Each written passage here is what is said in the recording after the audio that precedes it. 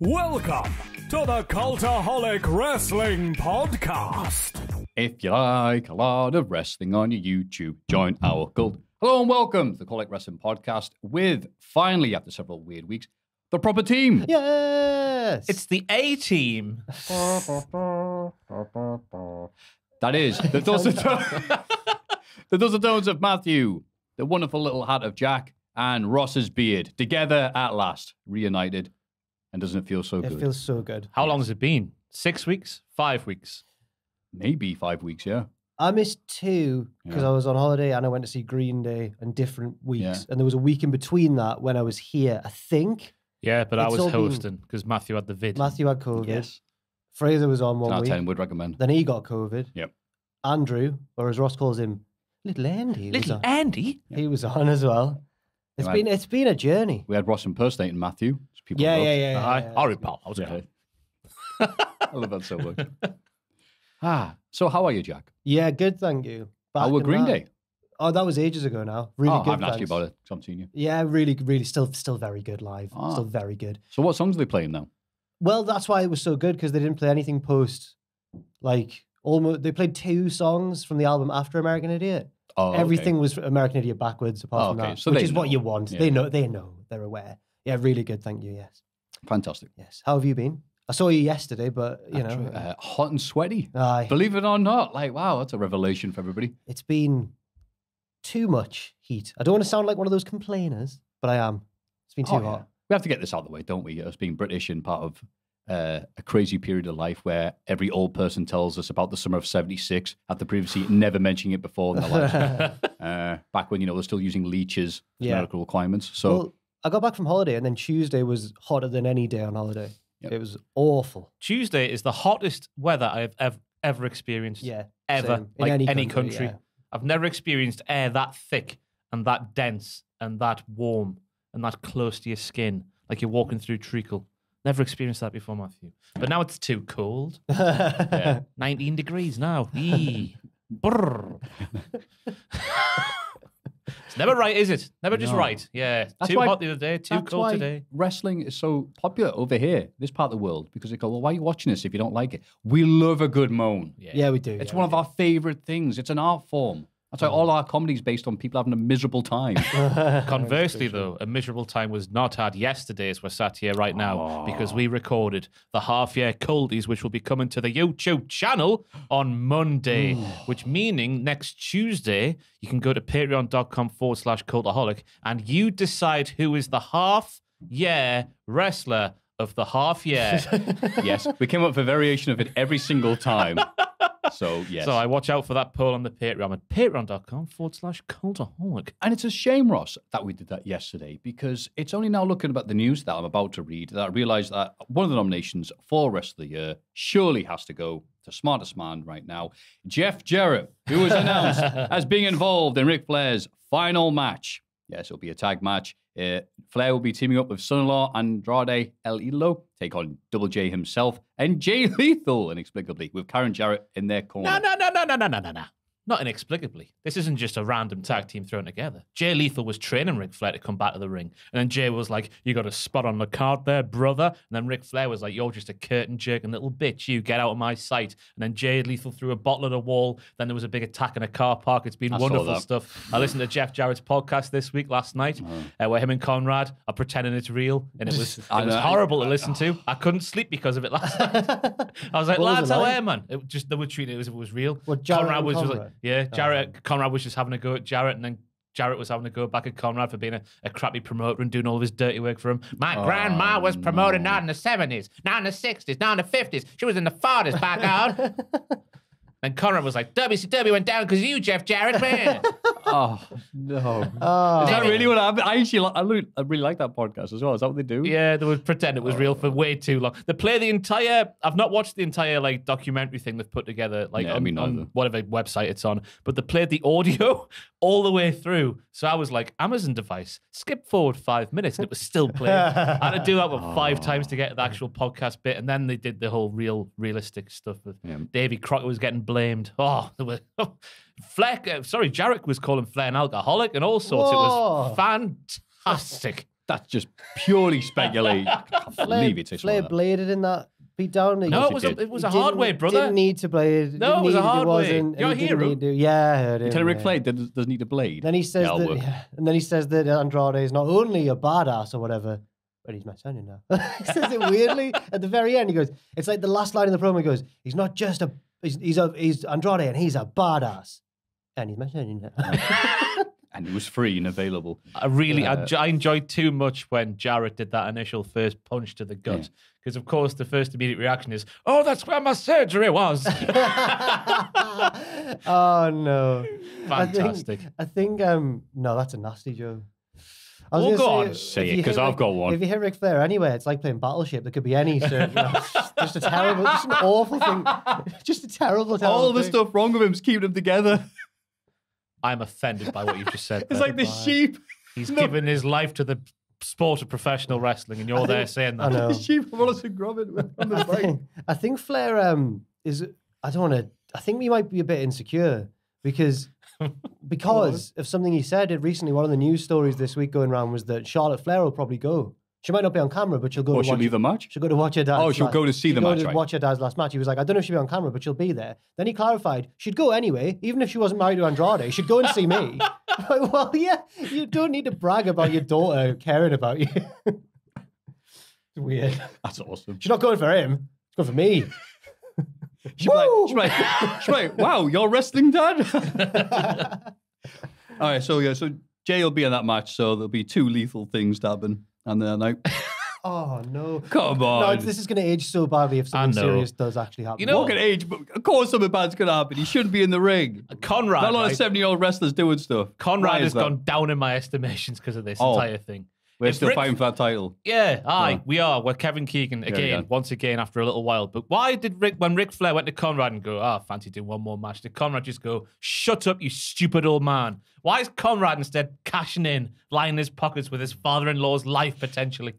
Take his point of view is just a giant money bag bleeding from the forehead going, yes, Rick, that sounds like a great idea. I can accept the 50 million Geico adverts in the middle of his podcast.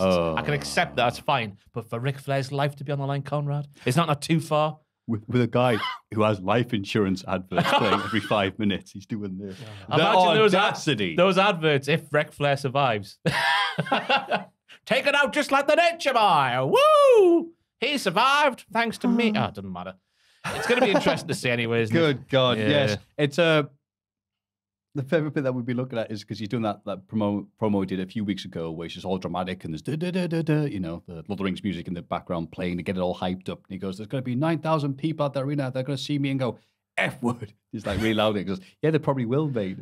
Yeah, more than but one. not in that tone. Oh, God. Look, hell of a card, though, for this. They have stacked Is it? Jordan Grace versus Jonah Proza versus Rachel Ellerin, the Impact Knockouts title. The Briscoes versus the Von Erichs. I'm sure Flair was like, it'd be great to see Gerald in his... Brian Pillman Jr., just insert the same joke I just said. And Brock Anderson versus Ricky and Kerry Morton. This really is him just getting the children of legends. Yeah, then Ray Fenix versus Bandito versus Laredo Kid versus Taurus. That's the curtain jerker there. And Andrade's pals. Yeah. Aye. A crazy mix. And then Harry Smith versus Killer Cross. The Motor City Machine Guns versus the Wolves. Oh! And then... That's a good match. Right. Ren Narita... I don't really know that person, versus Clark Connors from that Forbidden Door thing. Yeehaw! Yeah. Woo! Yeah. Right. Roots have body slammed them like 3 times. There's a bit of Impact. There's a bit of Mexican wrestling. There's a bit of Ring of Honor. There's a bit of WWE. New Japan. There's a bit of WWE. Just like Rick said. There's everything. Yeah. This is the next All In. This is All In 2. Just with Ric Flair in the main event. Old in. So there you go. Well done, Rick. The other news this week that greatly impressed wrestling Twitter. Michael Elgin allegedly... Second. I wondered how high up he was going to... I thought it was going to be an finally story this week. Allegedly arrested in Japan. He was reported by Steve Hayes of bodyslam.net, very reputable source. Report states that Elgin was arrested. I was going to say Not refutable, that's the opposite. That's the very opposite. God, yeah, you're right. Sorry, beg your pardon. That putrid Cassidy. Lion get that was cited the quote. No, sorry, I beg your pardon, Cassidy. Yeah, very reliable source. The report states that Elgin was arrested for stealing protein powder.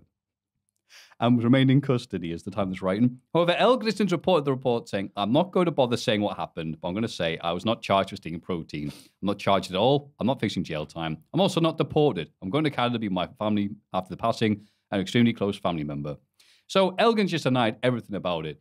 And taking a few seconds, I was going to read his other reply to this, but it's absolutely huge. It's like Henry V, so I'll skip it. But Henry VIII? Henry V? Henry V's the play. Oh, I thought you meant huge like the man, Henry VIII. Oh, that works as well. Right, Oh, right. yeah. Sorry about that, sorry. Look at the big brain on Jack. No, look at the brain on Maffew with some Shakespeare. Yeah, I'm going to hesitate and not go over too much because he seems very reluctant to admit it. It just happened to be very coincidental, should we say, that he happened to leave the country at the same time he was accused of this, where allegedly, according to Boysam.net, they gave him, all right, you can have 5 years in a Japanese prison or you could be deported and never come back. And then Elgin happened to say, I'm going back home to Canada. Oh, also, I'm no longer with Noah. Very coincidental, these two things that happened. So one of these things has happened. So I'll just say, though, if he was arrested for stealing protein powder, oh, my God. Oh, my God. The best thing he's done in years. Oh, my God, did I laugh. Fair enough. I don't know what we're going to say here on the podcast. We'll move on. Is it libelous, Maffew? Yeah, no, I was just, you know what? Allegedly. We've said allegedly. Yeah, allegedly. Like I said, yeah, he has been alleged. He's had the report, and he said that he's not done it.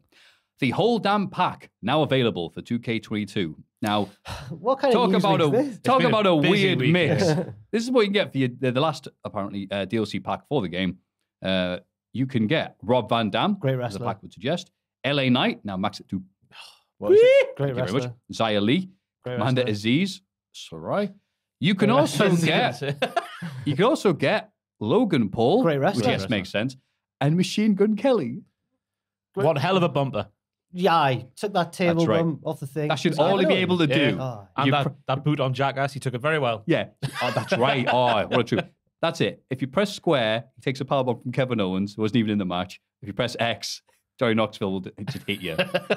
He also played character. Tommy Lee in The Filth, the Motley Crue. Oh, that did come out, didn't it? Yeah, he played Tommy Lee. Oh, okay. I know. Was that any good? I watched it. It was very light-hearted for what is a very dark story. Is it? Wow. I'm It's the first half of it's all like, we're just out of control, look at us. And then Yeah. it's all like, oh, heroin. yeah. That's, Someone died in a car crash. yeah. Yes. That was the Vince Neil thing. Anyway, but anyway, Machine Gun Kelly, what's he like? That probably going to be added to this. And I'm not- sure I'm- people are like downloading the pack going, right, Bob Van Dam, and then just seeing him going, oh, Tell you what, I'm not. trick me. We'll talk about him probably a bit later on, but I'm not angry about Logan Paul being back in the mix. Yeah. Nah, I know he's done questionable things in the past, but I mean wrestling. But in I terms was of going to say, actually, given the news but this in week, terms he of the belongs. product, I think he's all right. He's all right at it. He's more than all right, Jack. He's bloody brilliant, isn't he? For that being his first big promo, sensational. Just like to thank Impulsive for sponsoring now. How would we ever get it? Yeah. Well, we'll get that later on. Report Triple H not working directly with NXT. The COO's working status has been clarified. Although he told the Performance Center a few weeks ago that he was back, quote marks, Justin Henry's reported that it was reported Justin Wrestling Henry? Observer. Oh, right, yeah. There we yeah, go. I yeah. like saying that. It sounds like, we're reporting it. The I'm back just made that he's back in Orlando. He's not appeared at single Tuesday night taping since. It is still Shawn Michaels and a small creative staff that oversee NXT. Yeah, because it's still like an episode of CBeebies. Triple H wouldn't be having this silly bollocks. Sorry, Ross. Oh, Sorry. I mean, I need to apologise to Paul Levesque, for last week's comments where I just accused him of bringing an end to Team 2001. Because I thought that's just so much of a sudden change. He's come back to work. That must be his doing. So, Paul, Mr. Paul, very sorry. Yeah. Yeah. We'll carry on. Screw you, HBK. So, there we go. Goldberg clarifies WWE contract status. Oh boy, all set down for this one. Earlier this year, it was reported that Goldberg's contract with WWE was up. However, he revealed that he still has one last match there. This countdown Oh, of matches he's all got right. left is like... Yeah. He's on the contract with WWE, but he hasn't had any matches because he got surgery on a shoulder injury, because you never know when the phone's going to ring, which sounds like a threat to me. I'm surprised it hasn't rung now for SummerSlam. Yeah. If it was going to ring Right. any time of the year, surely with all the injuries and whatnot, it would have been now. Brock Glass in case of emergency and all that kind of stuff. Very good. Very good. But I can't wait. Really? Okay. I can't wait for insert name of world champion, whoever holds the UWU, after SummerSlam, because there's that tease that's come out with the action figures where Brock's got both titles for these new action figures that are coming out that me and Tom got tweeted in this morning. I don't know what they're about, but Brock's got both titles, and people are going, is that a spoiler for SummerSlam? Are they that desperate? And people are going, probably not, no, but I don't know. No, I don't. I hadn't even considered the idea of Brock winning, but now you've said that, oh no. Could it be a red herring? I hope so. We're now expecting Brock to win, but he might not do now. So whoever is the Uwu after SummerSlam, Goldberg just coming up to Raw or SmackDown and going, let's have a match there, young boy, and then he'll do it. Now, you know what? But he did win both of them separately earlier this year, didn't he? Who so did? it could be Brock. He won- Titles. Yeah, because he took them both into WrestleMania. Oh, yes. Mm. Oh, no, he didn't. No, he took one of them. WrestleMania But then he took won it one. away. Yeah, but he won one the previous. Reigns is the currently Yeah. record breaking out. Am I forgetting things here? Who did he beat for the? Because he was in the 5-way, then won the title, Oh, that was years ago now. right? God. Wait, what 5-way? I thought you meant the one where they were all like throwing chairs at each On other. day in one. Class. Oh, that one. That's Sorry. when he won the title. I thought you yeah, meant was the one it? with like Samoa Joe and Strowman and that. I was a four-way. That I was was a it. four-way. SummerSlam 2K17. Yeah, that's right. What a match that was, though. It certainly was. This is going nowhere. Let's move on. Yeah. And then the final bit of the rest of the news, I'll not be talking about apparently according to my notes. Kurt Angle confirms what we all knew. Jason Jordan's storyline was a Vince McMahon rib. Oh, no. The Reed began to establish Jason Jordan as a rising star in 2017, revealing him to be the son of then Raw GM Kurt Angle. The former AA member would then receive a sustained push until early 2018, which suffered a career-ending neck injury. Speaking about the pairing with Jordan on his podcast, Kurt Angle revealed the storyline was booked as a rib from Vince McMahon. Quote, Vince McMahon caught wind that I dated a couple of African-American women in my past. This is not true. This is word for No. word. I'm reading this out. Let's make a joke out of that. What? Just a couple. About 17 years ago, he had me do a program with Booker T and Charmel. Oh my where I God, was he stalking did. Charmel. And now it's Jason Jordan. So Vince likes to take ribs and turn them into storylines. What? He just has this crazy, weird personality, and he just wants to kind of rub it in my face like, I know what was going on in your life, and we're going to make some of that storyline, Angle said. Mad. You know what? A lot of people lambast WWE for not having long-term storytelling these days. Oh, but this God. proves beyond any shadow of a doubt, it's still there in spades. Yeah. I stand for WWE. Oh. This is like, he's a pathetic old man. He's not a Yeah. pathetic old man. He's a billionaire with massive muscles. He's a pathetic He can be both billionaire with things, muscles. Yeah, Yeah. he can't be a both thing, can he? I can't be a believe both that. thing. Yeah. Yeah. Well, you look at people like Vince and Bozos and the rest and go, I wouldn't wanna- Bozos, Jeffrey. the clown. Right. Yeah, funny enough, yes. And go, you'd figure you'd be happy at that point in your life, but oof, maybe not. Do you see the meme going around of Jeffrey Bezos? He's on the theme roller park. coaster. That's the one I was his thinking own. of. That's one. Oh. Just on a roller coaster on his own, just looking sad. Yeah. It was just a perfect like encapsulation. Right? That's how I look. I go, oh. People in the comments were like, he's chose to sit in the middle. You can have any seat he wants. You can go the front where you get the best view, the back where you get the most velocity. He's gone in the middle. Dear me. Best of both worlds. Couldn't be me. I'd be talking about wrestling news with you lads than a Yes. billionaire. Is that all the news this week? It's all the ones I thought relevant. The rest will be coming up in the wrestling Okay. Oh, fair enough. shows that we come up with. Fair enough. Wow. Sometimes it's not all. Right. You know what? What's that noise? What's that smell? Oh, it's the curse kicking. No, not yet, mate. Not yet. Yeah. We'll have probably have plenty more. We got a Bobby Dazzler last week, didn't we, Maffew? You will Speaking live in La about Vida Loca. Our guilty pleasure for a certain somebody. Last Thursday, as we recorded the podcast, and then what happened on Friday evening? Oh, that was the worst curse of all time. The So weirdest is it? curse of all time. Saw this when I was on holiday. Check the news. Ricky Martin, what's going on? God. Allegedly. Allegedly, yeah, At this point. yeah, he's denied it as well, or his agent has on his behalf, as you would do, Alice. Send the segment. Google that if you want. Or don't Google it and just live happily without knowing. This what's was sadly the news section. Everybody get excited for the Cultaholic Hall of Fame! Now it's time for everyone's favourite segment, the Hall of Fame. In condescending order from last week, Angelico's new AEW entrance theme. I'm not going to pretend to know what that is. My new theme in the language, 13%. Do we know what that stands for, by the way? Feel the vibe today, I Whoa. believe it was. That's in Good one, that is, isn't it? Afrikaan. That's our motto in unit. No, giving away the name of the office. Oh, well, next door, where we. What's the name of the me and office? Ross sit. That's our motto. We've got that hung above the doorway. And Wait, is there a name for the Feel the office? vibe today. Well, I was going to give the address away. Oh, right. I thought it was like Team Cool or whatever. Yeah, Or- we're Team Cool. These are the Brew Crew. Yeah. What are we? Upstairs. I thought The we were BSK. Oh, the Upper East Side's our desk. Oh, right. Yeah. Fair. 13% there. Paul Chuckle's Instagram, 18%. Who nominated that? Have a guess. You. Yorkshire's own. Oh, you are. You would have been the theme tune. That was the theme tune, yeah. Yeah, Andrew. Mm. Oh, right. Okay. Why? What's wrong with Paul? What's happened on Paul Chuckle's Instagram? Nothing. Just he posts. What about Because it? he's living his best life. It's a nice time. Yeah, Oh, despite the death of The Barry. reason I thought it was you was because I thought Paul Chuckle would have been like hilariously inappropriate on Instagram, but Andrew's just That's sort of just- wholesome one. Just when he's targeted a mother in a show. That's all. When he's inappropriate, sorry. Yes. Big Paul. Still not forgotten about that. The feud's still alive between Ross's Yeah. mum and Paul Chuckle. Yeah. Ross, how many new accounts did you make on Patreon to make sure that Paul didn't win this week? Wow. But by a country mile, that guy trying a Superman punch, IRL, 69%. Oh, local lad, Ganraj in Barluga. And there's so much going on there, but the guy collecting glass, just tripping him up with his spare hand at the last second, phenomenal It's like work Samoa there. Joe walking away from a suicide dive. Yeah, It's so yes. casual. Brilliant. Fantastic analogy. So thank you very much for voting there. See what you guys like. 69%. Ooh, So every week, I like to do a little bit of a stream on Cultaholic. No, I don't, you idiot there. Cultaholic, you're Maffew. Yeah, you are. On Maffew's little stream, because we're talking like that. It's obviously not good enough for Cultaholic's Twitch. On my one, I do that, and obviously I don't want to cross... I give you guys a head start, so I'm not interfering with the phenomenal success of Cultaholic FC. Thank you very much. So someone at the Twitch chat, what do you guys think? What's a good pick? And he goes, oh, well, we've obviously just been rated by the good people of Cultaholic, and we think there's only one pick for you this week. I went, what's that, Twitch chat?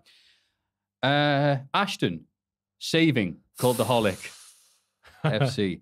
Apparently, Cultaholic FC were down their luck like Coventry in 0708. Like Coventry. But luckily for them, a saviour emerged. Ashton, she appeared, she showed up, the team won, Yep. she left, they lost. Yeah. And then this week, Ashton helped Owen by doing the exact same thing. Last week, because from Carrineck, last week, Owen was doing terrible till Ashton turns up and take over, makes the faves go up in the league. Then this week, she's the same, but leaves before the stream finishes. They go back to being bad. She was so good that Bristol City named their stadium after her. That's from James Blank in She is 1987. named after Interesting. Bristol City Stadium. She isn't. Yeah, Dad Ashton named after Gate, the stadium. Oh, I wouldn't see. I took these people's names because you know what the Twitch I chats took are their like. names. They like to stir the poo. So I'm like, all right, look, if this is wrong, it's on you. No, it's true. G-Men226 says she beat the team that were in second place as well. You're about to move to the Spanish Football League, according to Wembley TTV. Oh, right. So basically, Owen's ruined everything because he wants wants to move to the new version of Football Manager, which would mean losing all of our story and the whole world that we've created and the narrative and everything. But he's just a young man with no attention span, isn't he? So he just went, oh, the new shiny one. His logic is that when people search for Football Manager on Twitch, we won't appear near the top once the new game's out because we'll be playing an older version of the game. Which is argument fair. made there, yeah. My argument is, are we trying to get Football Manager fans in? Because they'll be confused. No. Yeah. Otherwise, fair we'd just be enough. playing wrestling games, wouldn't we? Yeah, I guess so. But About 2K19, So how I you doing? suggested that to make the story work, we pretend that the club's like gone bust and that Pachiti's moved us all to Spain. Because in our game, Pachiti's the chairman of the football team. And we have to start again. And it's like Cultaholic on holiday. Oh. Dan loved that. Yeah. Yeah. So, she replaced Jack last week, showed up today. Jack was on holiday, no one was by himself last week. This week, Ashton replaced. She sat down on the couch today. She sat in my seat. Jack wasn't even in the shot and he couldn't be heard very well. Yeah. LOL The from mic was over. G-Men226. Yeah. And then after she left, Jack was very salty with the chat saying, No, I wasn't. We've been here since the start. You I'm glory rattled. supporters. I'm rattled. Yeah, you were rattled, apparently. So my nomination is Ashton Bassett, football manager. Apparently saving the side. How do you respond, Jack? Well, the team just connect with her. She's a fantastic man manager. I think the team really respond to her. Whereas Owen she doesn't get involved too much with tactics. She's All right. more of a coach. She's more of like motivating the lads. She took charge of the pre-match team talk and just told us what to click and stuff, and it would work.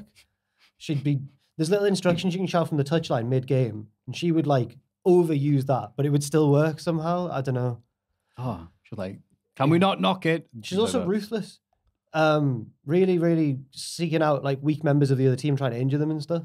We have a centre back. She sounds great. We nicknamed some of our players to make it fun, and one of our centre backs is called the Dutch Destroyer because he's Dutch and a big lad. That's right. And she thought that the Dutch Destroyer meant he destroys the Dutch, like he destroys Dutch people. Oh, yeah. So if we play a team with any Dutch players, they'd like to make him go after the Dutch players. And I'm like, no, he just is Dutch and also a destroyer. But now he's become like a Highlander. Like he needs to destroy all the other Dutch footballers. So there can only be one. Oh, that's great. Yeah. So you know what? She has added something. I'm not going to be too salty because the results, I guess, speak for themselves. I'm fuming, like. But I'd rather, when I was away, I'd rather she was there with Owen because on his own, left to his own devices, we're shipping many, many goals. He's like Kevin Keegan, but like not as winning. Oh, thank you very much, Thoris. I think that's everything people were expecting and wanting from the lovely Twitch chat community. Thank you very much. Yeah. And I asked Ashton before if I could put her in, and she said, "Yeah, few." So she's not like she's going to come and beat me up. She probably still will. That's fair enough. It's well deserved. She gave HT Drake a brainbuster. So I saw, God, a Japanese one, like all head and neck, vertical down. Yeah. Oh man, God. Whoa. So managing Japanese wrestling, she can do it all. Jack, I'll be fair. What have you got? Oh, right. So I was on holiday last week in a place called Fuerteventura, or as some people pronounce it, Fortaventura, but I think it's Fuerteventura. So if anybody knows, please do tell me the correct pronunciation. One of the Canary Islands, the one next to Lanzarote. And it was lovely, really nice time. And we encountered, me and my girlfriend, a fan of the channel in Fuerteventura. Not only was he there, he wasn't there on holiday, he lives there and runs a bar with his family. And he messaged me on Instagram and went, "See, you're in Fuerteventura, in my town. Come to the bar." And one night we did, and it was absolutely lovely. So I'd like to nominate Jake from Fuerteventura. And if you're in, don't laugh at that. Do you get a free drink? Can't remember, I was drunk. No, they don't mess about with the measures over in... Oh, yeah, that's good. It's because Spanish people don't drink like we do. They'll have one or two, and they'll be having a great night. Where's they brought in the new rule of 5, whatever it is? I think that's Magaluf or something. Is that right? Yeah. What's the group of islands? Balearics. Not the Canaries, though. The Canaries are still party central. But it was a lovely island and a lovely town. And Jake was a very nice boy. And boy, really very nice man. Red rosy cheeks. And I had them over there. But yeah. And we were going to meet up the next day, but just everything went wrong. Me and my girlfriend were very hungover. He was going to bring his girlfriend, but she had a migraine. So it never ended up, we never saw him again. But if you're ever over in Coralejo, which is in the north of Fuerteventura, check out the Main Street pub. Lovely. Oh. Very nice. So hope he listens. If not, then I've given him some free publicity, I suppose. But no, it was lovely. Generally, the whole holiday was nice. Saw some wrestling on the beach, which I put on my Instagram. Not pro wrestling. Like amateur wrestling. Okay. Or traditional Canary Island wrestling. Oh. They put out a ring on the sand, like a sumo ring almost. Yeah. There was no like ropes, obviously. And then there was 2 sets of lads, big lads, some in red, some in blue. I was like, it's Survivor Series. What's going on? There was a table where the judges were sat. I thought someone was going to go through it. It didn't happen. Oh. But no, apart from not being able to escape the wrestling, it was lovely. Oh, well, that sounds very nice. Jake from Fuerteventura is my pick. What do you drink then when you have to pay from? No, I think I did pay for the drinks. Okay. His bar in particular, because I think it was marketed towards not only the locals but the English as well. Because it was the Main Street Public House.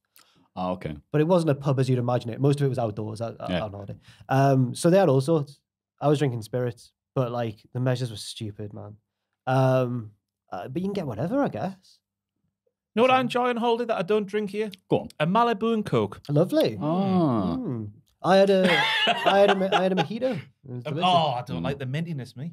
Well, you could get this was a mojito. This was a mojito bar. You could get all kinds. You get strawberry mojito. Oh. That sounds nice. Oh. Well, Bethany had one of them. I had a normal one, but you'll have to ask her how it was. Because I love those mojito cocktails, but only if it's nice and hot or roasting outside or something like that. I'll never it's winter. You know what I want? No. Cold minty cocktail. It just doesn't work. It was on the way there, right? Got off the plane, and then in front of us, this bloke got taken into a separate queue. So we started following that queue.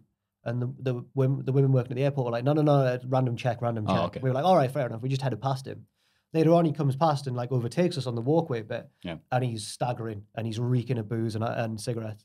And we're just like, oh no, who's this bloke? And he's like staggering in front of us. We get to the bus that like takes you to a hotel and all the various stops at the different hotels and that. He gets off on his own. He's just there on his own, like whatever. And but on the bus, he was sat near us on the aisle, and we could hear him talking to a Scottish man he'd befriended next to him. Yeah. But the really drunk man was like from the northeast, clearly, and was like trying to. They were like, "Please make sure your armrest on the coach is in a horizontal position." Mine was broken, and I couldn't get it to do that. It would just fall down. He's like, "That's vertical, man," and he was trying to help me, and I was like, "No, please." And then I heard him talking to the bloke, going like, "Oh, I'm a Rangers fan. Who do you support?" And he was like, "Sunderland." I was like, "No." Just a fantastic advert for the region. Yeah. Aye. But anyway, you should nominate him for the Hall of Fame. No, actually. Jake from Fairventure. Oh, okay. Stick with your pick. Very good. Yes, Ross. Sorry. Aye, I've got a question for the room, everybody. Oh, how do you solve a case of the hiccups, Maffew? I haven't had the hiccups in forever, so I don't know. But I use your strategy, or I tell other people to do the elephant. That's a sneeze, not a hiccup. How dare you? Oh, bugger, is How it? dare you? Oh, no. I told the dude who had the hiccups to say elephant. It could work. I don't know. I've never tried You're it for like a hiccup. you're like a snake oil salesman in the Old West. Yeah. Try this. Get rid of your hiccup. Oh, my arm just got cut off. Just say elephant, mate. I'll do the Jack Atkins. Eat an orange. Yeah, you know what? I'm doing a complete rubbish answer to this. Ross, what? Oh, no, do you want me to? Yeah, Jack. Yeah. I get friend of the channel, Ricky Davenport, to rub my earlobes. Oh, no. Hiccups ruin my nights out, right? You know when you're drinking on a bit of an empty stomach and you get hiccups? That ruins my night, totally. I hate it. And Ricky just appears like that, does he? And one time, me and Ricky, but do you remember MSA? Yeah. What a place that down was. The stairs? Yeah. And then everyone in there's cooler than you. Wait, we went with Apart Richard from Tubman, Richard yeah. Tubman, yeah, Richard he was was cool. doing that. Boogie does. Swaying his hips. He's very leggy, Richard. He's like Oh, yeah. Stacey Keeper with a beard. He's better dressed, though. We were in there once and I got the hiccups and Ricky was like, I'm not going to do his accent. He's from Belfast, or he's from Northern Ireland. Just do it. It's He been was a like, while. Yep, Ricky. That's how he says his own name. Yep. Let's get Swifty. That's how he. Have you ever met him? so he's You met oldest him? You then, met him? apparently. Yeah, basically, yeah. Didn't look like him, but yeah. And he was going like, I'll rub your earlobes. It helps. And he's rubs my earlobes. And I don't know if it's just because I was so taken aback by what was going on in this public place, but they stopped. And then came back like an hour later and he did it again and they stopped. But if he's not around, then I'm screwed. Because random people going, oh, can you rub your earlobes? I've so tried the hiccups rubbing my go? own and it doesn't work. You need an Ulsterman to rub your earlobes. Dan, Wow. how do you solve a case of the hiccups? I don't think I've ever had the hiccups. You've never had the What? hiccups? Shut! In case you couldn't hear that, in case you couldn't hear on the podcast, our lovely editor person, man, Tech Monkey, has just said he doesn't recall ever having the I'm hiccups Googling ever. now. Can you never have the hiccups? Oh yeah, maybe he's got a resilience against it. I never thought about that. Wow. I don't know what to say about that. That's incredible. Anyway, I'll Okay, continue so my I story. have no. I thought this was Jamie thought this was set up to a naff joke or something. That's No, why I no, said it's straight to you. deceptive I don't and have any way of curing it. I just try not to think about it. That's Well, my way of the dealing with it. NHS, it says, does everyone get hiccups? And it's given a very vague answer. Most people get hiccups sometimes. Most people. Oh, so you're not most people. Incredible. You're not Wow. you're not like most girls. Yeah. Let us How's know in the that? comments down below if you've never had a hiccup. I can't believe that. Imagine never having a hiccup. That would be brilliant. Is this Incredible. question your pick for the Hall of Fame? No, It's no. going great so well, far. my girlfriend works in a shop. She was speaking to someone who claimed to be a doctor. My girlfriend had hiccups, and the person said to her, and this is my Hall of Fame pick because on FaceTime that evening, still had the hiccups. The girlfriend did. Kayla did. And she's like, I'm going to try this remedy. This self-proclaimed doctor told me to try, and it bloody worked with a plum, but it just worked straight away. And that is a shot of vinegar. She got some Jamesons in a little shot glass and went, and then straight away they were gone. It was incredible. Wow. It's amazing to see Huh. science at work like that.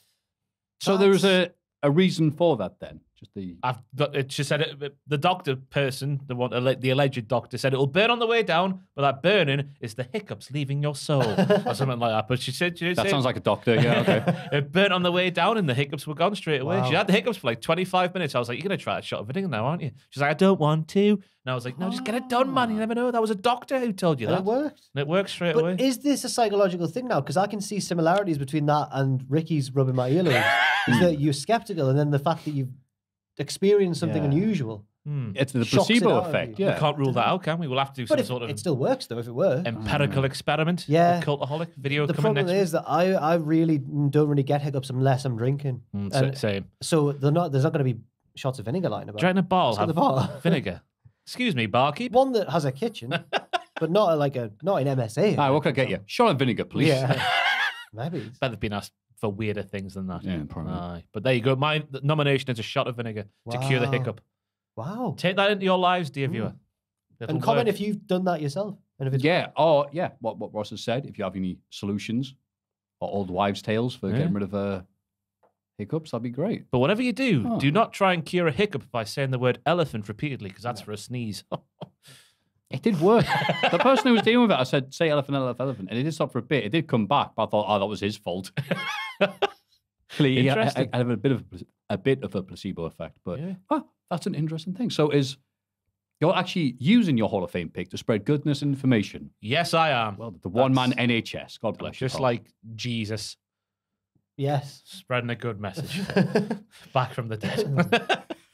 Wow. A lovely Hall of Fame segment. That's right. Ross, a.k.a. Jesus, to his friends, nominates a solution to hiccuping, a shot of vinegar. Jack nominates Jake from Fuerteventura. Fuerteventura. What? So people. Yeah, you're saying different pronunciation. I know, but I think it's Fuerteventura. Fuerteventura. I Googled what it meant in English. It means strong fortune. Oh. Is there a chance that people are saying Portaventura and just saying Fuerteventura And and just saying saying the same Or thing. Ace Ventura, Pet Detective. Yeah, always Ventura, yeah. Yeah. Anyway, Jake from Fuerteventura. Fantastic. The main street is the name of his bar. Oh, specifically, yeah. But So not of a just pub. him. Yeah, but yeah. Okay. Mine is Ashton, savior of Cultaholic FC. Yeah, okay. It's cool. Those three picks are yours. You know what? The chat would really suck it up to her as well. It was disgusting to sit there and watch. Would be. Yeah. Well, Like after she left, she was like, I'm going home now. sing when Chat you're with her, winning. Come back, Ashton. Save us, Ashton.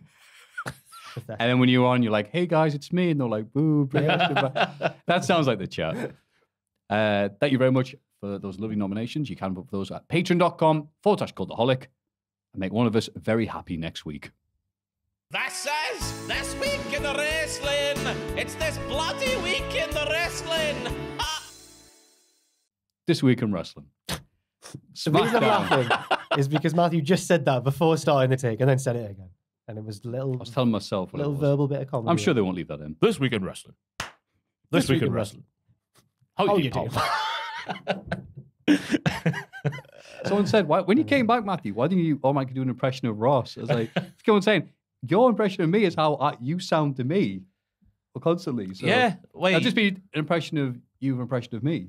I'm sure my impression of you is me doing an impression of Tom doing an impression of you. Mm. It's like my impression. Oh, Yeah, God, Tom's right. got, yeah. Yeah, he nails me so well. It's Whoa! Hey! Joe Hendry and Ross used to do impressions of each other as a bit. Aye, really, really good. Ross's of Joe Hendry was just a stereotypical Scottish accent. And No. then Joe Hendry's of Ross was just a stereotypical Scottish accent. It was weird. He's got many talents, that man, but I'll a never Geordie forget. accent is not one Hey, of them. I still think about it semi-bi-weekly, I'd say. If that makes any sense. When he goes, I've got no discernible talent of my own, so I'll Oh. take the piss out everyone else who has got a talent. Oh, did he really say that? That Joe Hendry said that, That was yeah. his impression In of you. kayfabe. Yeah. In kayfabe. Yeah, but kayfabe. oof, Oh. many a truth said in jest. It's what all wrestlers secretly, course. or not so secretly, think about us. Yeah. So it's fine. Yeah, Bubba. It's not, he was great with it, to be fair. Mm. He's Alan Pacitti's best mate. He SmackDown. reminded him of Spike. Just tall. Guess who's back? Back again. Pat is back. Patty Pat. Guess who's Pat? Guess who's Pat? Guess who's Pat? Guess who's Pat? Nah, man. We've gone off to a strong start with my subtitles today. Best thing since wrestling. Some Pat headings, McAfee sorry. returns to open the show. He apologized for missing last week after being attacked by Happy Corbin. Pat says he's known Corbin longer than any of us. They were college football roommates. He says that since joining WWE, Corbin has become a douchebag. He can't wait to set him straight at SummerSlam. Corbin interrupts on the Tron and says that he's staying away for now because he's got a rash on his arm. But he'll batter Pat at SummerSlam. Yeah, I don't know what was that about? Was that a real case of monkeypox on his arm? It looked real. I would hope not if he's out doing the wrestling. Well, he wasn't in the building though, I guess. He was backstage, was he? No, but I mean, Oh, I've got was him he? booked for SummerSlam and stuff like that. Oh, It's like, he'll yeah. be cured by then. I thought it was a nice touch for Pat to apologise for Corey, and then Alexa Bliss took to Twitter, and then what did she say? She quote tweeted that saying, "I'm just going to leave this here." When she quote tweeted the video of Pat saying, "I'm just apologising for Corey being on SmackDown last week," which I thought was interesting Oh. Because obviously why would Alexa Bliss do when that? she appears, Corey just has a wank, but without having a wank, if that makes any sense. Does he still That's all do that does. even since him and Carmelo? Yeah, I'm became sure he public? does. I thought he'd switched all that from Bliss to Carmelo. It's just white noise now, Corey. Yeah, He used to be like the goddess. Oh, she's so Yeah. amazing. Yeah. But then she, after people were going, oh, that's interesting. What are you doing that for, Alexa? She put, there's something to be said about having issues with people. She'll speak to their face. So that just debunked that rumor. I didn't see that. Yeah. Oh, so she doesn't mean. I don't know. She Weird, could've, isn't it? I don't really get it. I don't know why you put yourself in that Did she situation. confuse Corey Graves for like someone who works at an airport? Someone. She What happened there? She's always like, oh, Well, American people think Airlines. that- I think- I think God. that- I never noticed this before, but the last one seems to have been when people noticed that she's always complaining about airports. Yeah, if I worked at American Airline and I saw wrestlers coming, I'd just hide behind the desk, pretend to be a chair or something. There's a excuse me. There's a Twitter account. I don't know if it still exists, but it used to, called DJs Complaining, and it just retweets DJs complaining about airports and stuff. That's great. Like millionaire ones, like Yeah, as well. yeah. Like yeah. It's always good because it's always like, a Joe Henry style comment, like, hey, if you're not in the business, don't comment on it. And then suddenly like, hey, they got this thing wrong. Yeah. Oh, that wasn't. It should be really like a Joe Jim Henry Cornette of American Airlines. Be like, God damn it, none of you know how to fly 747. stuff. To be fair, though, the highlight of this segment came right at the end because when Pat sat back down at the commentary table, Michael said, oh, hey, Pat, you're trending number 2 in the world. How cool is that? And he says, you'll never guess who number 1 is, Pat. Ricky Martin. Oh. Michael had no idea. Why is he getting Fantastic. mentioned twice? Yes. Oh, God, She's really excited to see Ricky Martin. at Yeah, number he's one. like, Pat, you're number 2. That's really cool. There's only one guy beating you, Pat. Ricky Martin. It was a really good promo from Pat as well, I should say. It was. He's really, really easy to like. I like this history lesson as Yeah. well. Back when he had hair, Yep. one bad tattoo, a bad body. That's not how he speaks at all. What? Liv Morgan beats Natalya as a post-match interview. She's asked about her victory over Natalya not being as dominant as Ronda's victory last week. Liv says she's used to being the underdog and she'll still be champion after SummerSlam. Well, No, she won't. She will not. She The will only not. way I can see her being champion after SummerSlam is if someone costs Ronda and that's her next feud. Like Natalya. Charlotte or something. Why? I did not like this match at all because this match came 1 week after a clearly injured Ronda, one-legged injured Ronda Rousey beat Natalya without even breaking sweat. Yet Liv Morgan's being taken to her however long Well, it that's was. because Ronda's better than Natalya. Well, that's the I mean, story, Ronda's isn't better it? than Liv. Yeah, but Liv should be closer to Ronda than this. Nah. that makes it's any no, sense. no. rubbish, I'm with Liv. Jack, actually. Yeah, the whole point is... Oh, no, I'm being sarcastic. Oh, okay. Oh, no, she Whoops. should be beating Natalya a lot better than she was here. She sort of stole No, the but win that- with the oblivion out of nowhere. That's the story. That's not like Bruce Pritchard here, but that's the story. Yeah. Liv Morgan's the plucky young this, and Ronda's Ronda Rousey. Yeah, but you can be the underdog against Ronda Rousey, but then Yeah. not be on Natalya's level. Right, But if she came out and She beat... should be there. But people can watch this go, Ronda's yeah. there. She's where? Ah. Thank you. What right was up the there. name of the North American champion in NXT? Ricochet. No, the underdog Ricky one. The M- belt was oh. too big. Oh, to Leo fit on Rush. the- Oh, Leo- Leo Ruff. Leo Ruff. Ruff. Who's Leo No, Rush? not Leo Rush. Leo- Leo Ruff. Leo Ruff. Leon Ruff. Leon Ruff. Yeah. Combined. Is she like Leo him? Rush. Is her story at the minute that she's fluked into this situation? Yeah, basically, yeah. Isn't it? Oh. I would say this, because Ronda's, it's weird, like, Ronda's not being presented as a massive bad person, but she is correct in saying, you only beat me because you cashed in after a match with somebody else. And now they're establishing, yeah, that is likely. The issue is going to be, and it's good build so far, is what's going to happen in that match. Because Yeah. if Ronda just beats a SmackDown in the ring, she better be ready to turn heel or bad or anything heel like that. Liv. No, like Ronda. Heel Ronda. Right. Yeah, Yeah, because if it's just like Ronda just annihilates Liv, and then that's like, all right, thanks. Yeah. That's going to annoy a lot of people because Liv's had the rings have been up. They've been the boost because of Liv. Yeah, People love Liv. attributed to that. Life, laugh. Yeah. Love. But right now, Ronda's not in a position to just be losing to somebody like Liv, especially if she's still the underdog. So I'm very interested in seeing where they're going with this. Yeah. So that was to add on to my main gripe. It was that the story for the longest time has been Liv's been getting better and getting closer and closer and closer. But this to me felt like a step back. Possibly. I did like Kayla Braxton as well, though, stirring the pot. That bitch. She always does. It's shocking these Yeah. backstage people. She's the like. new Charlie Caruso. Remember she had Oh. that? Yeah. She was devious sometimes. Yeah. The only one who didn't was Kathy. Kathy Kelly. Yeah. Is Kayla Braxton the one who's the New Day's favourite one? I don't know. I just remember once when she interviewed them like before a pay-per-view or something, they were like, when the New Day are really hyped up, they were like, are you going to win? And they're like, yes, Kayla! And they're just shouting. It was really good. Backstage, Paul Heyman tries to convince Theory to set up a scheduled title match against Roman rather than a surprise cash-in. Theory laughs it off, haha, and says maybe he'll hire Heyman to be his own special counsel. Oh. I like that because Heyman was booking himself a situation where no matter the outcome, he wins, and that's what he would do. I like that. Hubris from from Theory. Hubris. He's been far too cocky since he's won this Money in the Bank briefcase, and I think it's going to go tits up for Austin Theory at SummerSlam. Who was I watching the other day? It was like the last person I'd cash in on is like Brock Lesnar, Roman Reigns, even after a last man standing. I'd hang match. on to it, just hoping that someone else becomes champion, yeah. Yeah, I forget who it was. Do you think, because I feel now... Was it Kevin Nash, actually? It might have been Kevin Nash. After he told the story of his masturbatory prime. Oh my God, don't bring this up. Podcast. Goodness me. Isn't it great? Please don't mention that. Why? We're not going to It's get weird and disturbing. Dan, are you interested? I'm all in. So I assume this is when Kevin Nash was a young boy. Not a young boy, adolescent, something like that. But when he was having a Tommy Tug there, Maffew, before the Tommy Tug, he would always make sure to defecate and wipe. This is baffling. First of all, that first bit, why? Don't know. Right. Or did he just feel like he wanted that after he'd had one? I don't know. I thought it more impressive that he could choose when he goes. That can't. It just happens when it happens. No one tells him what to do. Aye, but I Them wish I was balls. like that. And then he would get back on the toilet. He takes the back off the toilet so he could lean back without knocking it off. Right? Are you still with me? Yes. Then he would put Vaseline, a spot in the center of his forehead, What? a spot there on his upper tit, a spot on the other upper tit, and then a spot on his inner thigh. And then I forget the name of the baseball player. Can you remember? I was speaking in the office about this the other day, telling everyone the story. Man, it was...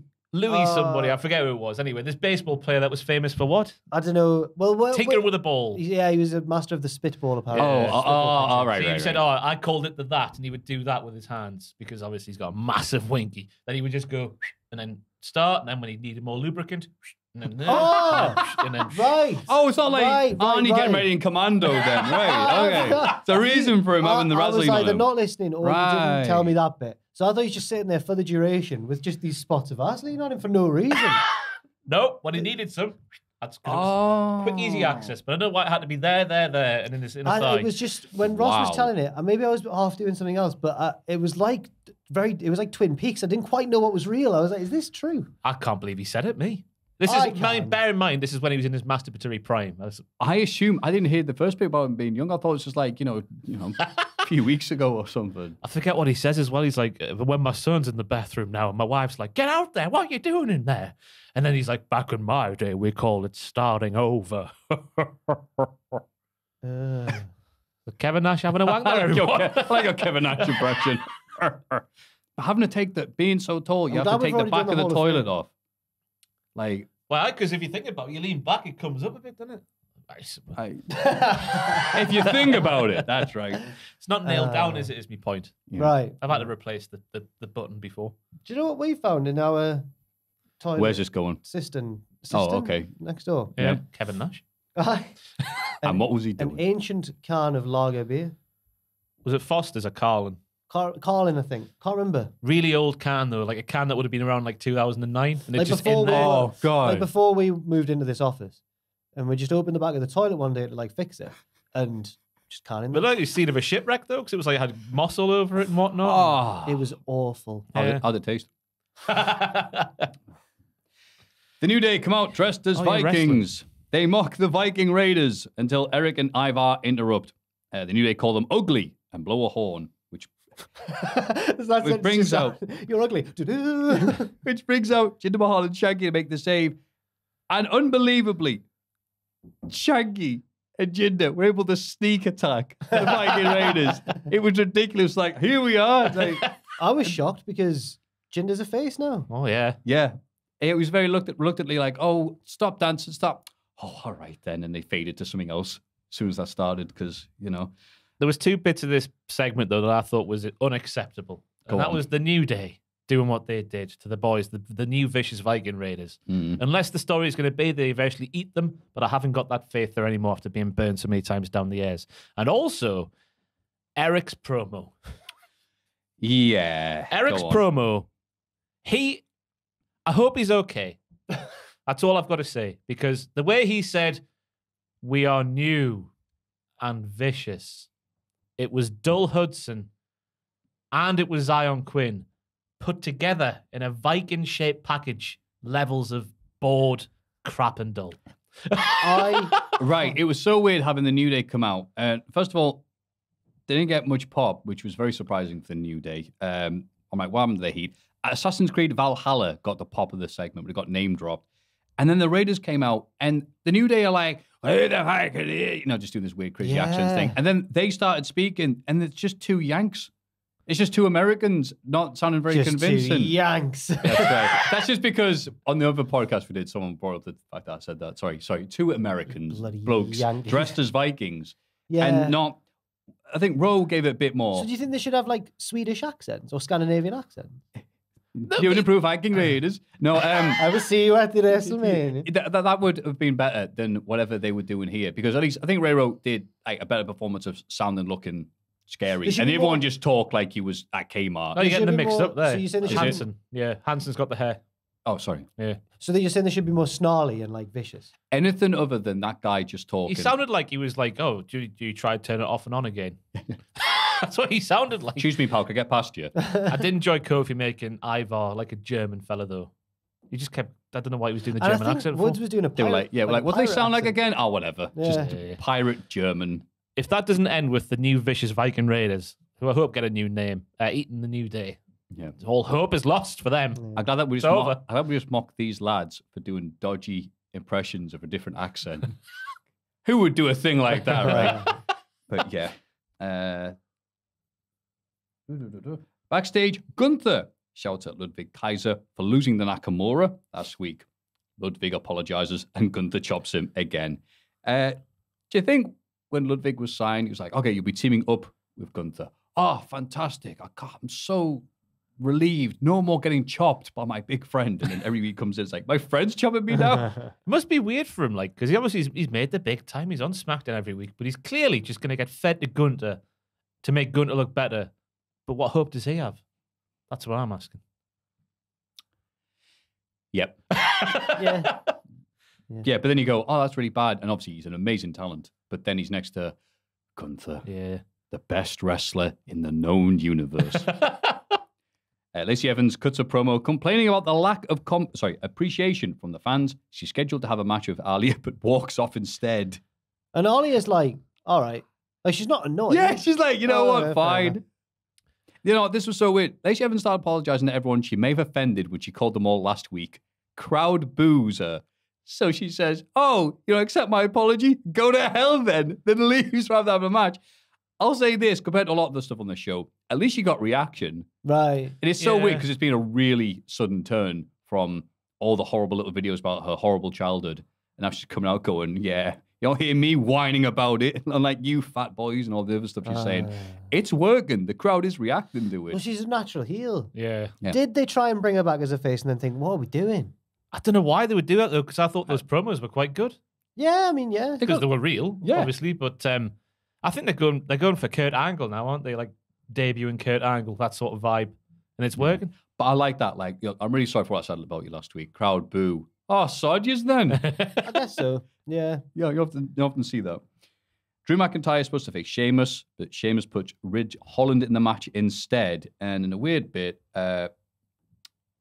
Butch rings the bell himself. Yes, he's the timekeeper for this one. Yeah, and Sheamus like, what are you doing? So Drew has to fight Butch, even though, in a weird bit, Sheamus versus Drew was advertised again, and possibly in tribute to last week, when they advertised Sheamus versus Drew, it didn't happen.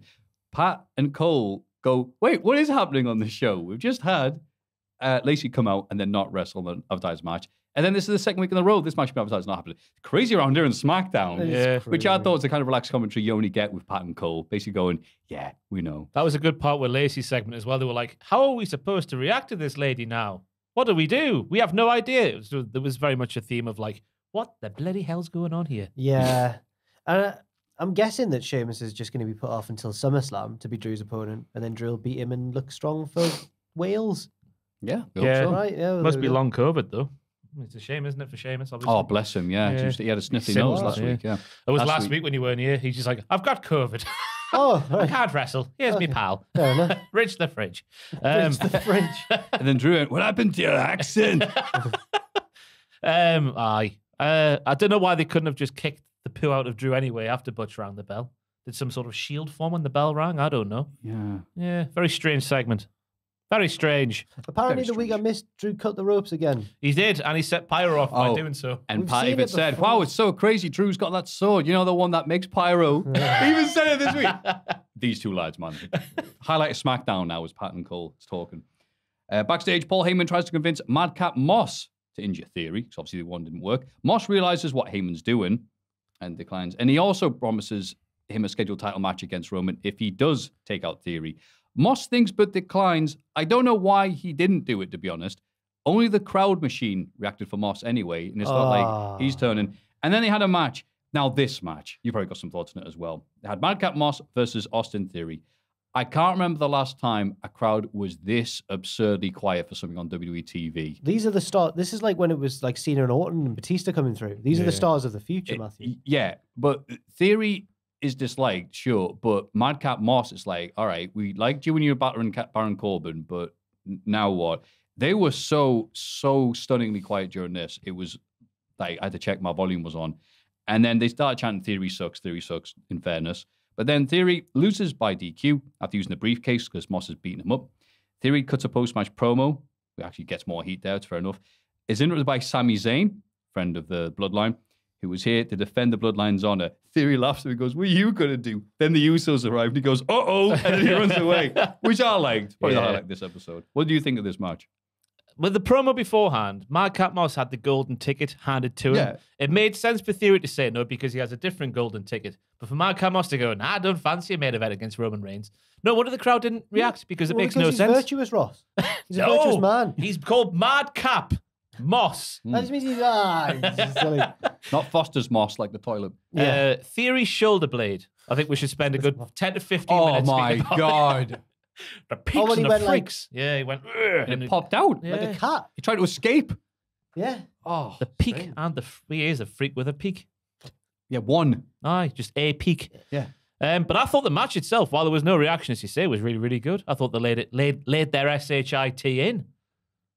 Madcap Moss catching Theory and then falling backwards and then correcting himself into a Samoan drop, fall away slam. Sorry, was very, very good. But is it good if the crowd doesn't react? Yes, it is. I guess it is still good. Well, that's what these kids are about, you know. It's not about the emotion anymore. It's just about doing your next spot, isn't it? You know. Wow, you're really happy listening to Kevin Nash. I thought Madcap was good in the match, though, apart from his promo. I've written down he's like Giovanni Vinci, but without the finesse. That's not a bad thing. Yeah, fair enough. I couldn't disagree more He's with it. explosive. Well, yeah, I think he's very good. His character. Like, He needs a new name. He needs a look as well. well, Madcap Moss is a good name. No, just it's like, not. What do you? It's a terrible don't think name. Well, Madcap Madcap Moss. It's like if Batista kept being Deacon Batista Yeah. or like No, Reverend it's- Devon. Madcap Moss is all right, but his gimmick, him being in the normal black shorts and not being Madcap at all, it's what's killing him. So he either needs to get crazy, or change his name to Dull Moss. Richard Moss. Richard Moss. That'll do. Yeah, that's fair enough. That'll do. Okay. Sterling Moss. And after 3 months, just Moss. Yeah, it'd just be Moss. Yeah. Imagine that. Moss. Moss. Hey, you might not like me, Moss. but like Moss, I'm gonna grow on you. Yes. Moss. Yes. Great. I'm green. Moss. I'm moist. Oh. Moss.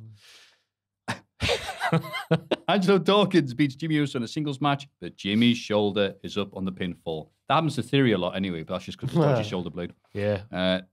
More of the referee shenanigans going on. Alan Pierce then goes, whoa, sweet child of mine. We need a special guest referee. He didn't for just say SummerSlam." that, Matthew. Go on. He said, nothing worse than losing to a questionable call, which is why we need a special guest referee. I was like, are you taking the piss? In every referee in the company, useless. Yeah. Bring in Double J. He's the one, because he's always been like a stand-up guy, a jam-up guy. He never cheated or was aligned with a dodgy referee back in WCW. Yeah. That never happened. He's the exact guy for the job. Yep. Made no sense. Jeff, Jarrett. And it's because they're in Nashville. Nashville. And it's like, okay, this has absolutely nothing to do with the tag teams involved. Is Jarrett pals with Brucey P? He's friends with everybody right now. Yes, he is. Because he's just cropping up. Was the first time he came back for that Royal Rumble when he was like number 2? I think so, yeah. Against And then Elias. he had the match against Elias on Raw as well. Was he already announced for the Hall of Fame or not at that point? Maybe. Hall of Fame was 2018 or something like that madness.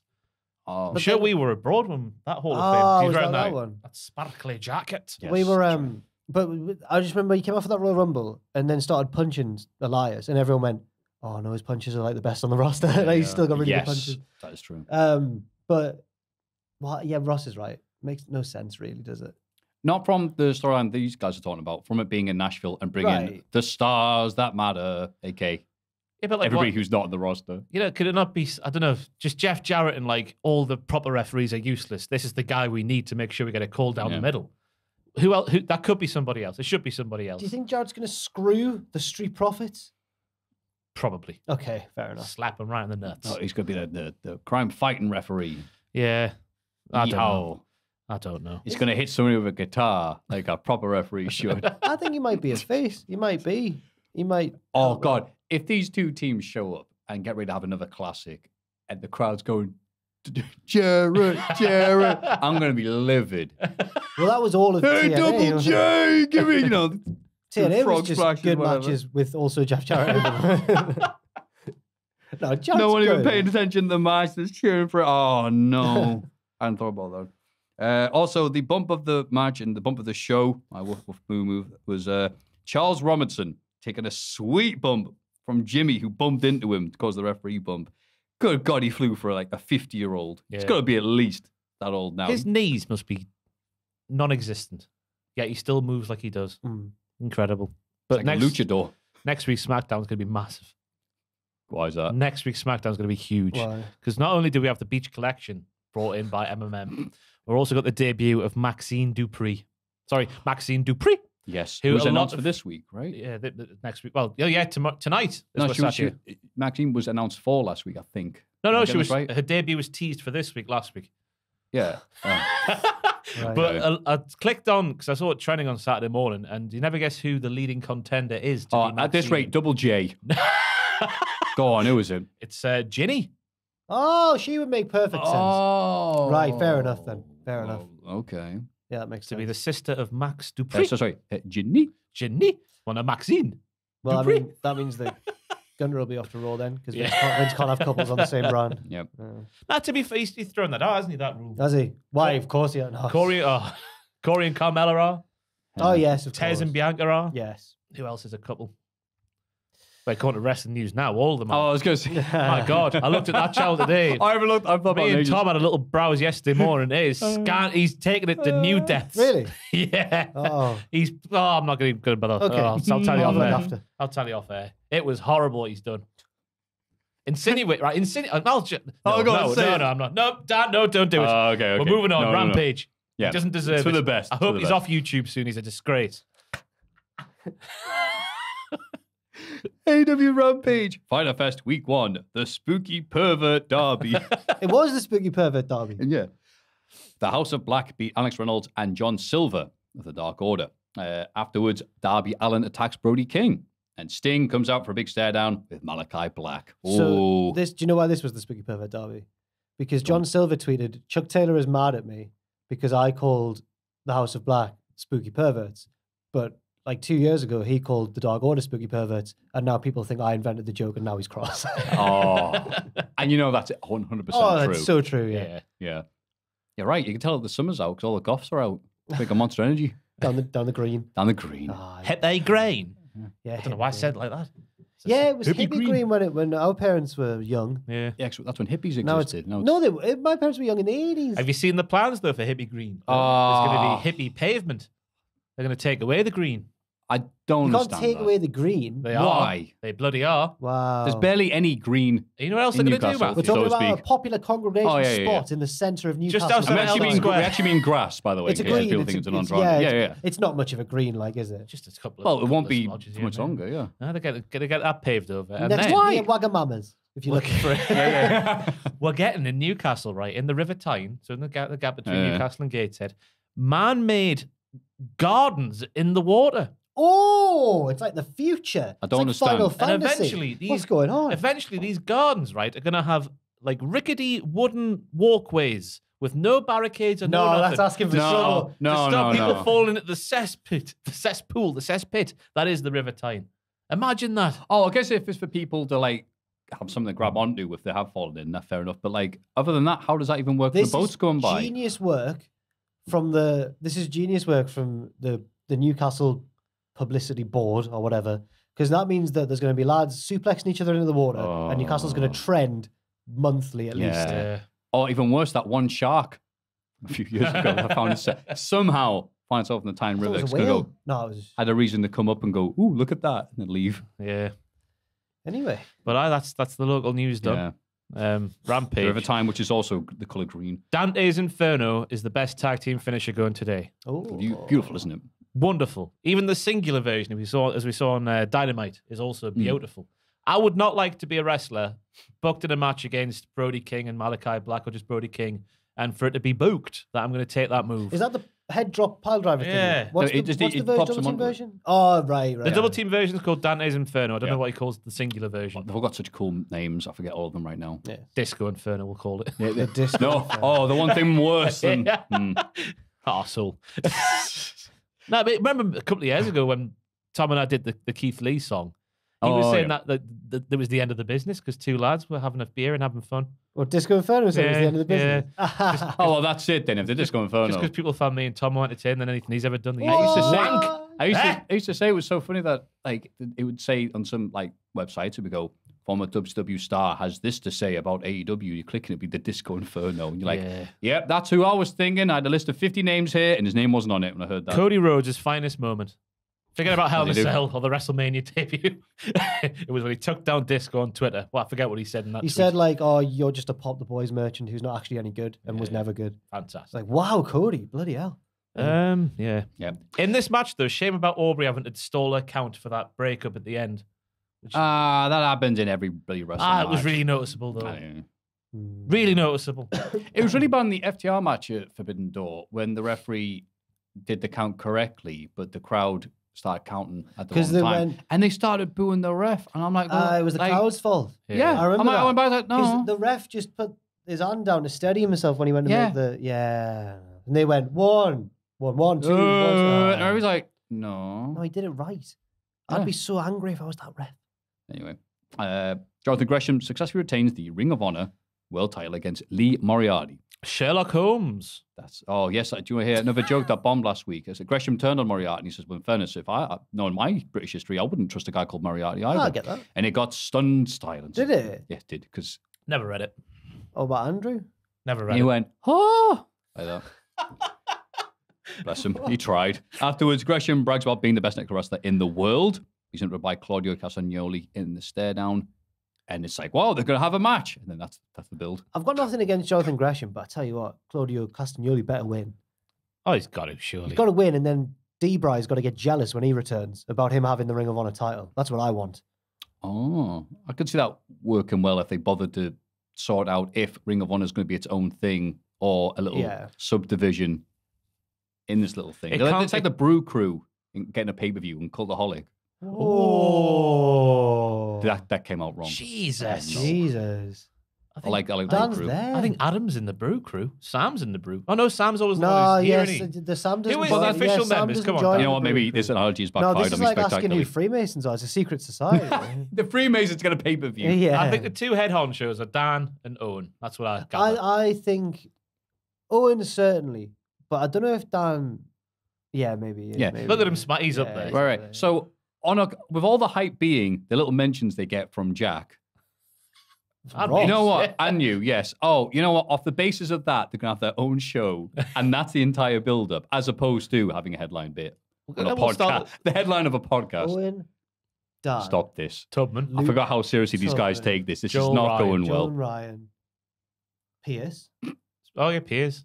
Great. There's only 30 of them. Fantastic. There's quite a crowd of them. Wait, how many? Is there more people in the Brew Crew? And There you is know the Ring what? of Honor. Sometimes I've had to go into the kitchen, like, for whatever reason, while the brew crew are in there having a brew. Yeah. And it's always like you get heckled when you go in there, like, oh, do you want a brew? They all stand in a circle. You're in the middle, you enter when the the door you're- is, you open the door and you're immediately in the middle of the circle. Yeah. It's terrifying. It is scary. And not wearing their hoodies. Like Brew Crew since 02. Yeah. Just like Ring of You Honor. can't see their faces, they've all got their robes on. And they're doing something with like a sword and ceremony and Yeah. torches and that. I I'm don't sure know. they called themselves the Schism the other day. The schism. Yeah, some guys, eyes all gammy. Anyway. They're all going mono ram. It's an NXT reference, Dan. Oh, I made a. Yeah. Oh, more of that to come. Oh, Yeah. man. I made a Temple of Doom reference in the background. I thought you would have enjoyed it I'm as well. sorry. So they're all chanting Mono Ram, Sula Ram. Oh, Temple of Doom. Thank you. Love Temple of Doom. See, I react to crap. What a references. film. Do you like Yes. Indiana Jones? Oh, no, I like the first and the third one. Temple of Doom. It's so bad, it's class. Well, Spielberg's even said, wasn't he wasn't in the right mindset when he made that No film. Time for Love, Dr. Jones. He That's said what he Shorty says. He just had a divorce. So I was like, all right, I'm gonna make this film bloody and violent, and bad things are gonna happen to everybody because he just wasn't in a good mood. No, it's got Short Round in it. Yeah. Indiana Jones's small child sidekick who can drive. Oh, what a film! Might nominate that next week for the Hall of Fame. Oh, please do. What we should nominate for the Hall of Fame is Brian Cage, because he was there for this bit. Was he? Oh, because it's part of the This was the Tully Oh, he's Blanchard. in prizes. I look back when Yeah. his last AEW match was. Try and have a guess. Oh, we're talking 2020, aren't we? 2021. Oh, sorry, I forgot what year it was. 2021. 2021. It was on the Jericho Cruise against Ah. Serpentico. And his last proper match for AEW Right. was at the start of October 2021 when he lost the FTW Championship to Ricky Starks. That was right. Losing the FTW I title. would was his love last to match. know what goes on with Brian Cage because everywhere he's been massive and can do all the moves, but always ends up getting either let go or just forgotten. He should have stayed. Okay, in well, when he Impact, left, shouldn't he? okay, when he left Impact Wrestling, it was funny because he didn't 'Cause say then- he was, and his wife went on Twitter to say, "How dare you? I'm denying that he's leaving Impact Wrestling Isn't to he join married to the Lucha AEW." Underground ring announcer? I think so. And then Melissa Santos. Yeah. and then weeks later, he joined AEW. So it was great. But then again, I can't wait for more info to come out about this. Like probably years later now, he's been re-signed. But when we went basically after the AEW title, Taz and Excalibur were doing very relaxed commentary more than once, and they said something like, "Wow, that was a bit of a disappointment, that move," or whatever. And they'd be like, "Yeah, like Brian Cage." They were saying stuff, not that exact word for word, but like stuff along that lines. Ooh. And then that stopped when it was announced that he'd been re-signed. Like, oh, okay. It's Oh, not awkward oh at all. God, he's going to be in the building. Yeah, and then Brian Cage, I don't think he's even said anything about like, oh yeah, I'm really happy to be part of AEW. He's just like, No. yep. Weird. So, Weird. Ring of Honor, dumping ground. Next pay-per-view. Chris Statlander and Athena beat the Renegade Twins. Oh yeah, remember them? They get beaten down by the baddies afterwards. This was a mugging. It's like a minute long. Saito suplex from Athena was Ooh. nasty. But I thought it was interesting that Jade would save the baddie she doesn't want and then lambast the baddie she doesn't want after saving her. Very interesting. Mixed signals. Who's the That's bad? it. Oh, Gray. Layla Gray. Gray. Yeah. I like Athena's Newcastle's wings finest though. small bar. Lady Gray's. There's a bar called Lady Grey. It doesn't matter.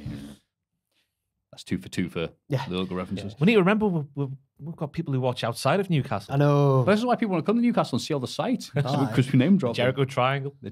Yeah. I love that so We had a much. guy. I thought, were you here with the guy who did the Jericho Triangle and said Yeah, this? yeah, yeah. Oh, I you was were there, here. yeah, yeah. Was it you? It was off. It might be when Matthew was off, yeah. Yeah, go Oh, on. you were It might be me, you, and Fraser. Is it- Tell you what, sparks were flying when me and Fraser were on the podcast at the same time. Love was in the Ross air. was no violent sparks. Ross was trying to get us to argue. He was baiting us. He was. How do you do that? Hello, guys. No. It was like, oh, Jack and Fraser in the same room. Oh. Can they coexist? But then Fraser demonstrated the arrogance of youth halfway through, and Ross saw it in action. I'm glad he did. What was it again? Yeah, Oh, I he mean, did Nadal and Djokovic in the final. Yeah. Yeah. Didn't happen, did it? Jack has been waiting for that. That's been a bullet in the chamber. He's been waiting to cock no, off. Fraser's back today, and I'm glad because I haven't seen him for a while because he had the vid. Yeah. He's fine now, thankfully. So was that like you, like making sure? Hey, do you want to just hold this for us? Oh, I've missed out on would you mind getting Fraser's Twitter up? Oh no, is this the? We need to meme? share this. Oh. Because his thread the other day, I think it was 2 days ago, about the flies, It's the most enthralling thing I've ever read on Twitter in my entire life. I thought you were going to say that flies. Fraser, since being sort of isolating, has turned into an old man because he was like losing his mind over a party. The party. It's before the party. Before the party. Keep going. You'll see one about a fly. And then he got... there you go. There's the thread there. A fly That's the start just of the thread flew into the room through the window and actually exited first time through an open one, I think. Right, so it came in, the window... 2 seconds. We're getting there. Through another one. Okay, and then next tweet is... There is. And another's just flown in and is now just proceeding to fly into the only bit of the window that's closed. Personally, how are you feeling now, mate? Did Fraser lose his mind? I replied. That was Fraser's supposed to be playing nice. Unbelievable, right? Had to be seen to believe. You can tell he had COVID for a while, couldn't he? No, I can completely empathize when you're having like, wow, look at that.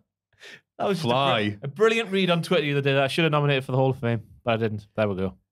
What? Yeah, hey, it's Russ. Fraser's come to be the most thrilling thread I've ever read on this app. It's day 6 being stuck in the house alone. It's about as thrilling as it gets. Oh, Bless that's you him. bonding. What's that tip button about? What's that about? You can give him money. You what? You can get money on Twitter, can you? If you have the tip jar, yeah. Oh, right. You need to sign up for that. He'll be doing that. Oh, in just the break. give him money next time you see him. Yeah. Yeah. I never used it. But, yeah. So, Arrogance of Youth would be a really good tag team name, I'm thinking. Yeah, it would, yeah. Tully Blanchard's Arrogance of Youth. Or a fragrance. Nah. Okay, fair enough. Backstage, Stokely Hathaway Nasty, actually. tries to recruit Lee Moriarty, but Matt Sydal tells him to get lost. Peace, love, and pro wrestling. Sydal sets up Moriarty versus Dante Martin next week's Rampage, and the two opponents shake hands. Aww. The Ass Boys explain why they turned on the Acclaimed, who interrupt and want to fight. They don't even rap on the way to the ring. No, they were serious. But he going to ask Bones to scissor him, but gets super kicked instead. Aww. The Acclaimed clear the Because ring. he's daddy ass. And he went, scissor me, daddy. Or did he mean scissor me, daddy ass? Yeah. I'm Comma, daddy comma, ass. Yeah, daddy daddy ass, ass. yeah. Oh. Ah, Because as we all know, there is a time that comes when Daddy Ass needs to drop the hammer. is that what he said? That's what he said. That's why the heel turn happened. Because Daddy Ass needed to drop the hammer. It's just carry on AEW. Isn't it? Yeah. The Acclaimed clear the ring and challenge the Ass Boys to a match, but the Ass Boys say no. This segment was absolutely class. I loved it. Not even ironically. It was how serious everyone was taking this really silly feud. And it's great because they're really selling it. It was the bit where the Ass Boys were like, oh, you want a match now, huh? No. I was like, oh, I can't wait for the Acclaim to get their hands on those Ass Boys. They're badass boys. Because there's going to be a rap battle tonight Yes, on there is. Rampage, which is why I sat here. And I think it's the one who's taken part from the Ass Boys is the Ass Boys who thinks he is an actual rapper. There's one of the Ass Boys. If you go on YouTube, I don't know what you'd even search. What's his actual name? Austin Gunn? Austin Or Gunn. Colton Gunn? Austin Gunn rapping. Oh, I'm sure he has no. like actual not jokey raps. Yeah, not jokey. Like Enzo Amore. Yeah, like Enzo Oh, Amore. It says no. Austin Gunn, a better rapper than John Cena? Question mark, question mark, So question is he mark. going to actually try? I don't want him to try. I think he's going to try. Oh, that'll be rubbish if he tries. Look at that, Austin Gunn, Spotify, top right there, top left, sorry. Don't Incredible. Doing that. Oh, no. Told you. This is where the very serious, but wink and a nudge feud goes very serious and potentially rubbish. I hope he doesn't take it It'll be made seriously. redeemed, though, if they give the mic to Billy and he just sings Ass Man. Because as we know, wrestlers sing their own theme. Yes, tunes. Yeah. that's been established. In the main event, Lucha Brothers take on Private Party. Rush interferes to try and help Private Party, but Lucha Doesn't even work. Bros win anyway. Yeah, it didn't even work. Well, I mean, they He's can't have crap. them. They can't have Lucha Brothers lose every single time. Rush. That was weird, that interferes. though. Yeah, but again, Rush has just done nothing but beat and humiliate them. So I guess they needed something to come back to. He's and useless, that Roosh. no, stop it. But Private Party, they're like number 7 on the bad guy teams list, the AEW, and it's like, okay, you look at them and they go, I do like them. They're not like bad, but they haven't done anything. When AEW had a small roster at the very start, everyone was like, these guys. Yeah. They're beating the Young Bucks and stuff. Yeah. It was class. I feel bad for them. And it's just like, okay, you've Well, they've Still been part here. of many families and businesses, haven't they, ever since? Yeah. Andrade's, then Matt Hardy's. Then Andrade's, and Matt Hardy's, then Andrade's. Yep. Or is it Then- Matt Hardy's now? I can't remember. They're like the Stone Roses. Right. Okay, I can do this. Ooh. So the Stone ready? Roses Sit released down. the Stone Roses released their debut album to much critical acclaim, and then missed the hot point where they should have released a second album because they were tied up in legal battles with their label. They'd signed a rubbish deal or something with their label. I have heard that story. And by the time they released the second album, the hype had kind of died. Yeah. They're like the Stone Roses. They are like the Stone Roses. Wow. Yeah. Thanks, everyone. Cheers. Ah, The good match was episode. good, though. We should say that. Apart from the iffy bit with Roosh. It was, you know what? It was all right. I wanted it to be better than it was. In a way, because I love Lucha Brothers so much. And it was just like, yeah, this was a match that happened on AEW. I've written down here, leg drop Ganzo bomb combo from Ray Phoenix. Is that a thing that happened? Because that sounds like a thing that shouldn't be able to happen. It's the, it's not the package pile driver double I stomp. can't remember. You mean? Whatever that is, though. Whatever that's in reference to. Ganso bot. I guess. Because I would call it a butterfly suplex or double underhook, whatever, into a pile driver. And he could do a leg drop as it's going on. Yeah. But I mean, I guess a Ganzo bomb is that in a way, but you don't sit down. Moves are easy. Yeah. Calling it the right name is the hard bit. Monday Night Raw. Here we go. Oh, my. He sat down. This evening, the role of Joe Casey will be played by Titus O'Neil. Okay, well done, Jack. You're back. Cheers. Titus O'Neil opens the show. It gets good pop. And talks about all the charitable things WWE do. He says that WWE is a safe haven for everyone. That's all these notes say. Sorry, I thought we'd go into it. Yeah. O'Neil opens the show and spoke about his role as a WWE global ambassador. This is a Hall of Famer, O'Neil, obviously. Before he suddenly claimed the company spreads goodness and goodwill, which is why, quote, you'll never hear us talk about politics or religion or any other subject matter that's divisive. Yes, you will. Yes, you will. Regardless of your race, your economic status, or your nationality, this is a place that we deserve to have a safe haven. This is a place that WWE wants us to simply make sure that we all have a good time. The crowd reacted by chanting, USA! How lads. All right. I actually felt Lots of thoughts sick. here. Go on, Ross. I actually felt sick watching this promo. I felt sorry for Titus. I hope they paid him a lovely big Brucey bonus for putting himself through that. Because obviously, take Titus out the ring, you put Vince McMahon in there. He's just going, look at all the good things that we do with me at the helm, basically. Yeah. It was like a Boris Johnson speech. Partygate's going on, but look at all the things we've done over there. It was very much like that, and I felt sick watching it. It was awful. Look at all we do for the servicemen and women around the world. Give over, man, will you? I mean, I'm not denying they do those things, but just say that because, like, everything going on in the background. But let's Yeah. focus on all of that weird, You'll strange. never hear us mention anything to do with race, religion, or... Oh, yeah, that was a good one. Vince let the Meanwhile, Kurt hi, Angle- I am Gunther, the evil German. I'm Seth Rollins, the visionary. I'm Jason Jordan, based on a joke about Kurt Angle. Yeah, like you obviously can go back in time. There's obviously loads of things that contradict that. Oh, so Yeah, many. but even nowadays, like politics, religion, people are like, It's a safe boo, haven. Jinder, you stink. You know, like Yeah. amazing. I like to think of it, and I don't know why I thought this, but I'll try and be positive because on one hand, it is beyond hilarious just seeing them like, hey, come on now. We're in this together, right? You know, the other stuff they've been having with Vince, and now there's even more accusations every week, and all this stuff's happening. I like to think this is Raw, with the Reeves way, a very convoluted way of saying, look, you know, there's other good people who work here, right? You know, don't just judge us because of what's happening with Vince. It's a big 180 in terms of tactics. From Vince himself going out and going, I don't care, damn it. And then, well, he didn't say that, but it was what he meant. To now Titus going, well, really good, actually. And also, the fact it came from Titus, the man who Vince tried to fire after he touched him. It's crazy. You see, they're on the stage. I forget why they're on the stage to begin with. Daniel Bryan's retirement, wasn't it? Daniel's retirement. And Titus was saying something like, hey, Vince, let your daughter go first or something. And Vince was like, no, let her go. And it was like, yeah, And then he, I'm fired. It's like, no, for the love of God. I Like, think Tom was saying on the news, or someone was saying that apparently that I didn't remember what time of year that was. Apparently Titus missed out on a WrestleMania payday. 32, yeah. Oh, Primetime plays were a thing back then. Missed out. was it? He made his move. He lost his $1 million move. Yeah. he did. Gutted. And now, Titus been like, hey, come on, guys. I'm a global ambassador, which, you know, means I'm going to kiss ass, which comes to the job territory, I guess. But it was Comments just, on the YouTube video for this were ridiculous. they still have the comments on. Oh, yeah. Well, I'm yeah, amazed yeah, they but didn't switch your comments off. They were clearly very monitored because the top comments were all like, I'm so glad Titus has got this new role of global ambassador. He's such an awesome and great guy. And it was just that like 10 times. I was like, what's going on? Yeah. Amazing. And you know what? Like, just like when Vince came out on Raw and SmackDown, crowd, yay! That's why we're here, folks. Why do you think we bought a ticket? Because we hate the product so much. Well, people who go to wrestling shows, I guess the majority of the audience aren't smarky Twitter smarks. They just take their kids to see the wrestling, aren't they? I guess. I don't know. That's weird. Yeah. Depends what town I you're guess in. if it happened, like, I don't know, Tony Khan What had town some were sort they of in, weird... do you know? I don't know what it was. It's America. Yeah.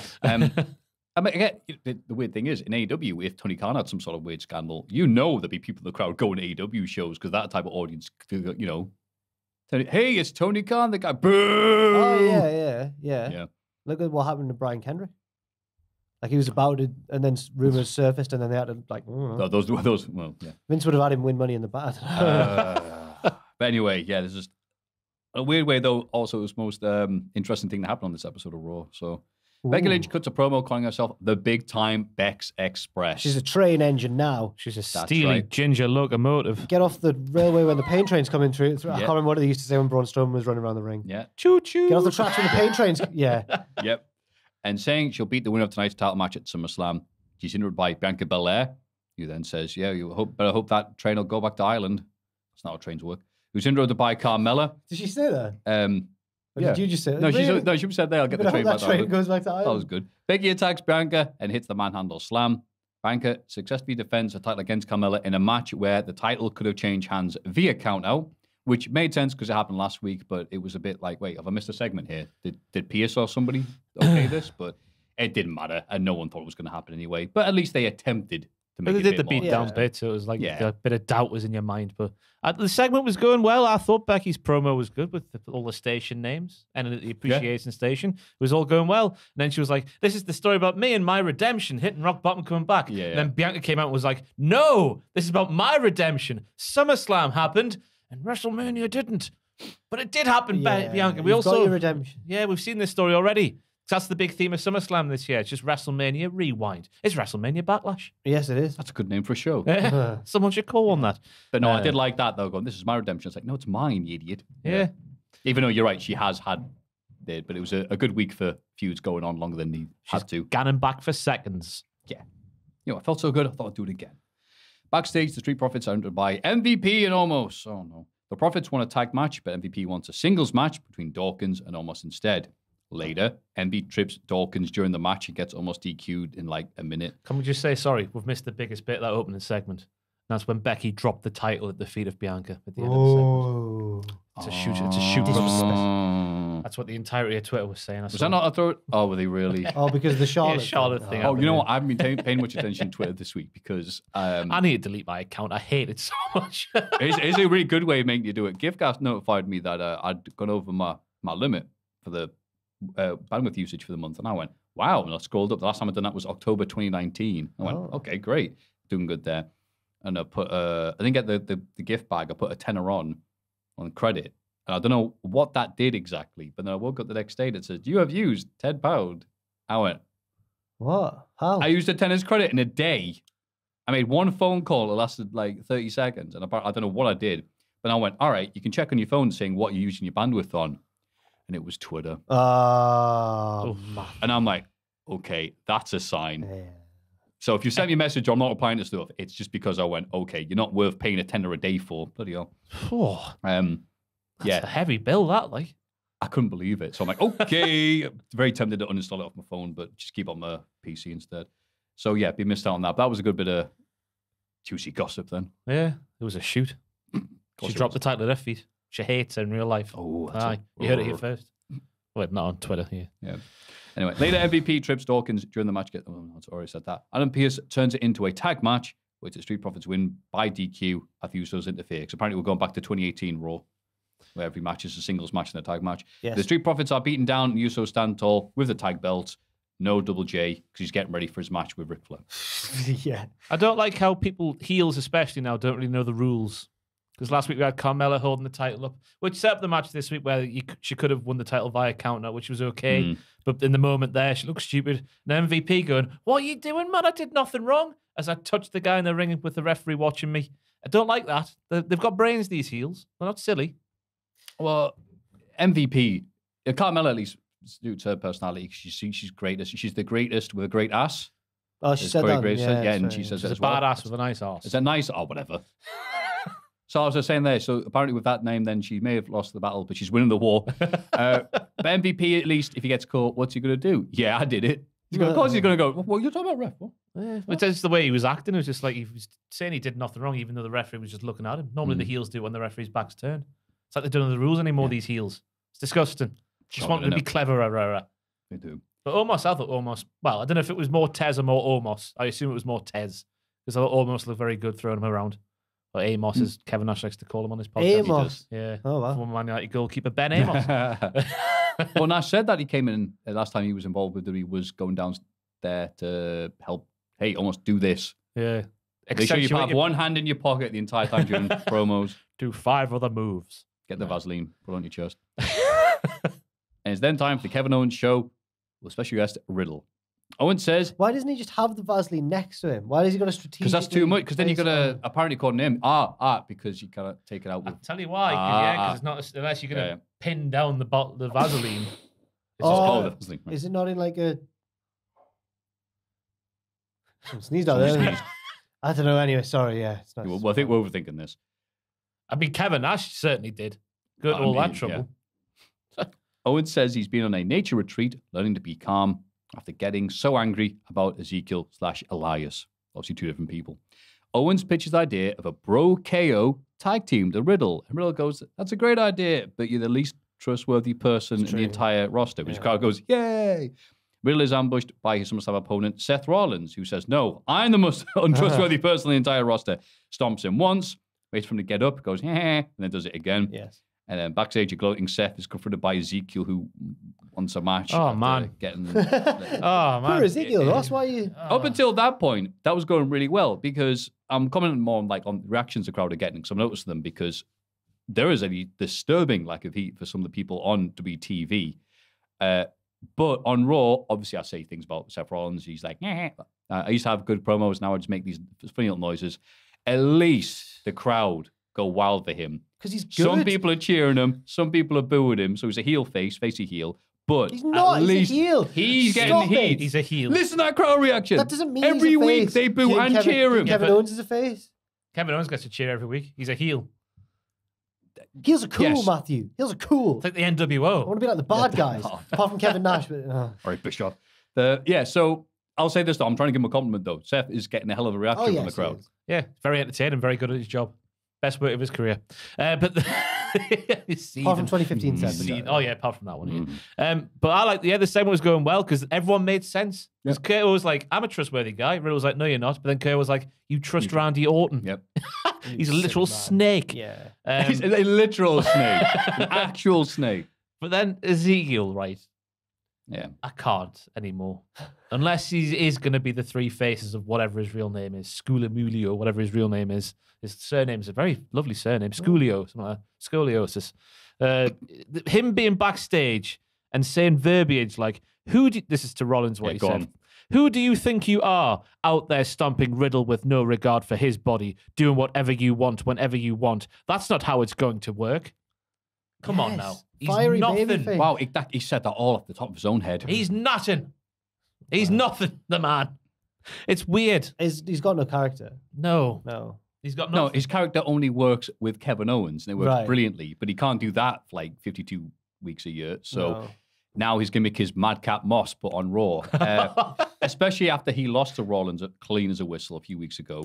So then we'll skip ahead. I remember, Seth Rollins beats Ezekiel in their singles match. I remember Again. Rollins and Ezekiel or Elias having a pay-per-view singles match a few years ago. They did, and it good. was a very underrated little It's match. the best Ezekiel match I've ever seen. Elias match. Yes, sorry, Elias match. It's an easy It's easy to mistake, get them mate. mixed up. But- You're only human, Jack. If you want to know what Ezekiel's character is, look no further than Ezekiel's brand new Titantron, everybody. Okay. Because I've written down what it says, just splattered everywhere in cartoony font all over the big Tron. It says good catchphrases like Zeking out. Speak with Zeke. Zeke. Who wants to hear Zeke speak? Zeked up. Zeke freak. Zeked up. That's what it says. Dotted everywhere I on can't his even think what Titantron. I don't know if Zeked Dan up's can like maybe find Ezekiel Titantron and just put the search to this week. It might show up, but it's just dotted everywhere, and that's his character. Who wants to hear Zeke speak? Zeked up. Zeke. Zeked up. What is he meant to be? What is this? Is a man called Ezekiel? He hasn't even said any of these things. Nah. You have to change it to this week somehow. But it was, oh man, it's really bad. It's not going to show up as it's typical. Bloody technology, yeah? But it's awful. He needs a gimmick and it needs to happen soon. That You've is got a his site gimmick. called Watch Wrestling. No, I'm joking. Oh, no. We're on about. Yeah. But, so Riddle, Rollins has set up well, but there needs to be more people in this position on Raw and SmackDown where, all right, we need this guy to lose to someone else, so there's heat, but not someone we're trying to push at the same time. It's weird that Ezekiel would be like, hey, it's Ezekiel, and then just lose twice to Rollins. You'd think there would be more protecting of guys like that. Even if they're not doing them currently, you think they're going to do something with them. Is So this a losing to push? Rollins twice isn't going to help. Is this a push for Ezekiel? No. That's what I mean. It's like, all right, we need you to, make this guy look good. It's like, yeah, but aren't I supposed to be looking good? It's like, no, not really. I think he's reached Very weird. He's reached his ceiling already. God. Go back to being Elias, man. Yeah. Yeah.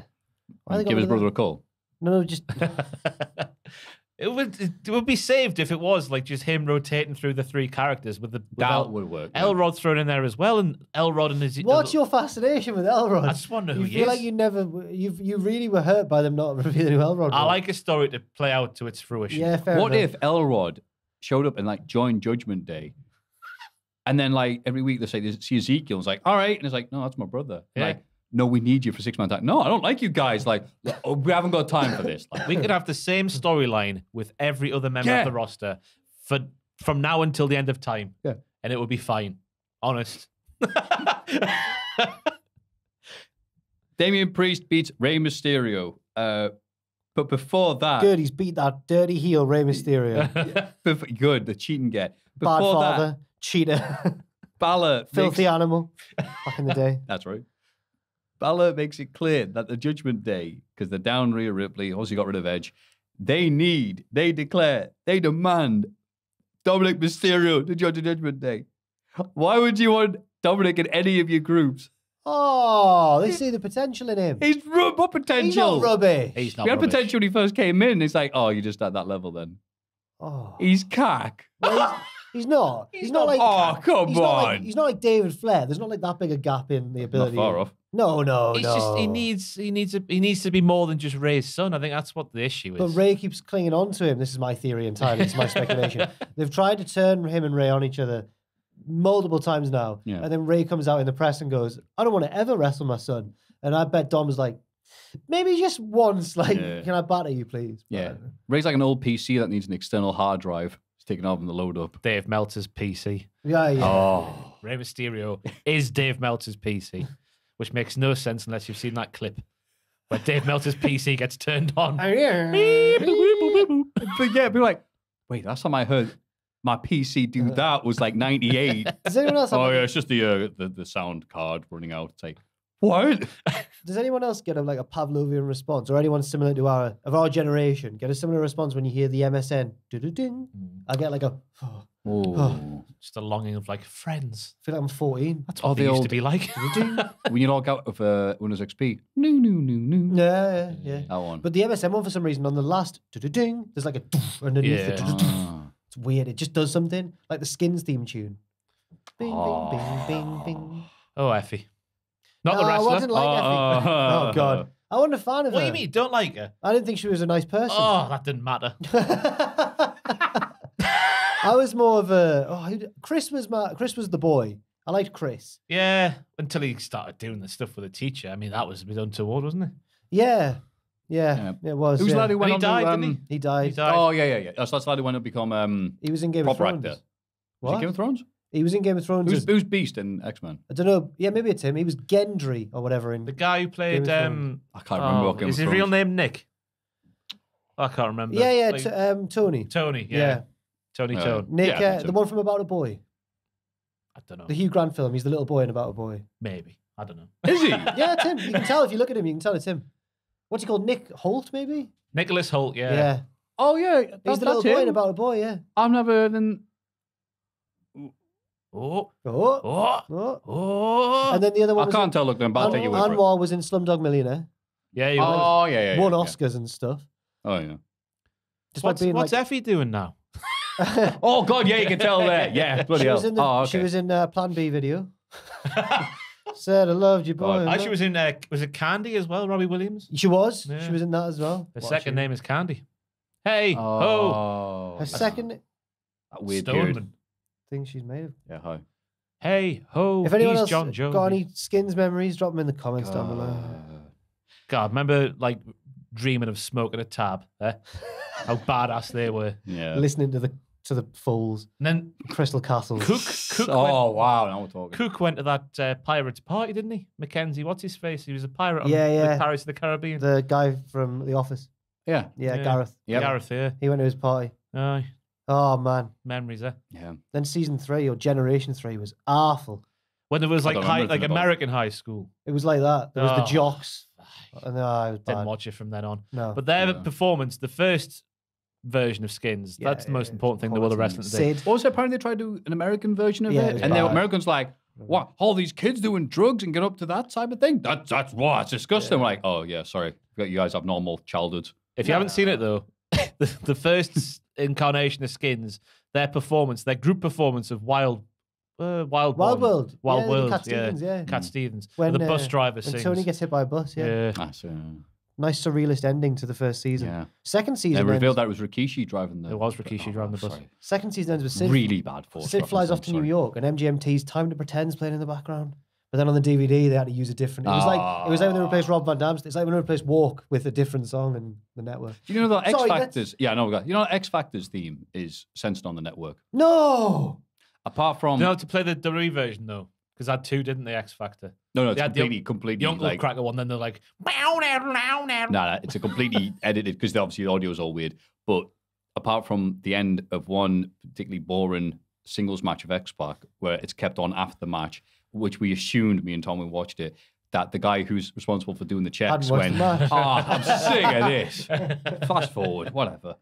No one's going to be caring about this. But Rey rather like- Mysterio. Yes, Rey Mysterio. After the match, Priest and Balor prepared to hit Rey with a concerto, which I think was a bit harsh considering how cool that Razor's Edge was to Rey. Oh yeah. Oh man, the pop and the snap. Whoa. But It's offered Dom the chance to save his dad if he joins their stable, presumably to carry their bags. Dom reluctantly agrees, but the JD were just kidding and attacking with chairs. What? Later, the JD say they'll destroy the Mysterios next week on the 20th anniversary of Rey's WWE debut. I'm sure you will, lads. Oh, what better time than for Dom to kick his dad in the bollocks? I cannot wait. Yeah. Go on, Dom. Yeah, happen. rascal mullet. It's finally got to happen, please. What the devil is that? I don't know what's happening. There's another moment in podcast history where we can hear really loud noises that the people at home can't hear. Yeah. They might have been able to hear that one. I don't know. Maybe Rampaging up the I think stairs. something's happening upstairs. The entire Jericho Appreciation Society's up the stairs at the same well, time. not Get to all of this. them. Yeah. Oh god. Via Mahan interrupts a backstage interview by saying, Oh. He's done. Yeah. Stick a fork in that, man. It's over. It didn't even begin, and it's finished already. yeah. Boo. And walks off. He laughed. And he laughed. How many months is he going to do this for before we get an answer? Imagine Or- if he walks up the reins. Do you remember Shelton Benjamin would do creepy little smiles? Yeah. You know, one never time went and we're anywhere. still talking about it. Yeah, it's amazing, weird. isn't it? It's like It one was of those more than shots. one time. Was Yeah. it once? I remember them one Remember time. it was like like- different coloured backgrounds. In this. They were going to Oh. make a thing of it, and then it didn't. Yeah, it's almost like one of the shots of the show before they had special effects or something. It's like pretend there's a giant burger in front of you, you're going to eat it. And it's just show it as it is. It's like, oh. The Miz is interviewed and says he doesn't want to reveal any of the surprises he has planned for Logan Paul tonight on Miz TV. Any multiple of the surprises. There was one surprise, and it was the same man who runs in on every Miz TV. Surprise. Yeah. Theory cuts a promo about cashing in after Reigns versus Lesnar at SummerSlam. He's interrupted by AJ Styles, who wants to teach him some respect. We get another creepy vignette before the match, which Yes. AJ wins via count out after Ziggler. Hey, he's back. Super kicks Theory on the outside. AJ hits a Styles Clash on Theory while Ziggler watches on. Bloody love Dolph Ziggler. I'm going He's here to show the world. I'm going to need him to be a bit more happy, me. Dolph. Mr. Zigglypuff. Oh, really? Being a little silly goose at the moment, isn't he? Because he's walking out there, baby face, obviously, because he keeps attacking Theory. But he's dressed in his suit. He's very, solemn, I think the word might be. Just miserable. Then he attacks the baby face. Well, he's got a mission. Bit more, He's like the elite hunter, Kazarian. He's dressed similar as well in the suit. He's absolutely knocked. He's actually doing. Oh, he's actually getting his target, the Theory hunter. Yes. So is this just... Because Theory now has got that old curse of once you win the briefcase, you start losing. It's a weird thing, isn't it? Just so we're up to date, Theory has a match at SummerSlam with Bobby Lashley. Oh, God, yeah. It was supposed to be against John Cena. That's not happening. Was it? Was that ever... sorry, everyone said that. And the only person save that for Mania, had any hints and stuff like that. Right now, they can just fit it in wherever Cena's free, I think. And then... Oh, congratulations, John, by the way. Oh, gone. Got married. Oh, did he? Congrats. To a lady. I don't know what her name is. Oh, that's nice of him. Yeah. It was this week, though. Oh, great. Probably should have been the news section. Yeah, it's good. I missed it. He's barely in wrestling these days. Yeah. And so that's happening. He's also talking about cashing in the Money in the Bank against whoever wins that. And he's also feuding with Dolph Ziggler. He's a busy bloke. Yes, he is. And he's feuding with Smiling. Dolph Ziggler? No. Theory. He's feuding with Smiling. The concept of Smiling. I thought you said Ziggler was being... That win Hall of Fame one week. Theory is feuding with Smiling. Go on. He's like Stephanie McMahon when it comes to Smiling. Terrifying. Oh, because of that. Yeah. Oh, yes. We got there in the end. Sorry. Thank God for that. Let's move the bollocks on. Again, I love it when Ross pretends to I did a bad thing, so Maffew looks fantastic. Asuka teams up with Alexa Bliss and Dana Brooke to take on Tamina, Doudrop, and Nikki ASH. Reggie's in the crowd, which distracts Dana and allows Tozawa to become the 24/7 champion. Tozawa is pinned by Nikki, who was pinned by Bliss, who was pinned by Doudrop, who was pinned by Tamina, who was pinned by Dana, who runs off with the belt. Asuka wins the actual match by submitting Nikki. Your thoughts, Ross? Alexa Bliss was happy when she realised her team won the match. mere seconds after she lost a championship in the World Wrestling Entertainment. Yeah, but it's like a... I don't know what it is anymore. She saw the commentary and saw Corey wasn't there. She was very happy. It's like a top of the league clash, but like both teams, it's a 6-pointer, but it's a draw in the end. So both teams are sort of happy, but not. It's a load of bollocks, isn't it? Yeah. And I think they need to just, if they're going to can any title, which I know there's rumours flying around at the moment that they've canned a certain championship down in NXT. If there's one that needs to go, it's the 24/7. Yeah. Because I don't know what the segments are, but they're the same every time. And every week, no matter where they are, no one reacts. I don't think it's the title's fault. They could, if they wanted to use the title well, they could. But they don't. Yeah. No, they don't. That would require effort. So just have the same old that person pinned that person, and it's this match could have happened. This result could have happened any time in the last 3 years. Yeah. So Logan Paul arrives for Miz TV and refuses to team up with The Miz, again challenging him for SummerSlam. Miz refuses, saying that Logan is a rookie who hasn't earned the right to challenge him. Logan says that he'll be back next week to host his own talk show segment called Impulsive TV. Well, that's the name of this podcast. Wow, that just rolls off the tongue. They argue over the size of Miz's balls, because that's his gimmick right now, and get into a brawl, with Ciampa joining in to help Miz. Surprise. Logan fights his way out and heads up the ramp, and the match is made official for SummerSlam. And that was the headline bit. Yes. Logan Paul. What do you think the reaction to him? Well, initially it was booed out the building, but then after the segment, where first and foremost, right, Logan Paul actually held his own with The Miz in a back and forth promo and didn't feel like he was a fish up a tree. I thought he sounded more like a wrestler than half the roster does these days, which is a sad thing to say, but it's true. It's a mercy killing, that sentence was a mercy killing. He sounded like a wrestler. He was really good. And his double leg takedown of The Miz. That's collegiate wrestling skill. He has a collegiate wrestling background, he does. I mean, obviously we've said before, my only exposure to Logan Paul before WrestleMania and the entire build of that was what he did back in the day, which no one likes him for obvious reasons. But now, they might be on the brink of getting him cheered because the sentiment I thought turned in the crowd because they were booing him. Then it was like, woo, woo. I mean, it's a nice effects pedal there. Cheers. But it's an interesting thing to think about. They might be able to do this one thing with The Miz, who could get booed against anybody. Like, you can get anybody in the other corner. Puppet Jack, the crowd be going wild for if he wrestled him. He'd be able to do that. if he's not against The Miz, and this is going to be a long-term thing, he is going to be a fish up a tree, as you said.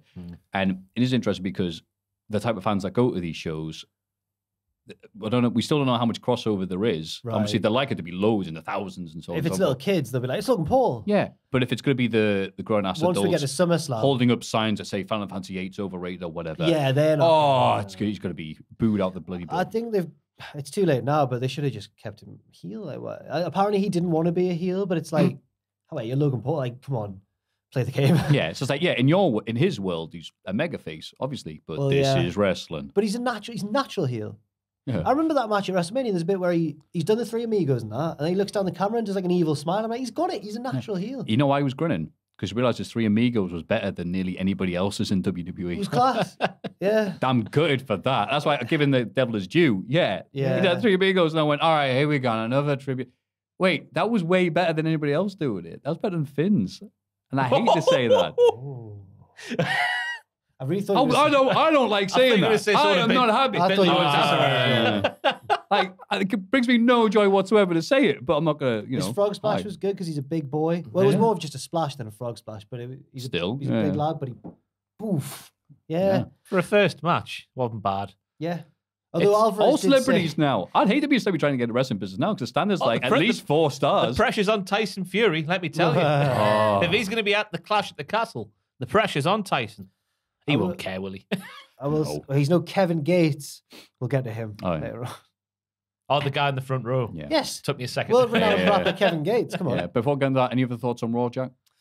Not really. I just think the show is, like you say, a lot of people don't get good crowd reactions, and it feels like there's everyone else, and then they'd be like the upper mid card, but there's no upper mid card now. It's like, where's Yeah, they're all everyone trading gone? losses and wins with each other anyway on a weekly Well, basis. yeah, So it's it's just weird. them and then the megastars like Logan Paul. Yeah, it But- was a missable episode. We're on the brink of change because I think it's the next Raw. It's the first Raw that's TV 14. Do you think Which is we'll see a big difference? A huge slice of new. Nah, we'll just get a few more bitches, won't we? Yeah. A few Oh, more and you people. can't wait, Ross. A few more people saying bitch. We'll just get a few more. It's so casual. We'll just get a few more bitches. Bring the bitches in. Oh, bollocks. But now here comes the main event. NXT 2.0. Grab your bitch. Sweet. 2000. Yeah, no, okay. Sweet bin music. JD McDonough or Madonna. I swear Grimes called him Madonna. That's what I'm going He's to call just got a him. massive head, hasn't he? JD It's really Madonna.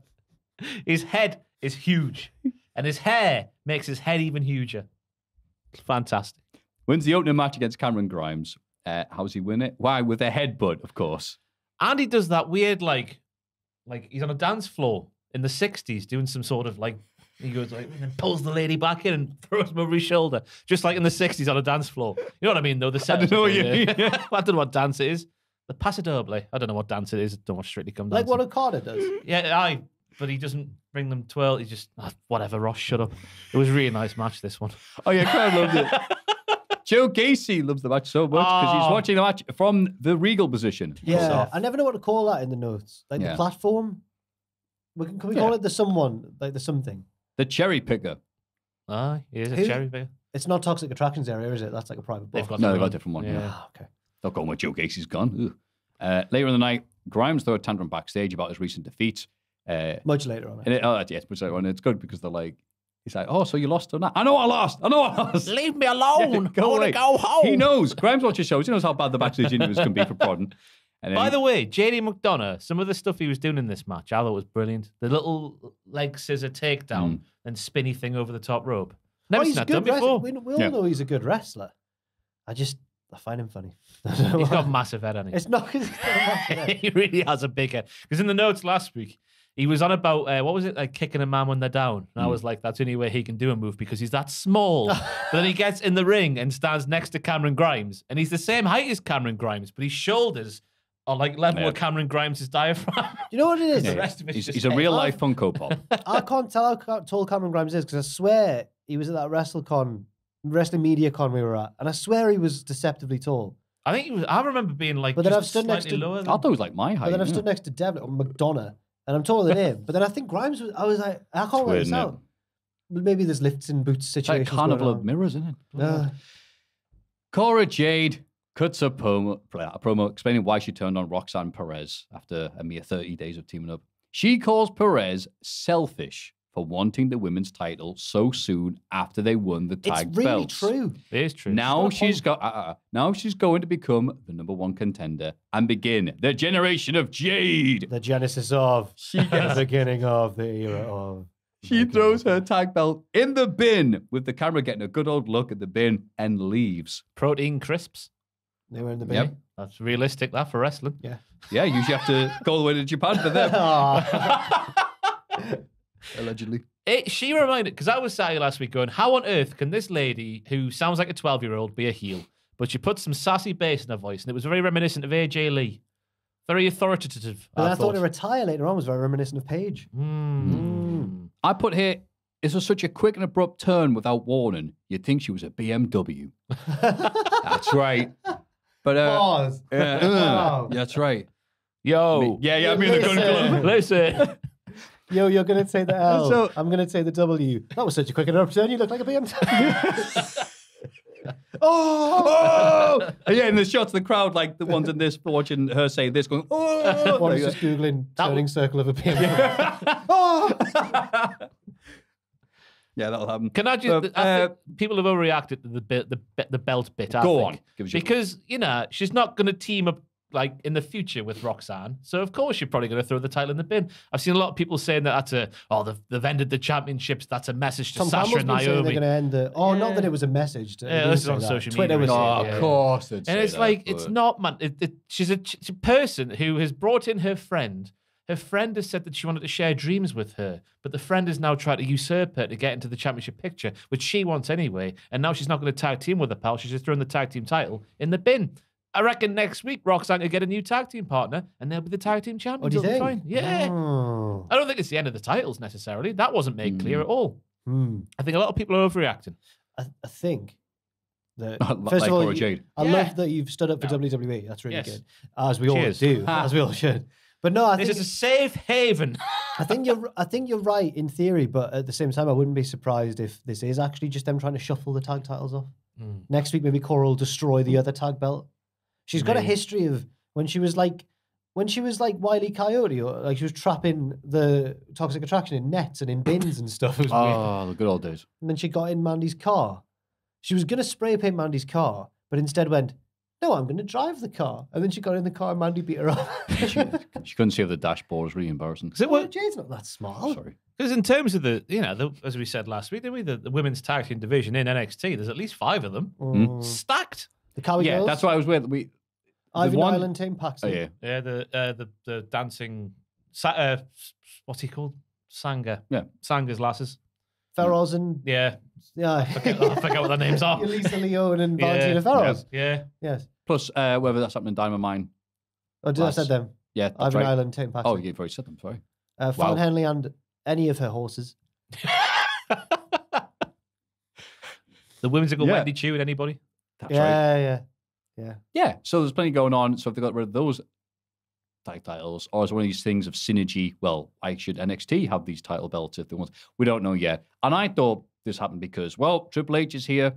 He's one of those like creators who's gone, all right, so what's happened since I've got, oh no, I don't like that idea. Let's just change this immediately now I've taken over. But then that's been disproven That's what because Triple Ross H does, is not in charge. So it's like, oh, okay then. And instead, Shawn Michaels just borrowing from his playbook and having Is Shawn Cora Jade go, Michaels, what a pittance. and is done a Shawn tag Michaels titles in away. charge? Or is Brucey P and them in charge? And Shawn Michaels is just the puppet dictator of their. Of So their I thought thing. it was Vince and Bruce were more hands-on. I now. think it might That be. was the story at the start of the colourful era. The paint spattered era. Who knows? But I thought some of it was good. What she was saying, the reasoning was like, okay, that's sound. Her delivery of it was weird because she just turned fully evil. Like, yeah, shut up. Just like, wait, all right, hang on. Like she's sick of her. The Yeah, but then she was having to go, everybody else going, yeah, that's right. Because we all You like fans Roxanne. can stick it, brother. We all like Roxanne more. the turn is really quick, but I'm now more invested in Cora Jade Yeah. as a Fair heel. enough then. Yeah. Backstage, Zion Quinn says, Oh dear. hey, that was a good promo. And then goes, yeah. It does, yeah, he actually did. Yeah. Oh, thank you. And says he doesn't rate his opponent next week. Apollo Crews. He says the X Factor, bow, will be on display. And it says, yo, you're doing the X Factor. It's going to be next week. The X Factor are coming. The X Factor will be in full display. I don't think you can Zion talk Quinn's like like, you want a compliment after you did a good promo from Zion Quinn because he knows a thing or two about a good promo. I think he's the new Dull Hudson. I miss chivalrous gentleman Zion Quinn, who would beat up men backstage who didn't hold the door open for women and stuff. That was brilliant. Oh, I forgot about that. Oh, yeah. Now he just tells people to run it straight and also doesn't rate Apollo Crews. And loses lots of matches. Yes. He buried, right? He buried Apollo Crews. That's the word. Now 'Cause if he beats said- him, it's not going to mean as much. I know. He said, like, oh, if Apollo can see into the future, how didn't he see me going to attack him from the rear? Now I was like, True. you've actually said some truth there, Yeah, you it's true. bastard. You've Well, buried we've Apollo in that only new seen- gimmick. We've only seen Apollo's power used in videos that he may well have made himself. It's just home. He's just had, what's it called? Premiere, Dan? Premiere Pro? Yeah. I've only been doing this for years. Yeah, bless you. Premiere. Yeah, it's the leading video editing software. Is it I don't Premiere know. Pro? Adobe Premiere Pro. Oh, is he more of a Sony You know Vegas what? kind of the guy? only time I ever interact with Premiere in my life is when I hear one of the editors go, Premiere, it's just crashed. Which apparently happens quite a lot. Anyway. Yeah. Just imagine Apollo now making those videos in his bedroom Yeah. on his own. This is good. Realizing it's a lot of work. That's why he's only seen 2 of these segments. Ready Strong takes on. His third video's going to start with, yo guys, sorry I haven't been on the channel for a while. Patreon.com/Apollo Crews. And it's like, hey, you can place your votes for this in poll. Everyone's underneath. Well, if you'd see the future, why don't you do this poll? It's like, oh, all right, I'll leave the Patreon. It's not worth it. Ready Strong takes on Damon Kemp. After Damon Kemp Ready Strong responds to Damon Kemp's challenge from last week. At Scamal grappling here until, near the end, Tony D'Angelo appears on the Tron as his gang beat down the Creed brothers. Kemp is distracted, which allows Rory to win and then go, hey, let's go get him. Class. Love that. That was a lovely little finish there. But then we get later on to skip ahead. We then get the United Diamond Mine going, you absolute get. We're going to batter you so badly. Don't you know how good we are? And I'm like, Tony, you're the stupidest man in NXT. They were a week away from splitting up, and now you've united them all, and they're going to kick your heads in. Yeah. Because I thought it was going to add more to the breaking up. Because Ronnie's been like, you don't know what you're doing, Creed. And then he'd be like, oh, yeah, he beat you up there. That's a good thing. I'm telling you, you don't know what you're doing. Listen to me. But it went the other way completely. But That's the Diamond Mine is forever. the beauty of NXT is just don't know where they're going to go, do you? Almost as if somebody has come backstage and oh, actually, that's not what's happened. Fair enough. It was really contradictory, wasn't it? Yeah. Yeah. I like backstage going, yo, I made a little mistake there. Another example of how Vince and Bruce are on board here, because Wade on commentary saying that this snowflake generation can't handle the benevolent dictator that Roddy Strong was and is. There's a line that Wade didn't come up on his No, own. you know what? I genuinely think he did come up with that.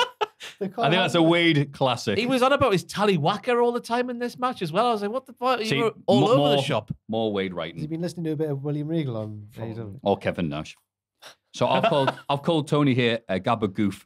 Yeah. Good, but can I just say, Hey. Martin Kemp shades of Jeff Cobb multiple times during that match, throwing people around with the. Oh, he's the good one out of the two. He's the good brother out of him and Gable. Yeah. Yep. Yeah. I think no one's going to argue with that. No. Moving on. Pretty Deadly. They looked class. Yeah. Dressed as sexy cowboys with the John Morrison entrance, with the slow-mo. It's their entrance, not John Morrison's. Oh, come on, man. You guys could talk about skin. I could talk about 08 John Morrison. In their effort to win the NXT UK tag titles against BJ and BJ. Hello, BJ and JB. I've got it written down here. Okay. I've actually gotten down here. They're the BJ tag champions, so I must have had one thing in my mind there. Not bloody BJ. Brooks Jensen's never seen a blowjob in his life. That's his gimmick. It's his gimmick. That's his He's gimmick, a yeah. wanking virgin. Um, A wanking virgin cowboy who likes beer and meat. Wade Barrett's writing your lines now. Wade can't Barrett in this believe- one. How did we never? The video's not out yet, but we didn't nominate. know, Brooks yeah. Jensen for gimmick of the year. It's a massive Wanking oversight. virgin Oh, cowboy no. likes beers Damn and meat. it. Speaking of Wade, though, here's a quote from him in this match. Go on. Pretty Deadly are putting the sex back in Essex like characters from my favourite movie, Brokeback Mountain. Fair enough. Go on, Wade. He's trying hard, this Wade. It was a Do you want critically to quote? acclaimed film. Do you want to quote from the crowd inexplicably at some point in the match? Tighty whitey. Also, one bloke he tried to do a USA chant by himself, but he went USA USA. He emphasized the S. Never heard that done. United No one joined in. States. Even the Americans like, that's a really bad USA chant to me. BJ retain after attempt at using the belts backfires as Brooke Jensen grabbed the lass grabbed the belts from them, and then Fallon Henley. there we go. I've called her Brooke Jensen. That's not right. And then as they try and get the belts away, he then walks into a big ass lariat from BJ. Yeah. Wade starts crying and really points out her interfering in that match is what cost them the tag titles. Yeah. Dissension at the bar. Yeah. I think BJ in this match, that was my Brooks Jensen, a good hot tag. I didn't know this before this matchup. When he got in there, it was like prime Big Cass. Okay. I was shocked to realize that BJ. We were in full agreement there. That was supposed to be a funny line, wasn't it? But we were all like, he did do a good hot tag that match. Good hot tag, yeah. I was shocked that JB and BJ were the NXT UK Tag Team Champions.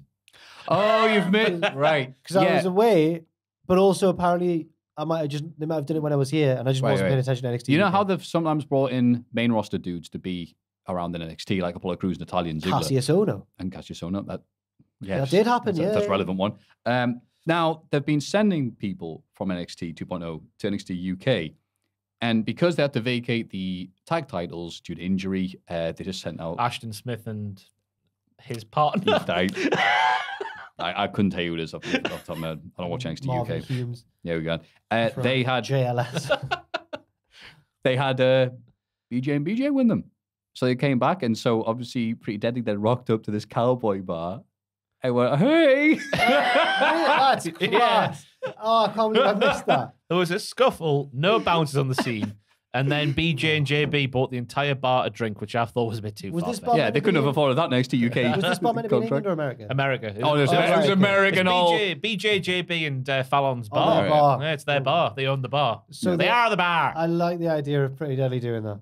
It's like, speaking of the A-Team, which you mentioned at the start of this episode, there's apparently, I've never seen it myself, I've just seen the clip in question. Apparently there's an A-Team episode where Boy George is the special guest. Oh, God, yeah. And then at the end, On the 80s. Yeah. I know you're about to go. like little pale 80s like drugged up boy, and at the end he puts on a Boy George concert in like a barn or like in a very American locale, and it's just like Mr. T's there like Boy George, while he's singing, like rocking away. like, What song is he singing? Karma Chameleon, of course. And there's just all these my big God, American look at that muscle there. lads going like, yeah, there it is. Oh, It's like peak, like druggy. yes. Boy George. Look how happy he is. They're all just like, by God, Boy George. Yeah. He must stink. Look at Mr. T's face there. I thought everyone was resigned. I don't know if resigned is the right word to use there, to Pretty Deadly winning the titles and taking them back. Shame. Because I'm shocked they didn't. Me too, actually. Yeah. They've stolen our belts, lads. The finish was put together wonderfully, though. Yeah. Wonderfully timed. Because it was lots of teasers. They said they did do the hot tag very well. And then the teaser at the end's like, oh, here we go. Oh, no, not quite. And then just walked in that bush. Not the best tease of the night, though. That's still to come. Okay. My God. I was nearly in tears in one of the matches, but then I had a big smile on my face. Well, I was in tears at this next segment. Same. Joe Gacy reveals the identities of the Jihad, which I thought were Schism. Schism's the tag No, the team. If it's Schism- just those two together, they're Schism. The Schism no? is the faction, the three of them. All right. With Oh, more- but the Jihad are the tag. Oh, okay, and right. Schism isn't spelled like I've put Skizm. It's Schism, I think. It right. popped up on Joe Gacy's Well, name. like the actual spelling of Schism. I think so. Yeah. Because I was said it last with week, Z? Jack, and I'll say it this week to see if we get even last reaction, because I love it when no one reacts. They're called Schism because they're a bunch of tools. That joke was aimed at Jack when he I wasn't reacted here. to that last week. You did, God bless you. Oh, is there Yeah. a song by Tool called Schism? Yeah, they had an album. Sam would have loved it. Oh, He loves I'm going to do Tool. that every week. If it's you two lads next week, you can hear it again. I listened to Tool. I just don't know what any of the songs Sorry. are called. I thought I'd need to say that. I'm very sorry. Anyway, you know what? Disregard that. It's the former Is Schism grizzled like young their big- veterans. Is it like their biggest song as well? It's the biggest album. Oh, God, I don't know anything See? about Tool. I'm sure their fans are very reasonable people and will allow me. Hippie Green's very own, Ross. Yes, as people suspected, because they're off TV at the same time these big old hoodies arrived. Yeah, it is the grizzled young veterans, now known as James E. Drake as Rip Fowler, and Zach Gibson is Other way around. Yeah, it is right. Sorry, beg your pardon. Yeah, Drake is Jagger Reed, and Zach Gibson no longer has his name or facial hair or his eye and is now known as Rip Fowler. Well, Fowler, like Robbie Fowler. Of course. Also, have you seen on Twitter, Mr. Drake? He took a photo of himself like on a lovely sunny day outside and was luxury Florida flat or whatever, going, it's a shame I can't return to wrestling. Gonna be off for a few more months, it looks like. And people leave going, isn't this you? He's like, who's that? So well done for keeping that up. I feel bad for the grizzled vets. They didn't need to change at all. They could have been the same.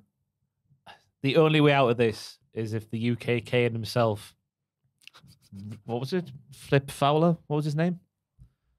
What's Zach Gibson's new name? I've forgotten. Rip Fowler. Rip Fowler. If he overtakes Joe Gacy as the leader of the schism, that's the only way out of this. And he says, less of this bollocks. I'm going back to the arsehole that I was before. Why would you change? That was the Zach big worry Gibson? for Zach Gibson, wasn't it? Going over there, is that they just wouldn't get it. Because he's very much like, we get it because, he's from over here. And he's like very, very good. And it turned out that translated very well. It did.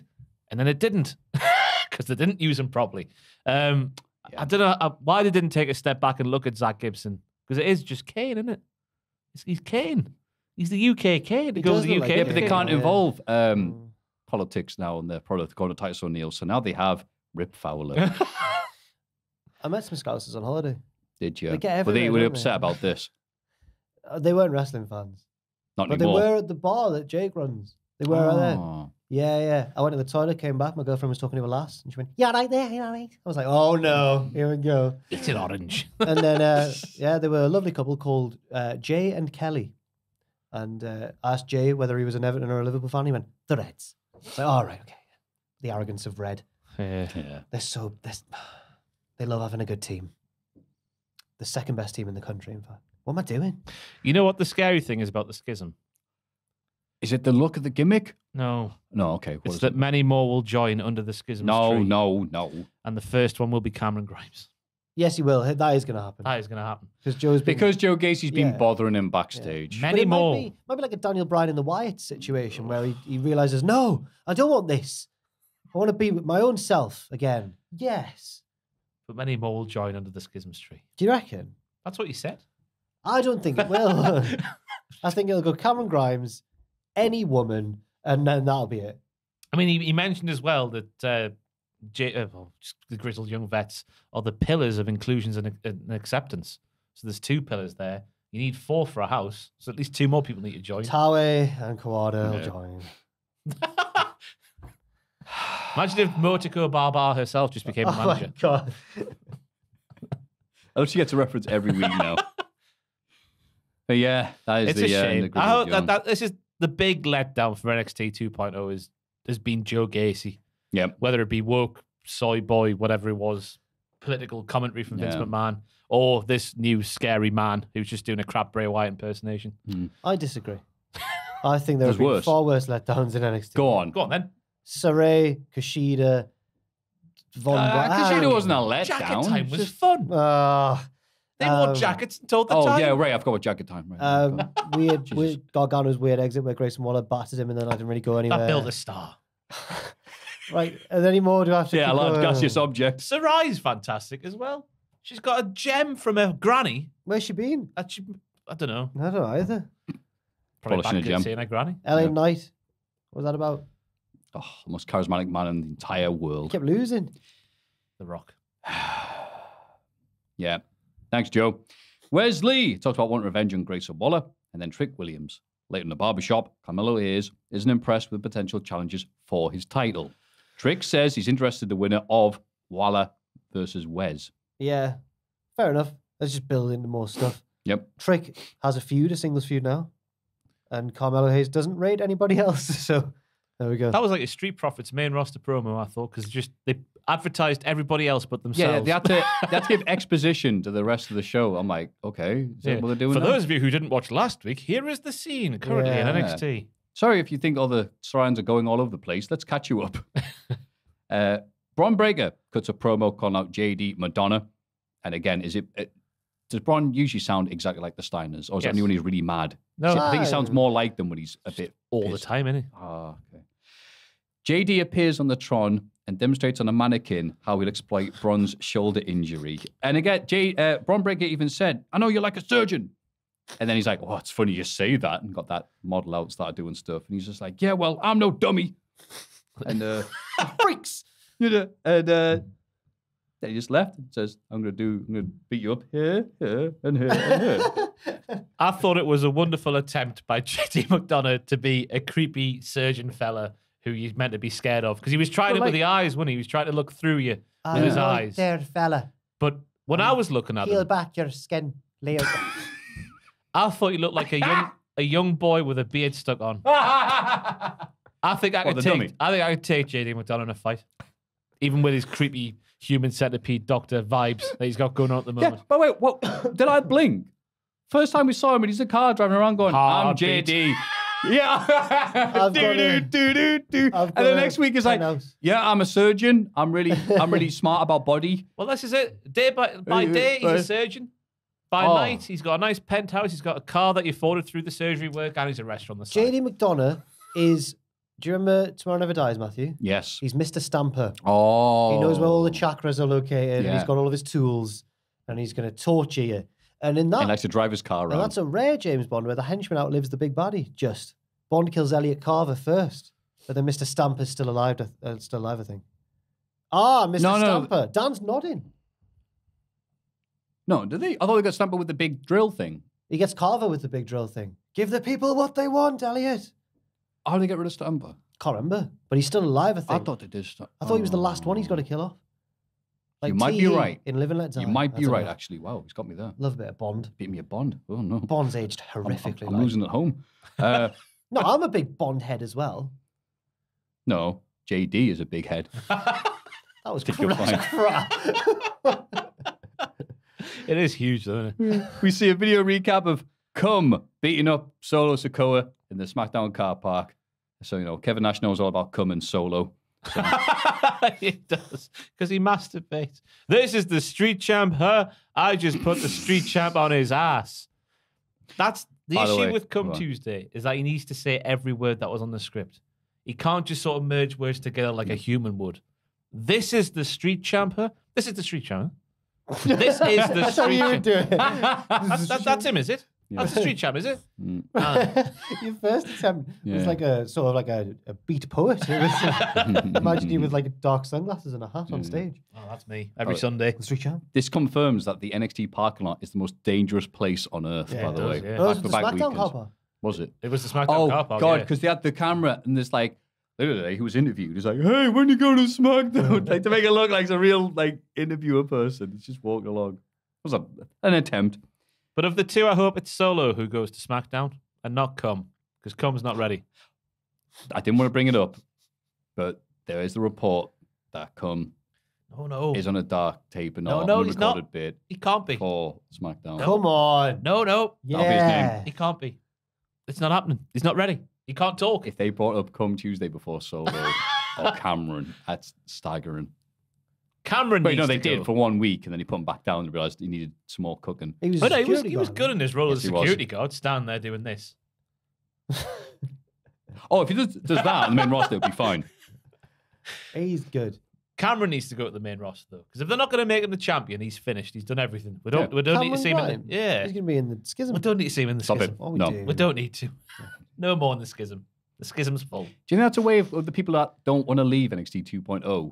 They go, you know what, I like being in this position. I don't want to go to the main roster. Bad things happen. They go, okay, you either go on Raw and lose to Ezekiel 3 times in a month, or you join Schism. He's like, you know what? I've always liked Monday Night Raw. See you next week. Axiom wins his NXT debut against Dante Chen. He gets a very flashy entrance where he goes through time, presumably to say hello to Apollo Crews, who went left instead of right. Why would he do it just in his entrance? Why not the match as well? He would run rings around his opponents. He'd be like one of them. Makes no sense. Mortal Kombat robots. Yes, he would. Well done. But go on. Do you see Chelsea Green on Twitter? No. Did she pitch to be like his superhero sidekick or something? She tweeted saying, hang on, this is exactly the gimmick that Deonna Purrazzo pitched to them. Oh. And then Deonna Purrazzo went like, yes, lol, it was.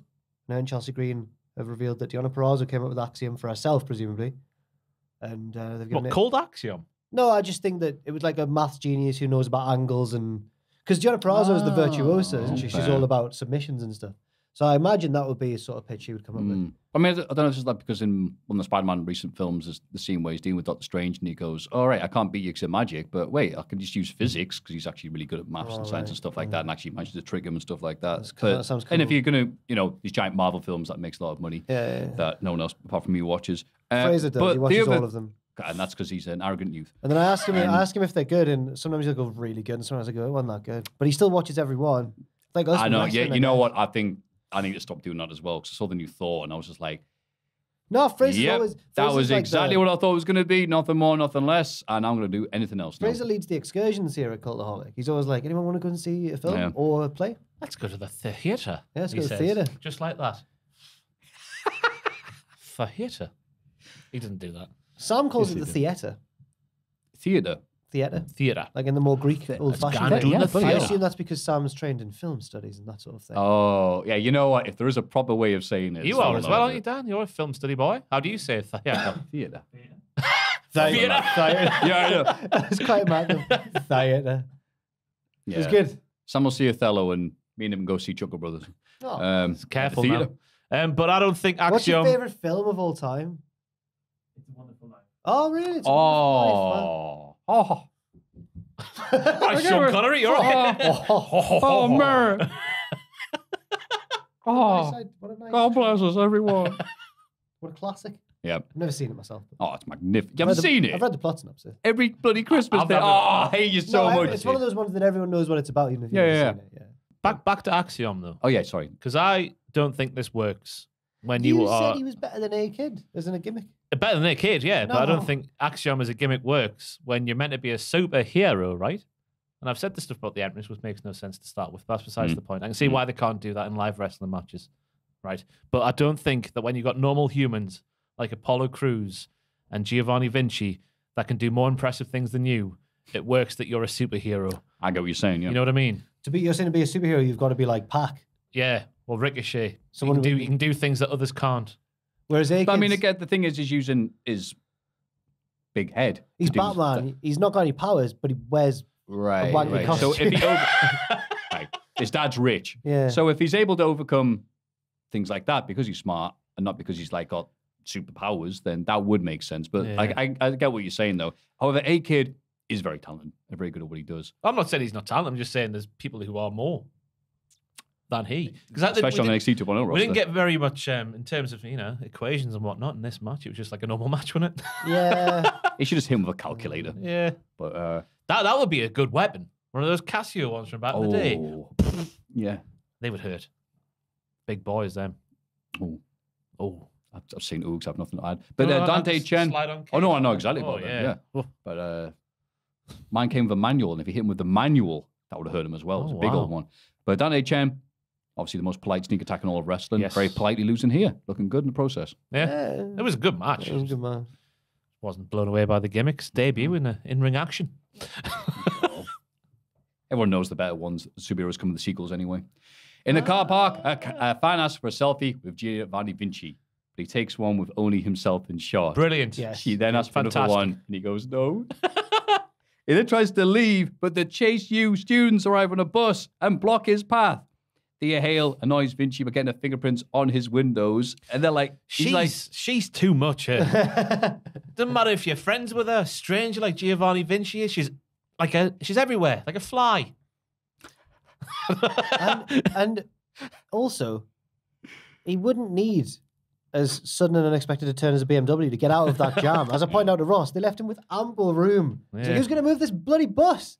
He had so much room. It was good. It's like, oh, we're not. And just left him.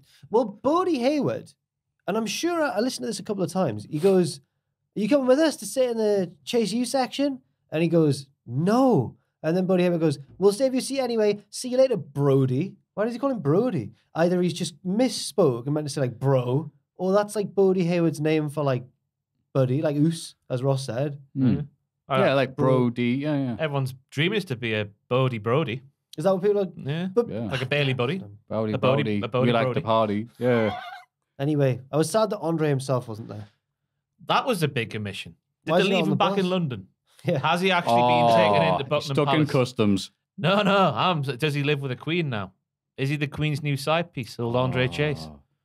Is Be he the knighted. Queen's new side piece? Yeah, you heard me right. Last week, they're building the Chase U extension on Buckingham Palace. Okay. He's getting knighted. Yep. The what did we call him? The Duke of Newcastle. What was it? I forget what it was. It was crap anyway, wasn't it? But yeah, is there a case for Chase U to be like sort of in the royal family now? Yeah. And they somehow inexplicably managed to get their Chase U flag on the gates On the of Buckingham gates. Palace for possibly half a second before they got chased. Oh, they They managed to did? get it there. And I Bloody checked, hell. did that really happen? And it seemed to. That's someone going to prove otherwise. Some other gates I'm unfamiliar with, but yeah. CGI is wonderful these days, but I don't think that was it. So yeah, all that more to come. And we have a Chase U Giovanni feud to look forward to, I guess. It's gonna be good, that match, isn't it? Ooh. When he's laying the stomps on Giovanni, spine tingling. The main event is a 20-woman number one contenders battle really royal, good fun, actually. In my opinion. including the It was surprise really good. return of Zoe Stark. Yeah.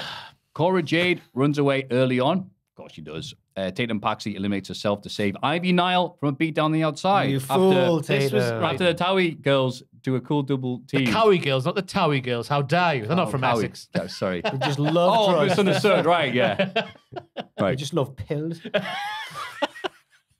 I thought, wait, that makes any sense. I'm Katana Chase. I must have referenced. Oh, right. Whistle posse. You're cool little Kieran Carter maneuver. on the mic, Willie Batai. 1, 2, Mixie Crew. Yeah, Katana, should have gone down the new monkey. I, Kieran, I'd bloody love to. She'll get off what lips. I. Bring your whistle. We need more of that. More of that from them too. Yeah, so the children of the night. Yeah, Really yeah, good yeah. double team, and they get immediately eliminated by someone. This And was the then, thing yeah, with Maffew, right? Because if this here's a statement, right? If this Statement. match here, with all the subplots that were in play, took place in AEW, there was pretentious bellends who pretend that AEW is some sort of like theatre. They would be Oh, wanking Shazam. themselves silly, right? Because the subplots at play here, Cora Yep. running No, away. there were 3 subplots.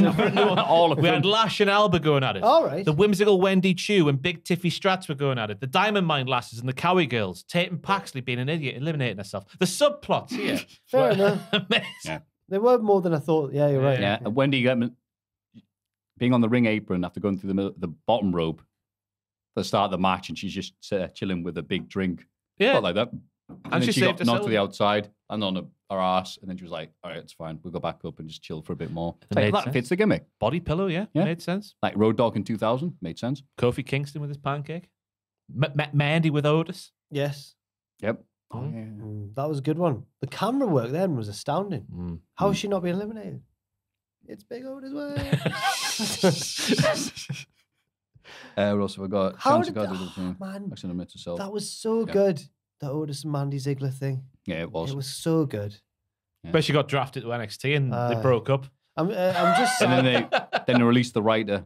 If only, during yes, the, if only they had a crowd for that. Because wasn't that the pandemic? I thought didn't it start off It was the with WrestleMania crowd. 36. And, oh yeah, the playoff round. Yeah. Start eliminates Tiffany Stratton in the final 2, only for Jade to run back in, attack her from behind. It doesn't work as Stark wins anyway to become number 1 contender. This is what I meant. What I said earlier, I was crying, then I was smiling. So I was like, the Telegraph, the winner here with Cora Jade. Out of sight, out of mind. Back she comes, she's won. But no, someone else wins. Wonderful storytelling. What a roller bump over coaster. the top was great. Yeah. She ran in, and then Zoe Stark just did a little like shoulder flick, and she just went flick, and she just went flick, and she pure flew to the outside. I think Zoe Stark's... That's what I'm doing. Another victory for the Towie girls. Pure flick, like. Zoe Stark's pop, though, is the most conclusive evidence yet that that crowd is full of plants. Really? Yeah, it was... I'd forgotten about her. So. Yeah, everyone did until you put your phone up to the QR code. What did you see? You saw a pair of kick pads walking along. So you knew straight away it was Zoe Stark. He didn't really. But her pop was deafening. But I guess it also means that Io Shirai is gonna. When Eli Drake's pop's definite, Yeah, hang on. that's real. Yeah, But when because he's Zoe's- charismatic and good. Maybe she is, we don't know. Yeah, well, that's the thing. She's been there for years and she's shown nothing. Nothing. She was former tag team. Did they ever win the titles? Yeah, Io didn't they? Shirai? It was like how she's like, will you be my friend, Io Shirai? No. And Io Shirai knows that she's bad. And she's like, no. But I will win the belt with you. Something like We'll that. go and eat sushi and you won't like it because you're I American. forgot about that. Oh, yeah. Was this Black Good and memories. Gold or end of... Might have been the mishmashy in between. Yeah. I don't know. Yeah. What an episode, eh? It was a good episode, I thought. Bookmarked by 2 good matches. Like, legitimately 2 good matches. Yeah, it was, yeah. Cameron and JD, and then the Battle Royal. It was good for NXT 2.0. Yeah. What a good God, brand. this holiday's changed you. You were a fan before you went away. Come back a cynical man. AEW Dynamite, Fighter Fest Week 2. What actually is Shark Week? What? Right. Do you actually know? Isn't it Discovery Channel? Makes a big Right. thing about like nothing but sharks. Yeah. Because I remember That being in looks America. Was I in America during that? Oh, I don't know why I was there. But yeah, they were like, all the adverts, that's right, nothing but shark programming and So shark it's stuff literally on just this one them- channel. It's literally just the Discovery Channel acknowledging that sharks are cool. And scary. Because I guess, Jaws and everything Is it else. Poopies? Poopies did the show with the shark and got attacked Poopies? off Jackass. Oh, right. Of course, that's what I think of when I hear that. It's the only Right. Poopies in the world. Yeah, but he got attacked by a shark, didn't he? As part of Shark Week. God. Was it last year or the year before? I Fair don't enough. I'm remember sure it was that. Poopies. Anyone know? So Shark Week is an annual week-long TV programming block at the Discovery Channel, which features shark-based programming. That's cool. Yeah, and it's just it worked. Hey, how about we do an entire week dedicated to sharks? The American public went, "Aye, sounds canny." Why don't we So- do more of that in the UK? What Shark Week? Just acknowledge that things can be mindless fun and just put them on telly. Good question. I don't know. Okay. I watched a BBC drama the other day. Were sharks involved? No. I don't want to hear about it. Brody King beats Darby Allin in a match where Darby Allin gets beat up. Oh, man. I could watch that big tattooed bastard throw around Hey. bodies all day. Right? All day and all night. Yeah. At one point, he literally just scooped him and hoid The him. belt. That was the best one for me. The way he picked up by the belt just went hooah in the bottom rope, and his head banged off the bottom rope. Possibly legitimately getting hurt. Fantastic. It wouldn't be a Darby Allin match if he wasn't doing that. So Sting tries to save Darby from a beatdown afterwards, but is misted by Malachi Black and choked out by King. I wish. But wait. Doesn't that spray mean Sting's going to be Dark infected? Sting. Sting's by that? never been a heel. has And he? then Miro comes End of out road. This is the thing, though. Aye, when Miro came out with the spectacles on. to disguise the fact that he had also been misted. Oh. So is Sting going to be infected and become Wolfpack Sting? Is Miro going to become... Maybe he starts liking God? I don't know. And we don't know. And they were both like just giving each other the stare. Like, are you going to... Miro looked class, though. Yes, he did. I wish that Sting hadn't been doing that when he got misted. I wish his arms were out here. Because then, more mist in the face, better visual. I Yeah. think he caught some of the mist on his hands. Sting would have preferred it if he'd been misted and so he could turn around and jump off a balcony through 3 tables.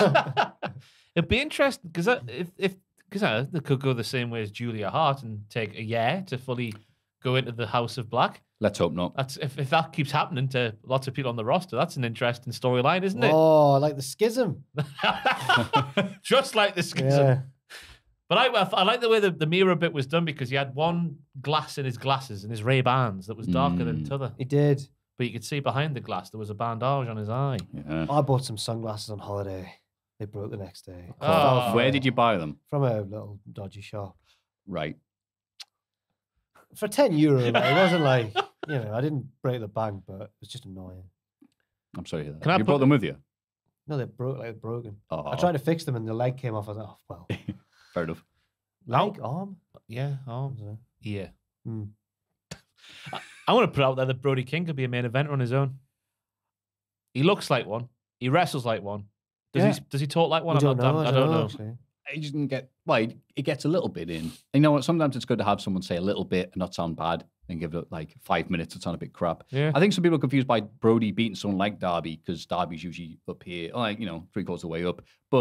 And Brody's, the henchman, Aleister Black. But I like it the other way around and go, nah, he's really get big. He's very good. Yeah, he's someone who can be beaten up. If there was like a Groundhog Day situation where Brody and Darby had a real fight, infinite amount of times, but at the start of each new fight, they're fully healed again. Yeah. How many times before Darby just got lucky and actually won the real fight? It would never happen. Yeah, as would we say, happen once, yeah. one time. If you put 1,000 monkeys in a room or whatever, one of them will eventually type Oh, we're Hamlet. back to that, are we? So Brody wins lol. That's what they type. And of all the people to show up Oh my God. on AEW, Stone me down. I already knew he was on the show, but it already appeared beforehand. I didn't realize he was going to appear on Dynamite, Yeah. though, the premiere show of AEW.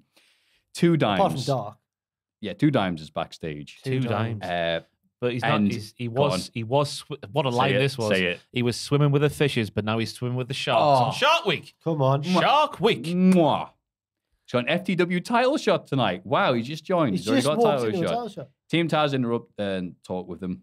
And then we'll get to that later on. John Moxley and Wheeler Yuta beat the best friends, which is obviously Trent and Chuck, with not just Wee William Regal scratching his legs and get all excited being next to Excalibur, but also Man Mr. with the Orange mask. Cassidy. You're Yeah. looking munchy today. Would you like to hold hands, young boy? I don't know what to do here. He's thrown me off. But that's what he does so well. That's Regal. Yeah. Taking the piss out of Cassidy, but then saying that's what he does so well. Yeah. Always putting things over. Yeah, Regal. I would want Regal commentating on me, or just me doing anything, because bloody hell, it can make anything sound good. I know. Him saying, "Well, Willie is getting beat up right now, but that's a good thing. So it's good to see how we react when we're at a disadvantage or on the defensive. Now we can see how he reacts and what he's learned from us." I'm Was like, it Regal? bloody hell, mate. Was it Regal who did commentary on the Cruiserweight Classic, and everyone was like, "He's making everything make sense." Oh no, it was Brian. It was Brian Danielson. Danielson, It was yeah. Danielson. Cool. A student of William Regal, I guess. Yeah, But speaking absolutely. of things making sense through Regal's mouth, when Yuta's kicking out at two pile drivers back to back, just two backs, he's saying he tilted his neck slightly, and that's how he was able to survive. Yeah. Like, Protecting the pile driver. You would never think about that, would you? But the fact that No, he says it, thank Just you, that William. Tiny little thing just makes it so good. And then, obviously, Orange Cassidy said, 3 words, not the entire thing. That's that's what's going to be. And one of them was like Excalibur grilling him. So, what do you think about the chance of them winning tonight in this tag match? Okay. And then at the end, Wheeler Yuta wins with a lovely. What was it? They called it something, but I should have written it down. But he rolled him up, then got him down. With a little trappy. Yeah, but they had a proper name for it, but it's gone now. And roll up Chuck. 1, 2, 3. Orange Cassidy said, Chuck taught him that. And got up. And it was both funny and dramatic at the same time. And also, then wasting any time pointing out, just with the in-ring action and the commentary and how he was acting, Trent putting a stomp into Wheeler Yuta, going, well, he never liked him. I never liked you. Never liked you. I feel like the best friends have got a. Sometimes, and I forget this, but when they get a big featured tag match, I'm like, they've got a touch of the Young Bucks about them, the best friends, where Ooh. they've got a million big finishes that are like, drop me on your heat, bam, bam, bam. But they kick out, everyone kicks out of everything. And I feel like that is often a theme of best friends matches. Don't know why. Yeah, because Chuck Taylor's singles finisher is Awful the waffle. Awful waffle. Awful And then there's a waffle. strong zero. He did an awful waffle in this match. Yeah. Because I wrote down, I love me an awful waffle. Yep. Yep. Good. And that didn't end it, which is like, Yeah. okay. It's like, you never then see that in the indies. I think when Trent has an occasional singles match, there's often a lot of kickouts as well. Yeah.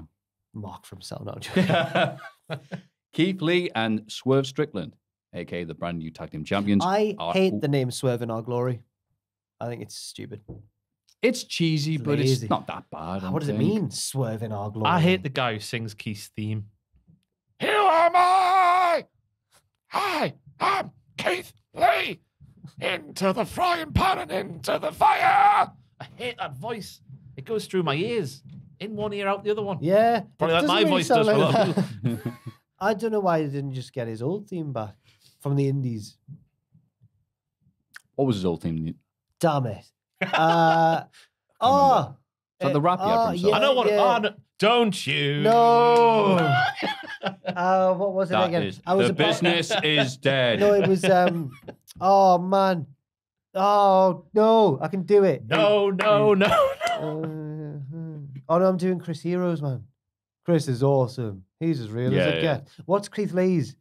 I literally can't remember. No, take you down to ground zero, Keith Lee.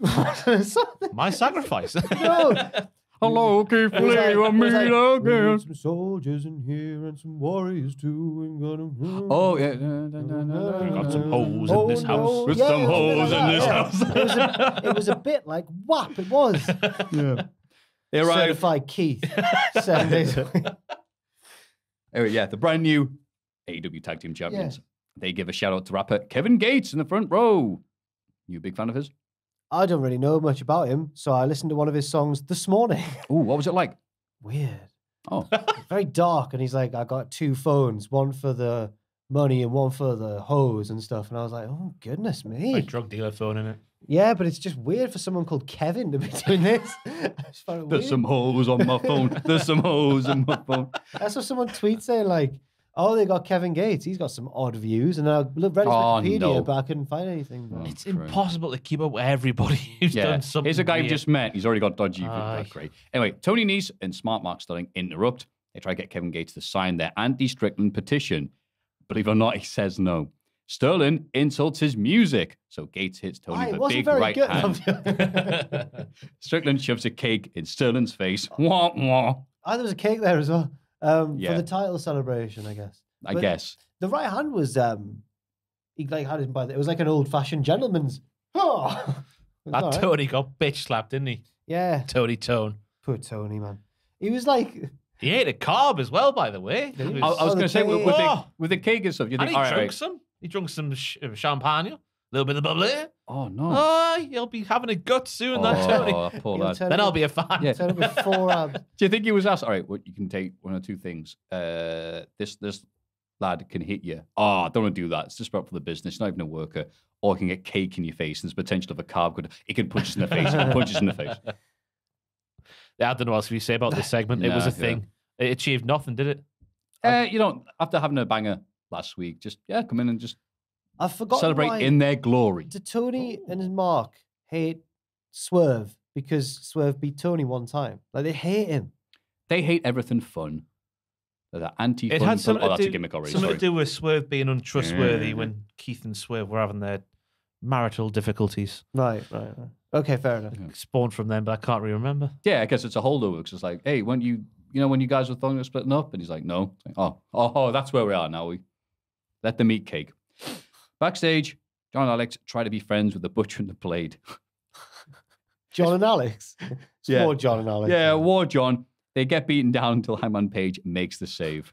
It's heartbreaking because obviously the Meat Man said the Butcher was his favorite wrestler, but that didn't matter. Just beat him down anyway. Yeah. They were Give him a not shirt wanting that to be said friends. Butch. Was that his name for Adam Cole? Budge. Budge. Oh, I thought that was the reference. Oh, No. it sounds a bit like it. Just similar, yeah. Can we give John Silver a push or a title win? There's enough titles. Give him one of them.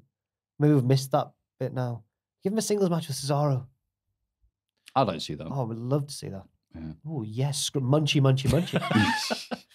Christian Cage and Luchasaurus easily beat the Varsity Blondes, but Jungle Boy is back. Luchasaurus appears to take Jungle Boy's side and allows Jungle Boy to go after Christian, so Christian runs up the stairs. Oh, I thought you went through the crowd. Through the crowd up the stairs, Yeah. In the He dark, tramples over some kids on the way out. I thought this was good because for weeks we've been waiting for the explanation as to why Luchasaurus is now an idiot. But he's not an idiot because it's all been a ruse. They could have. Bobby Roode. Maybe. I thought I read it more as he's conflicted. He doesn't know which way to go. I thought it was pretty conclusive how he sided with Jungle Boy. Well, then they could have trapped Christian more than Yeah. the Luchasaurus could have held him back, or You know what? This has made me want to watch next week's episode to Okay. see what's going on. Yeah. But I thought it was okay for them not to give it because Christian got cut off a couple of times, didn't he? Before he's going to give his reason as to why Luchasaurus was an idiot. But now he's just, I guess that's a plot hole filled, kind of, maybe. maybe. I don't know. Yeah. Ricky Starks beats Two Dimes, a.k.a. Cole Carter, retain the FTW Championship.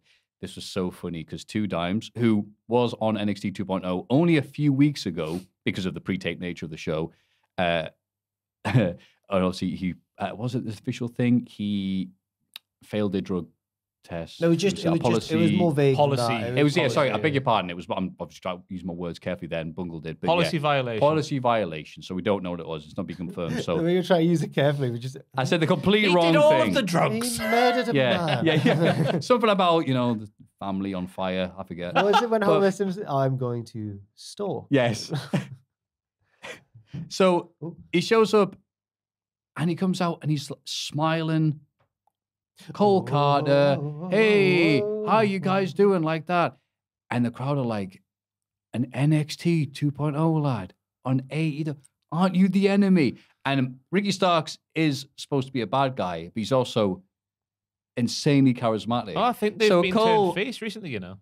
Well, as we'll say, we'll get to this match. So Cole Carter's trying his best, like, hey, come on, guys. Crowd like, no. Not even one dime, pal. Is Ricky Starks insanely charismatic? Yes. Yeah. And good I'm looking. missing something. I think he is charismatic, but I feel like everyone's like, he's the most charismatic. He's like The Rock, and I haven't. He's all right. He's good. He is not. He's better than all right. But I need to see. Maybe it's just because he's not been given a feature thing to do. I'm missing something. I think. You didn't look at this man in this match and go, He does this. Phew. Yeah. Ooh. What There's more do you lots want? of stuff in between his moves as well. The little things. Yeah, the I need to watch more of the little Yes. things. Oh, Fair Ooh, enough. all that footwork. And then his promo at the end, his little Danhausen impersonation. I was going to say, I yeah, do so like- anyway, he beats this guy, and this I like guy's like, his yeah, accent. come on, guys. And the crowd like, no, boo. I He like made his his- comeback. The crowd booed him. It was just not working. I thought, that's an interesting choice. They know that AEW, obviously, there's quite a lot of tribalism and stuff like an NXT guy on here to be, hey, come on. You think it would be like, hey, how you doing? No. Or anything like that. Nothing. So, I like very his interesting accent, choice. By the way. Hmm? I like his accent. He sounds like Gambit from the X-Men. Who's this? Ricky What? Stark. Oh, Ricky Starks. Is he not Cajun From Louisiana? Louisiana, boy? yeah. yeah. Is Ricky Cajun? Yeah. Oh, so. okay. That Maybe he needs an army gimmick. they had Maybe that match in Corporal. his hometown. I forget who it was. Right. Oh, fair enough then. It was this year, I think. So that happens, and then Stark says, hey, you know what? That was easy. I'm still fresh. I'm still open for an open challenge. Danhausen Oh, comes this out. is why I didn't like him. Yeah. This is why I've been criticizing And him, 'cause I didn't accepts- like this. And then Stark says, whoa. That's an open challenge right now for a match today. I didn't mean like right now. I'm going to refresh myself, get ready. It'll be Ricky Starks versus Danhausen next week.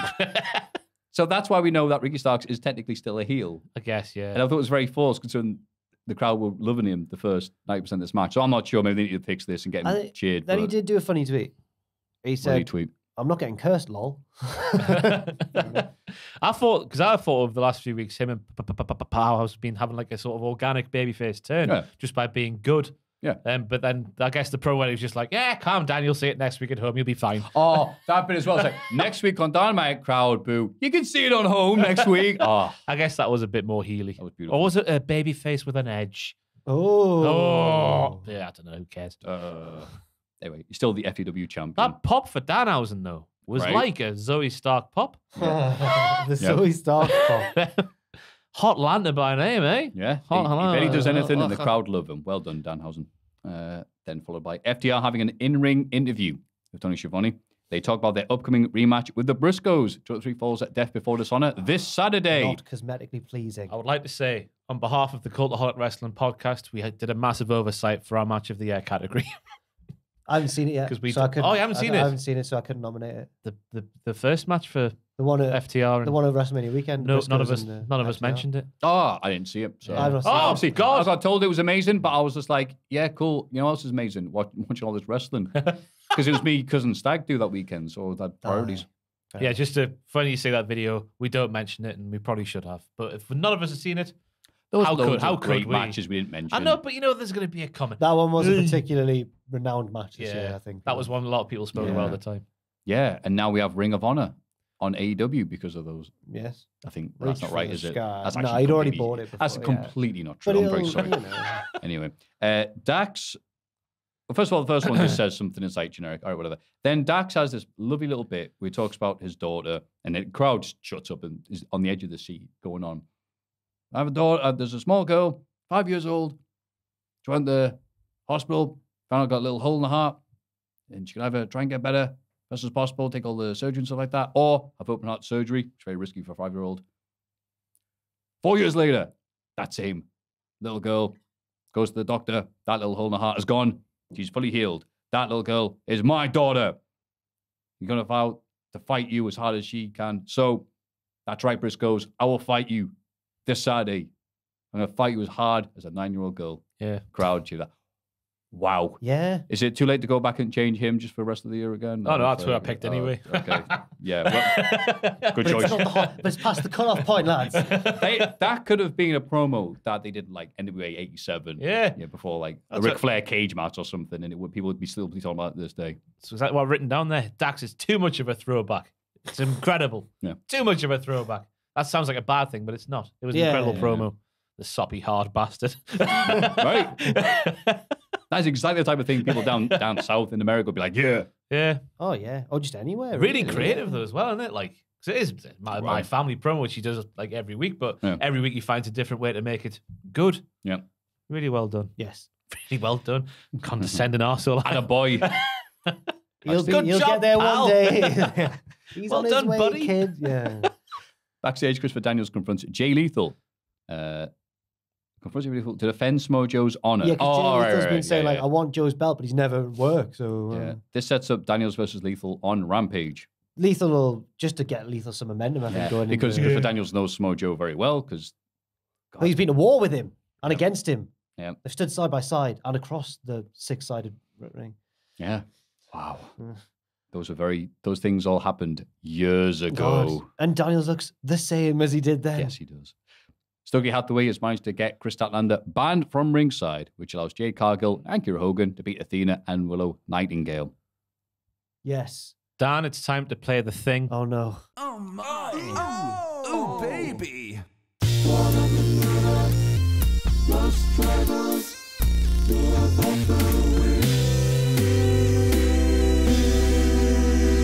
But the move of the week this week is a call on commentary from a certain good old Jim Ross. Do you have what the bit was? Do you know what Please it was? Do you know go. what it I was? don't know. I Yeah. can't think. He's- Oh, I he's know it, I know speaking- it. It's not him tweeting about Natalya, is it? No. He's speaking about Jade Cargill, and she was stood there sort of rolling her eyes on the apron at the time. He's like, "That's a championship attitude, Taz." Rolling her eyes. I'm a bitch. Yeah, I'm the bitch. I'm a bitch. And then Excalibur made it even better because he was just like, "Well, coming up this weekend, you can see." So now there's a I'm cool. soundbite. I'm a bitch. Yeah, I'm the bitch. I'm a bitch. There's a soundbite of just going around of just Jim Ross going, I'm a bitch. I'm a bitch. I'm the bitch. I'm a bitch. I'm cool. I'm a bitch. You should play it over his entrance music. That's your I'm move a of the week. bitch. I'm a bitch. I'm a bitch. He knew what he was doing, and he did it well. Bitch, I'm a bitch.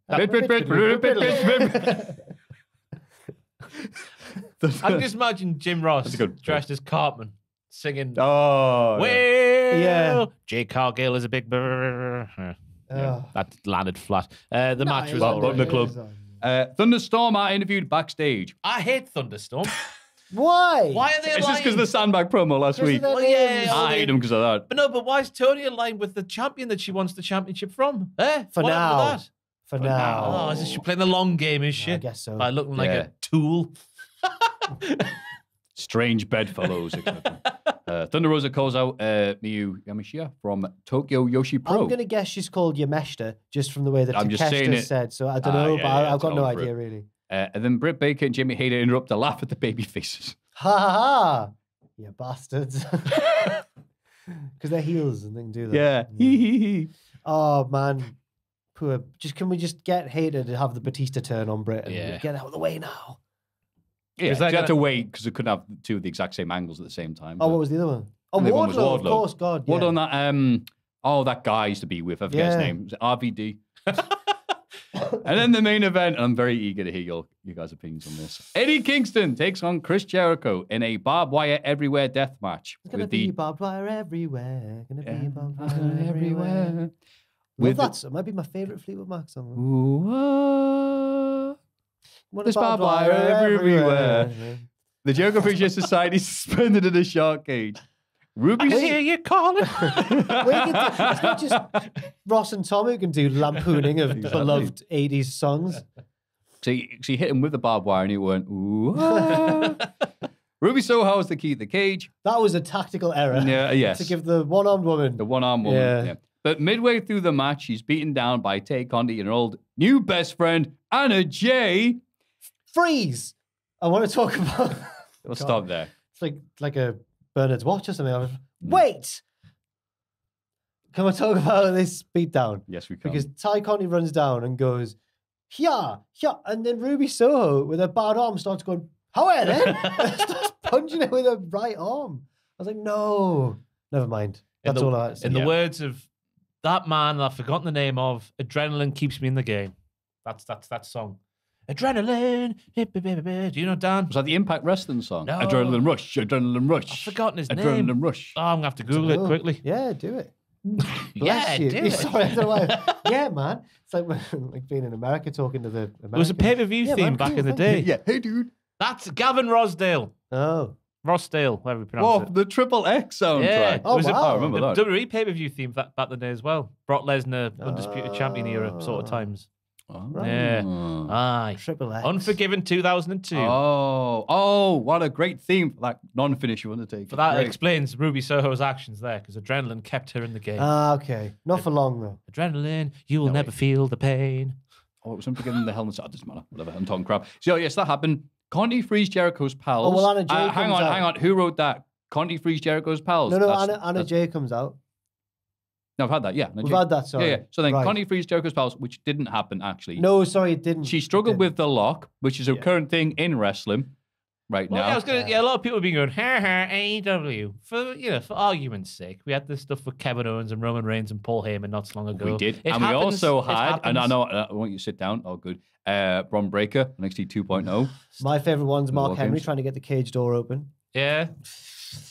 He's the strongest man in the world. You can tell because he broke the entire bloody Yeah. thing.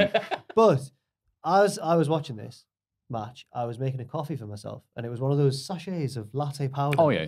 And it got a bit jammed, and in the end, I couldn't do it without the powder would have gone everywhere. So I just had to pathetically squeeze it until it all trickled out into the mug. And I thought, this is very similar. I can't imagine how much harder this would be if there was 10,000 people watching me do this live. So I sympathised with Ty Conti. Yeah. And then 2.0 pathetically squeezed through the cage. The skinnier lads did. Yeah. And then Jake Hager went. Jake nah. Hager arrived on the scene later on. Yeah. But, I mean, what's he called? Matt Menard? Mm. No. Which one? Yes. You got Angelo and Matt. Matt is the cocaine one. Which one's Daddy Magic? Allegedly. That's Matt Allegedly. Menard, isn't it? Daddy Yeah. Magic. Summertime, Matt Menard.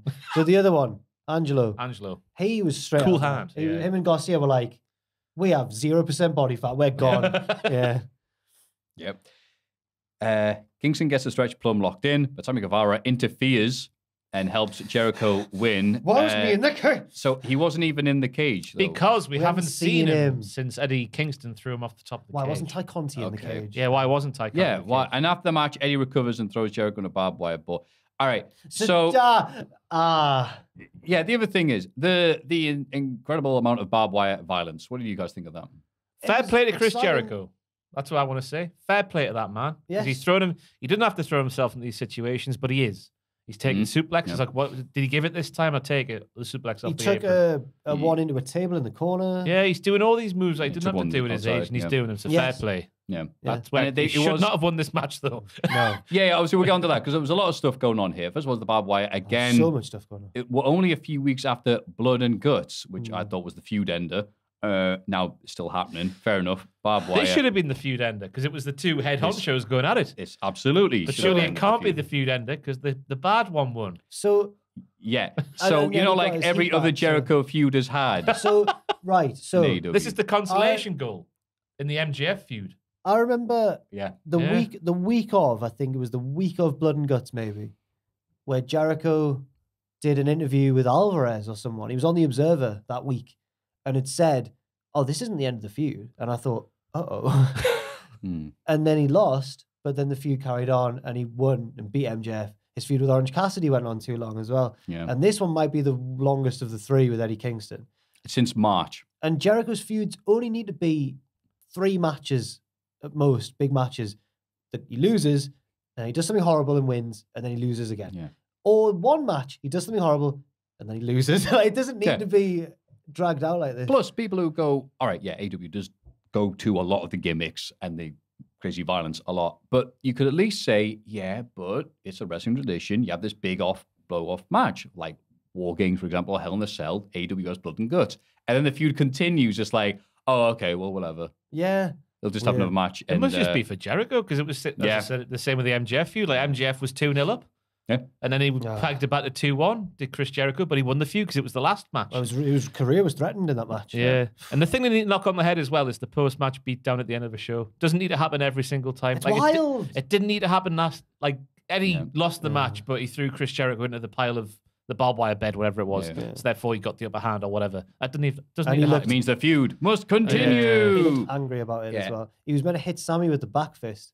Jericho was in the way, and he was meant to go for the back fist, and Jericho, I think, was meant to move, and then he'd clock Sammy. But neither Jericho nor Sammy got in position, or he threw too soon. I don't know whose fault it was, but his hand sort of just clonked off Jericho's back, and then you just heard him go, "Damn it!" He's so angry.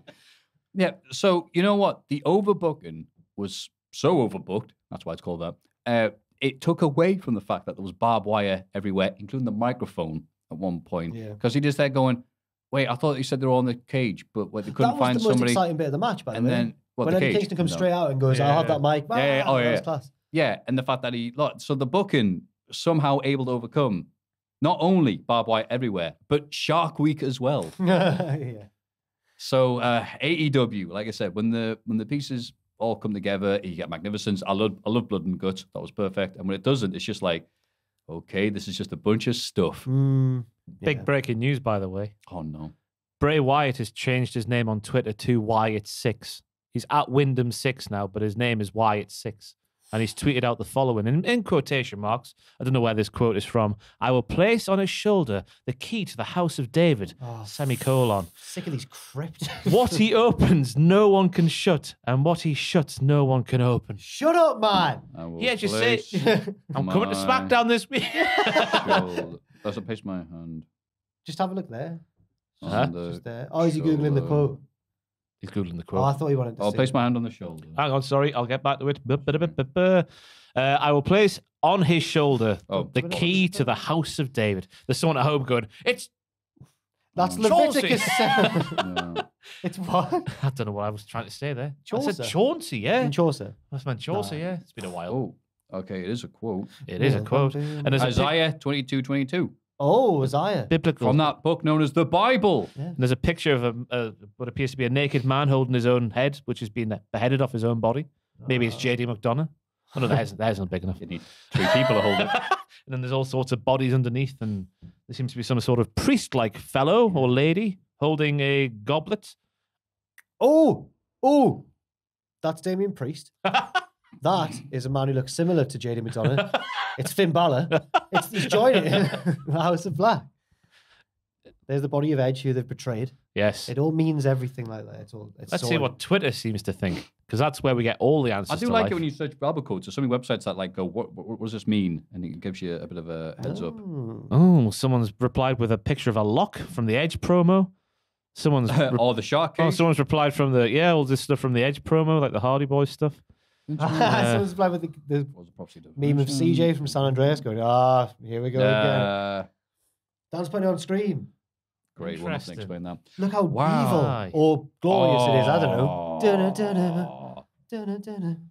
Evil stuff. Wow. Tom DeLonge going, what the? In the first dates video. First date. Where's the first comment? Oh, heck. That was the week of wrestling. Hang on. I need to go to the toilet. All right. Just before we end the segment, Matthew can go to the toilet. It's fine. His bio reads, this is Twitter, begin again, kid. It's what you do, quotation. Then the quote is by VKM, which stands for, Jack? Voodoo Kin Mafia. Yeah, Vincent Kennedy McMahon. So maybe this is like they've had a meeting with Vince McMahon. He's coming back to WWE with a new gimmick. Begin again, kid. It's what you do. I need Vincent a wee as Kennedy well. McMahon. We'll end the segment now. Okay. Let's have a rummage in our mail bags. Time to have a little look in the mailbag. Let's rummage around. Ooh.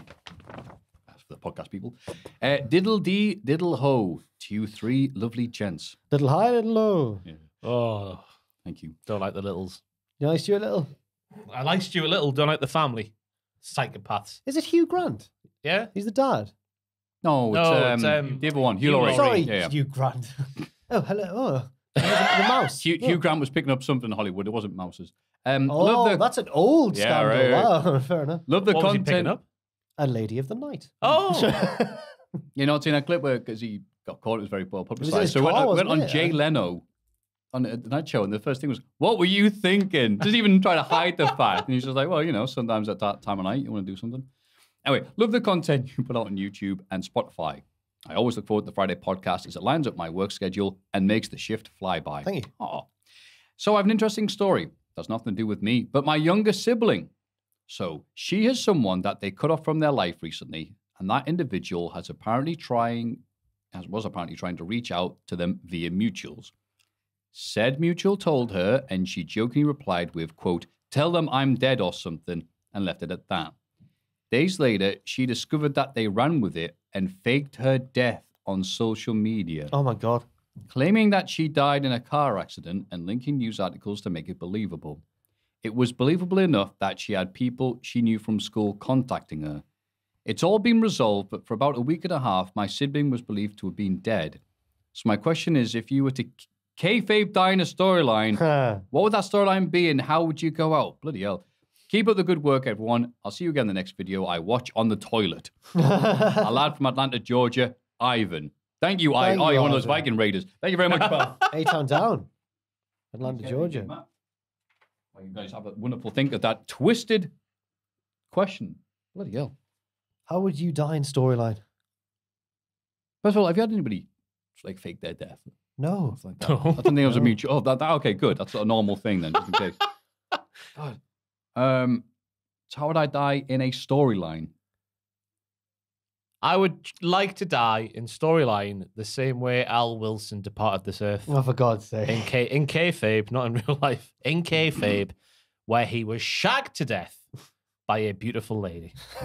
Okay, fair enough. Cheers, everyone. There's a Futurama episode based around that.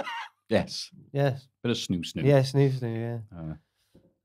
I'd probably... Oh, it would have to be taking a big move, wouldn't it, I suppose, from any wrestler. No, mine would be taking like an Irish whip or a snapmare. Right. Because if you die taking the top rope effinator or whatever through 3 tables, it's like, yeah, that probably killed him. If you take an Irish whip, Wait there. You could be shagged to death. yeah. Or you could have like a night... It's the night of your, kayfabe, it's a storyline. the night of your life with any insert name wrestler here who did drugs.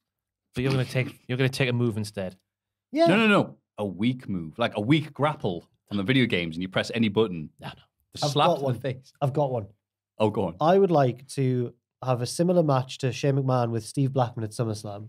We climb the scaffold and that, but I go behind a little bit of curtain or whatever, and he hits the kendo stick, and instead of me, this lad just comes flying down, just like that, through onto a table, and just lands on a table. And then they're like, but comedy have to really seriously play. Oh my God. And I'm never seen again. That's how. I finally used Puppet Jack in a podcast. Wow. Well done. Mm. Oh, Emotional, aren't it? yeah. It's like Miss Elizabeth and Macho Man get together at WrestleMania. There'd be slow motion replays of the puppet falling Yeah. and my sacrifice in black and white. Hello, the my slow friend. thud as it hits the table. And it would be in Botchamania, I am the table and all that. Yeah. Because it wouldn't break. I'm like, wow, how did Jack not break that? He's such a big lad. Yeah. I mean, I'm not a very average lad. I don't know if I would break a table, actually. If I landed on it. Depends if they're gimmicked or not. Yes, brother. Yeah. Mm. Because let me tell you, it takes a lot to slam just a normal sized fella through one. I've got experience. Well, to be fair, Phil's a very skinny man. He is a very skinny man. Adam G got put through a table that hadn't been gimmicked. Yeah. But it was Bubba Ray Dudley doing it. So if anyone's going to be able to break an actual table, then it's him. Yeah. Mm. Anyway, Yeah. I've never been through a table. Have you, lads? No. No, You? I was booked for the WrestleMania that was killed off by Sorry? COVID. The WrestleMania weekend that was killed off by COVID. I may You have were left booked- out an important word there. Were you Leave in it like like that. the GCW Rumble or something? Not the GCW Rumble. Danhausen was doing an event called You were going to be in something. WrestleVania, I think it was. No. Yeah, with And, yeah. no, Warhols. Yeah, thing is, I literally can't remember the rest of the card. It was part of what is now known as the Collective, I think. Yeah. Okay. Yeah, maybe the first one. Yeah, doing it. I'm not sure. It was that, and he messaged me on Twitter and went, do we be part? Sorry, it is fun to do. Do we be part of this like I am the table style match or something. And you just show up and go, hey, I'm the table. And I said, yeah, sure. And he's very quiet about it. I think I said to him, like, yeah, you know what? Yeah, do whatever you like. If I say I'm the table after the match, the guy just goes, all right, I've had enough of you, and puts me through a table, and maybe it goes or not. I was prepared to do it. Fair enough. And then I was never got back to me because obviously I had 110,000 things to be dealing with. And then the weekend got cancelled. And then WrestleMania didn't happen.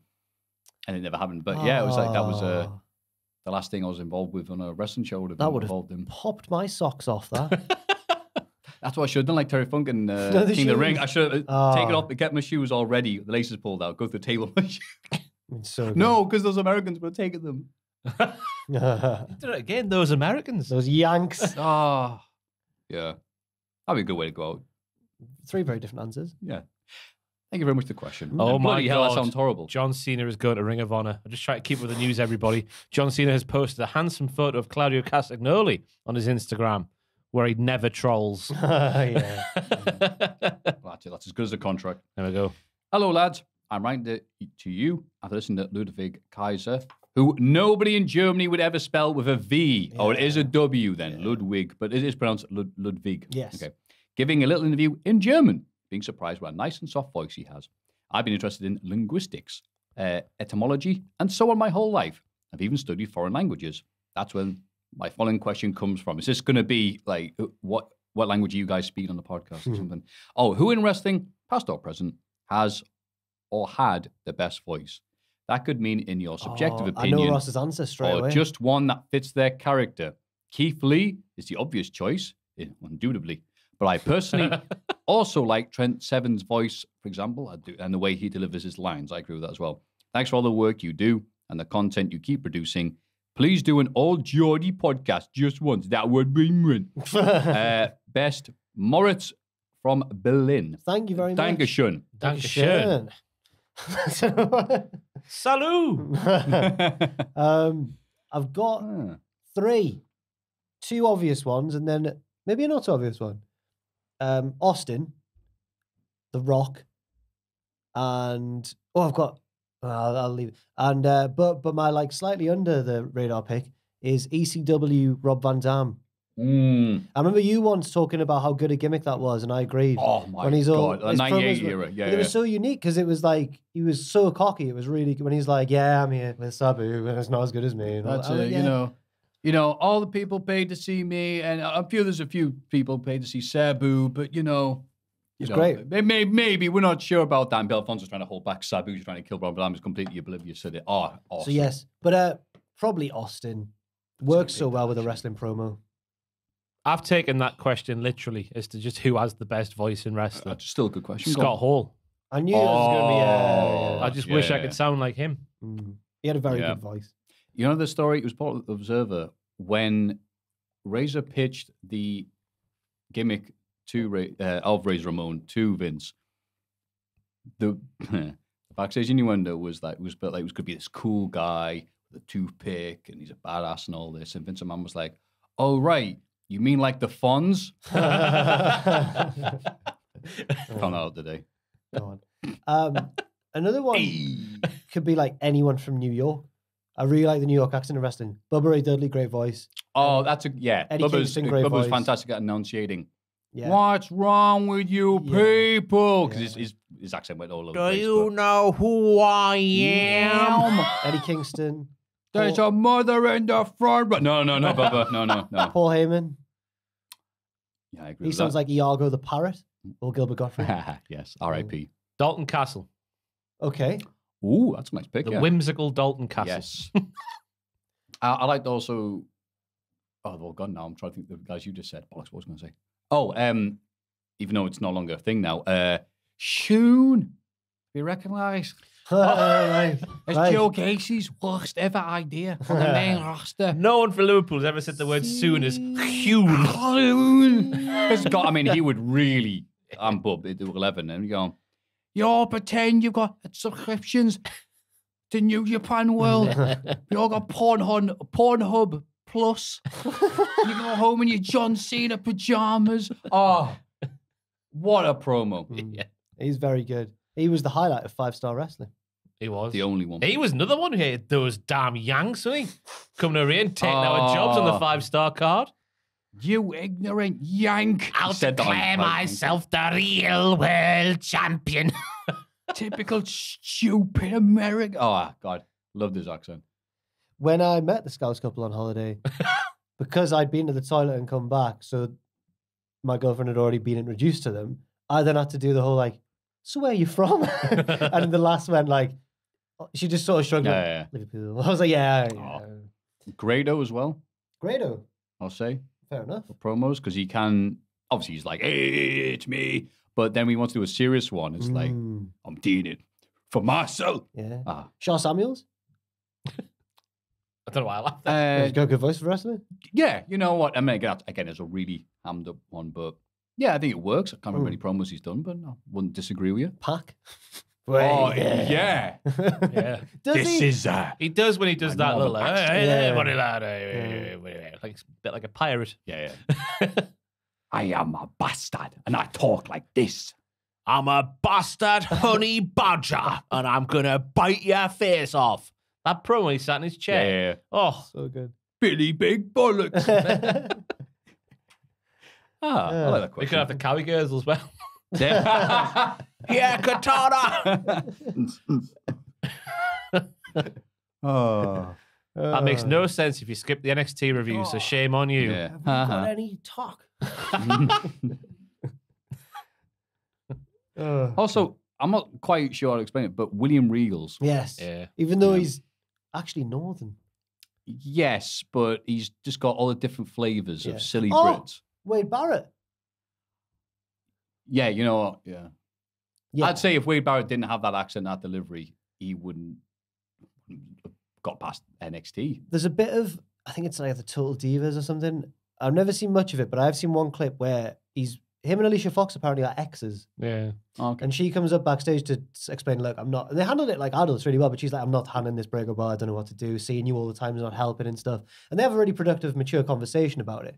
But it's for the camera. And also, when she comes over to him, she's like, can I have a word? And he goes, what seems to be the problem? It's so good. He's from the north as well. Another quick one, put a line underneath this one. Samoa Joe.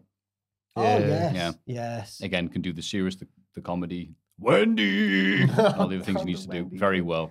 Again, taking it literally, just as who has the best voice. 2000 era Vampiro. Just when he was talking, another voice I wish I had instead of my own. Vampiro. Especially his feud with Billy Kidman around the turn of the year. Yeah. Wow. Really good. Anthony Bowens. When he shouts, I find it very good. Okay, yeah. He's got a good shout.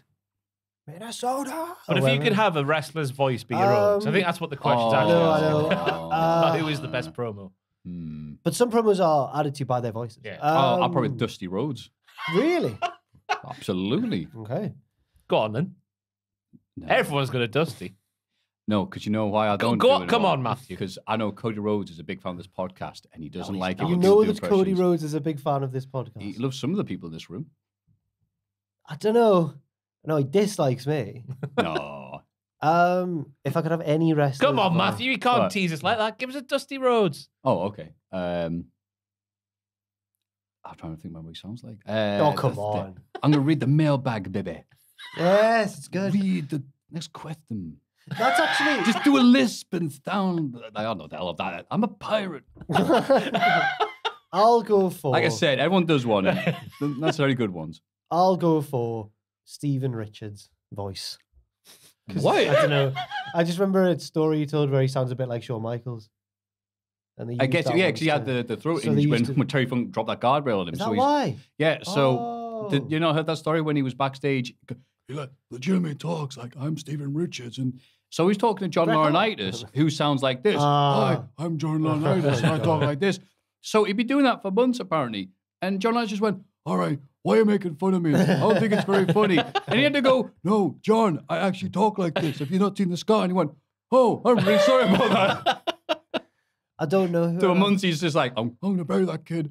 And it turns out, just do a... I know it. If it's not a wrestler, I'd have Ben Potter's voice from Triple Jump. Oh, He's he has got a magnificent lovely Well, he voice. does voiceover work. Yeah. Yeah, he did And one for me. It was fantastic. He's really good at it. 10 out of 10. Would use I again. would have his voice. I feel like contrary to my job, I don't have a good voice to listen to. I think it's thin and reedy and escapes into Do you the not like breeze. your voice? Nah. I think your voice is lovely. Thank you, Maffew. That's a lovely thing to say. Your voice is best used when you're using your absolute passion for something. Okay. Excitement and raw energy you bring to the table. Well, thank you. I'd have Ben's. I'd trade it for Ben's. Sodgers. And Ross, Scott Hall. you'd Easy have that voice. Go Oh, on. bloody love that voice. Go on. Go on, Greg's and orders a pasty. Hey, yo.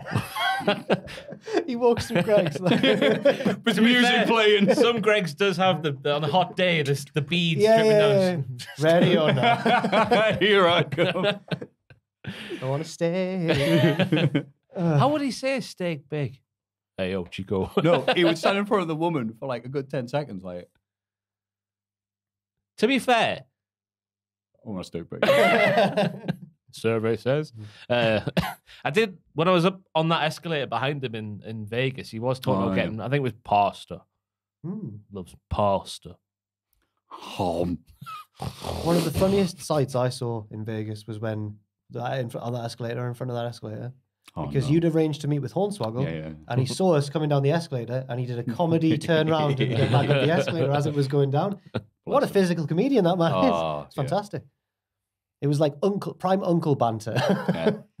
Yeah, it was lovely. Yeah, lovely. He's a lovely man. Lovely jubbly. He thought I interviewed him that weekend, and he thought I was mocking him because. Oh, you talk like him. No, I saw him on a fruit machine in a casino the night before, and I went, "How did you do on the fruit machine?" And he was like, "Are you mocking me?" I went, "Why?" He went, "Because it was like a Wizard of Oz fruit machine." Or like a Charlie and the Chocolate Factory one or something. He was like, "Oh no!" He said, "My own people took my money from me." And I was like, "I don't know whether I can laugh along. I don't know what to do." Yeah.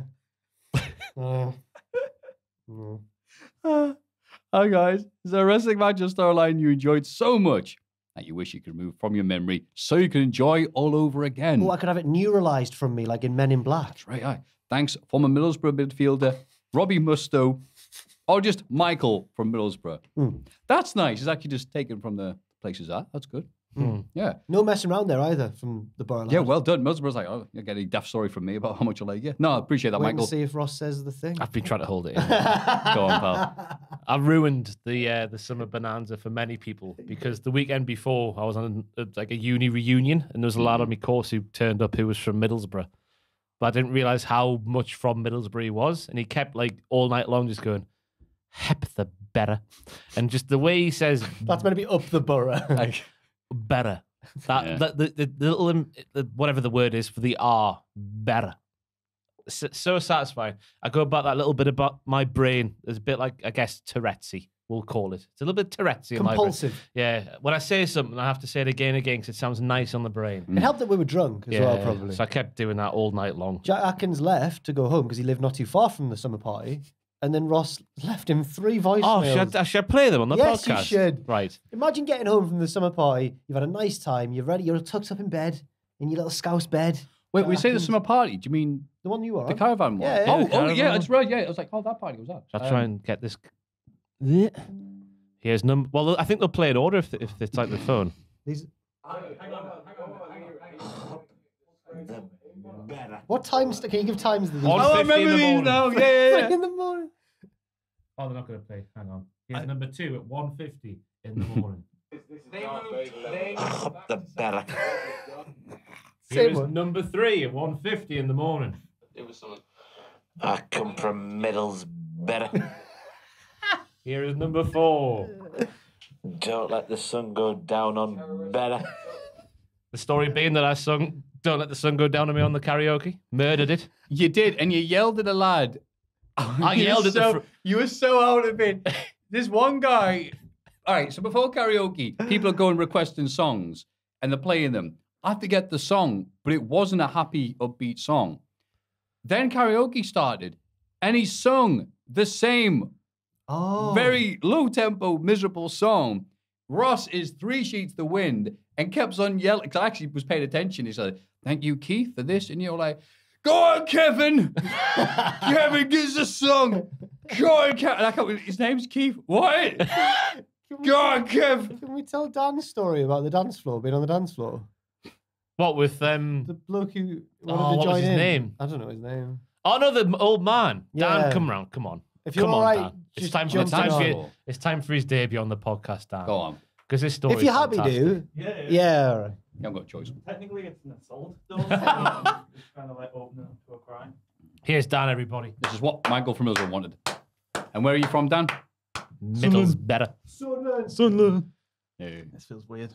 All right. You're looking good. Boyhood Oh, dream. thanks. Is it recording all right, I know John? it's come through. Yeah. Ah, good job. Multi-tracks. Multi-track on, Yeah. yeah. Oh, good lad. Champion. Right. So what happened at the summer party with you and an old man? Right. Well, it was Queen, wasn't it? I'm pretty sure they were doing the Queen medley at this point. Oh, yeah, right. And we were all up dancing, having the time of our lives at Whitley Bay Caravan Park, where Yeah. dreams come true. Oh, It's they're not so their good. official slogan, but could be. Yeah, may as well be. And then, so we're all about a few pints down, having a dance. And then in the front row, I see this man and his wife, and he looks so happy. Like this old guy, but his wife's not as into it, but he's just looking at the lads. He's looking at the lads, and I can tell probably his memories of the 70s flashing through his eyes when him and his mates used to go to Whitley Bay Caravan Park and dance the Queen. And I went, you know what? I'm going to bring him up with us. You know what I mean? One last dance. Quite literally. Ric Flair's last dance. Yeah, the last dance. So I lock eyes with him. I think I know what he wants to do. He thinks I know what I want to do, if that makes any sense. I reach out, and he thinks I'm just coming for a handshake. Oh. But I thought he's giving me his hand so I can pull him up. So I just yank his arm. And just joy turns to straight pain. I panic, don't know what to do. I just go sorry and then just make my way out. And once the embarrassment calms down, I go back to be like, oh yeah, wasn't that fun? It just wasn't there anymore. So he's Hospital. either his hospital, arm's been ripped off its socket. yeah. So Was that the same guy that you were trying to get people to sing along? They go on! No, I kept turning around because there was this table of, they were filming me by the end of it, but I kept turning around to the front table of, it was a whole family, like, wasn't it? I can't really remember. I thought it was just two old people. It was a whole, there was 5 or 6 of them, okay. like a family. And I kept turning around, come on, join in, everybody. What are you doing? Get up, everybody, on your feet. Yeah. They were doing nothing. They were giving me nothing. I was watching them, they kept going, no. Every time you asked them. Spoil sports. There we go. There's the story of Dan Yeah, assaulting an what old have you man. Hope he's still alive today. yeah, I hope you're all right, fella. That was done! Cheers, Dan. Wow, what a debut. Not since Kane in 97 have we had something like that. What was the question from the banner again? What was the wrestling? Oh, yes. Like the storyline they enjoyed so much, you could remove from your head, like Men in Black, and enjoy it all over again. Mine would be probably just in recent memory, the 2 out of 3 falls FTR, not FTR, Revival and DIY match. Because just of all the twists and turns in that match and the changes of direction, I've watched it again since. I've probably seen it 3 times, I'd say. But the first time I enjoyed it the most because it was just grah. Yes. Mine would be Kane's debut. Because I came into okay. wrestling after that happened. So I've learned all about it retrospectively, but that debut. And one of my earliest memories of wrestling was the Kane segment where he's setting folk on fire. Yeah. And producing lightning from his hands and whatnot. So to live along week by week with, it was like 6 months, wasn't it? Between Heyman, Bearer going, Kane is coming. I think it was, To the actual debut happening. So to live through that one again would be nice. Which Bret Hart match have you gone for? Very good. I'd say the 2000 WF that I started watching then, because of just how good that product was. And But even me, actually, I've been weird there because me and Tom do have that been revisiting, obviously not with the memory plant or anything like that. Just enjoying watching how good that product But was. which match, though? You've got to pick a match. Oh, it's a match or storyline. Just a Oh, match. God. Oh, is it all storyline? Yeah. Oh, sorry. Oh, Good podcasting this. I'm putting, stop it. Yeah, Mick Foley's last run. I guess it wasn't the last run, but Fair you enough. know, 99, That's a good 2000. Yeah. The street fight. Yeah, street fight. Fantastic. The Hell in a Cell. I'm certainly in no position to be wrestling you, Triple H, but I know a replacement. Oh. Da-da. Yes. That's right, dude love. Anyway, thank you very much for the question. Michael, Mortis, and Ivan. Thank you, everybody. For your fantastic questions and your patience. If you have any thoughts, queries, or, I don't know, a bit bored at work, please send them to mailbag@cultaholic.com.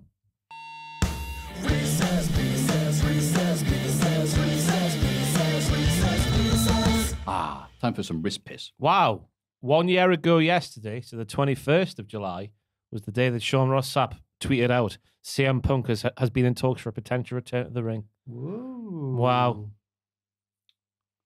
Monumental day. The day he broke the news. A year ago yesterday. Nuts.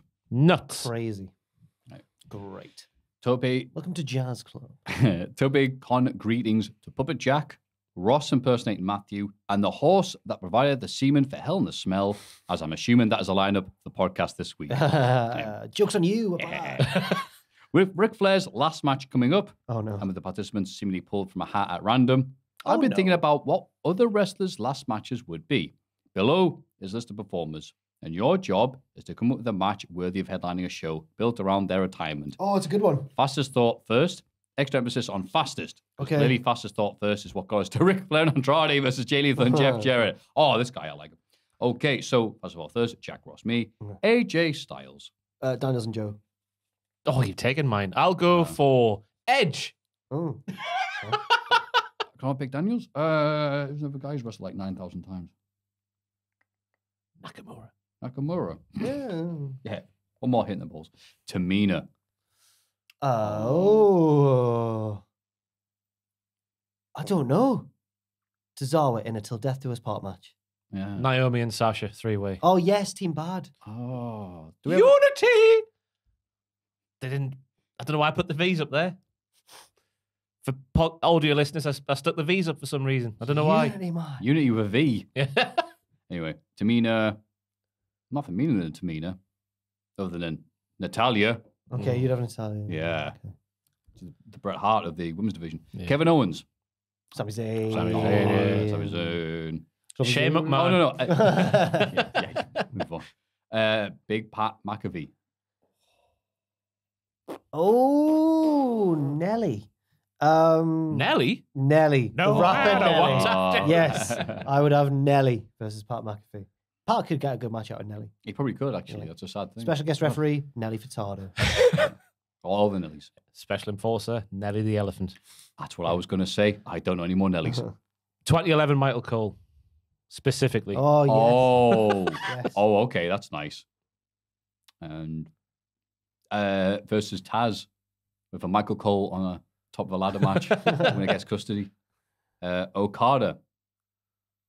Kenny Omega or Tanahashi. I can't decide between the two. I don't know what to do. Switchblade Jay White. Oh.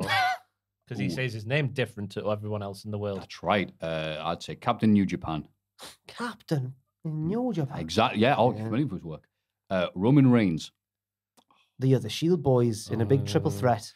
Brock Lesnar. No. Oh. Yes. Boo. Run it round once more. Or if it's like the end of Roman's career and he's passing the torch to Solo Sikoa, I guess. Yes. I agree with that. Or if he's not around, Nakamura, that one match we never got. Danhausen. Matthew Gregg, his best friend. Thank you. Hook. Aye. Kill him. Yeah. I'm sorry, I love you. Tony Nese. The Young Bucks. I mean, each other in a singles match. The Hardy Boys. Oh, no. It's been done. Oh, yeah, who could they take on? Oh, but who would win in a singles match? Nick. Matt. No idea these. Who would win a singles match? Cast and vote. Did he say Matt? Well, I just prefer Matt. Nick. Okay. What? You picking the draw? No, I'm picking Nick. The better Good one. lad. The better one. The more charismatic one. Oh. Charismatic Enigma.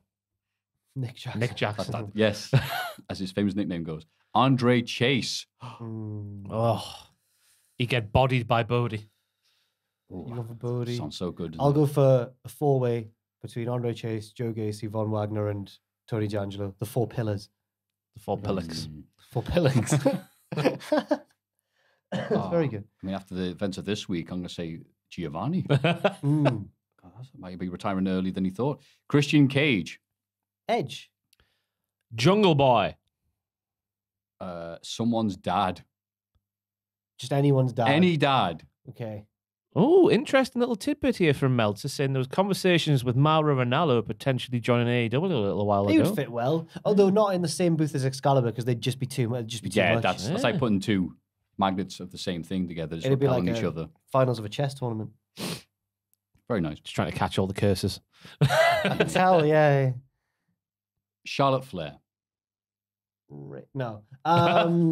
Yeah, I'd watch that. The other horsewomen, I guess, in a 4-way. Andrade El though. Mm. Oh, all If not the 4 lasses, yeah. right. Asuka, and then with Charlotte losing to make up for the fact that she should never have beaten her. Yeah, she shouldn't have. And then finally, the best to last, come Tuesday. Did you actually put that? Yep. Us three That's in a gauntlet match. fair. It goes me, because I feel like I'm the most reluctant to slag off the big man. Then you, and finally Ross at the end. Yes. Yeah. With Richard doing a run-in as well. Richard loves Come Tuesday. Mm. Do you like Come Tuesday, Dan? Yeah, maybe I'm coming. No. That's a spirit. Just in case you didn't hear that, he said, yep, anything with come in the title. That's my kind of editor. I'll go for that Oliver Cromwell Oh, yes. to take him down finally. Because she does have control over him, to be fair. Yeah. We saw in the brawl with Solo last week, all she did was put a hand on the tit. His tit. And he stopped fighting. Stops him down by going on her own. Just there we go. That's the signal. Go on then, Maffew, who's fighting Come Joe Tuesday? Gacy. Oh, Okay. Just to have the best match in the history of NXT 2.0. The podcast gets me to and from work every Friday and Saturday, so thank you for all the great content. Where, especially you especially you, Puppet Jack. Here's to your continued success. Nadine from New York, and you're my favorite person in the world, Nadine. It says in brackets after New York, I'm walking here. Oh, that's Fantastic. awesome. Thank you very much. Thank you, Nadine from New York. I'll write that down. If you have any Reese's Pieces of your own, or even a wrist piss, you can send them to mailbag@cultaholic.com. Just make sure you put it in the header. up the batter. It's Cultaholics.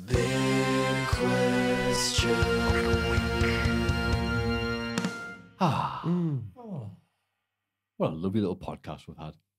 And it's time for just a little bit more before we go on to the big question. So I'd say a big shout out to our producers, Reno2200.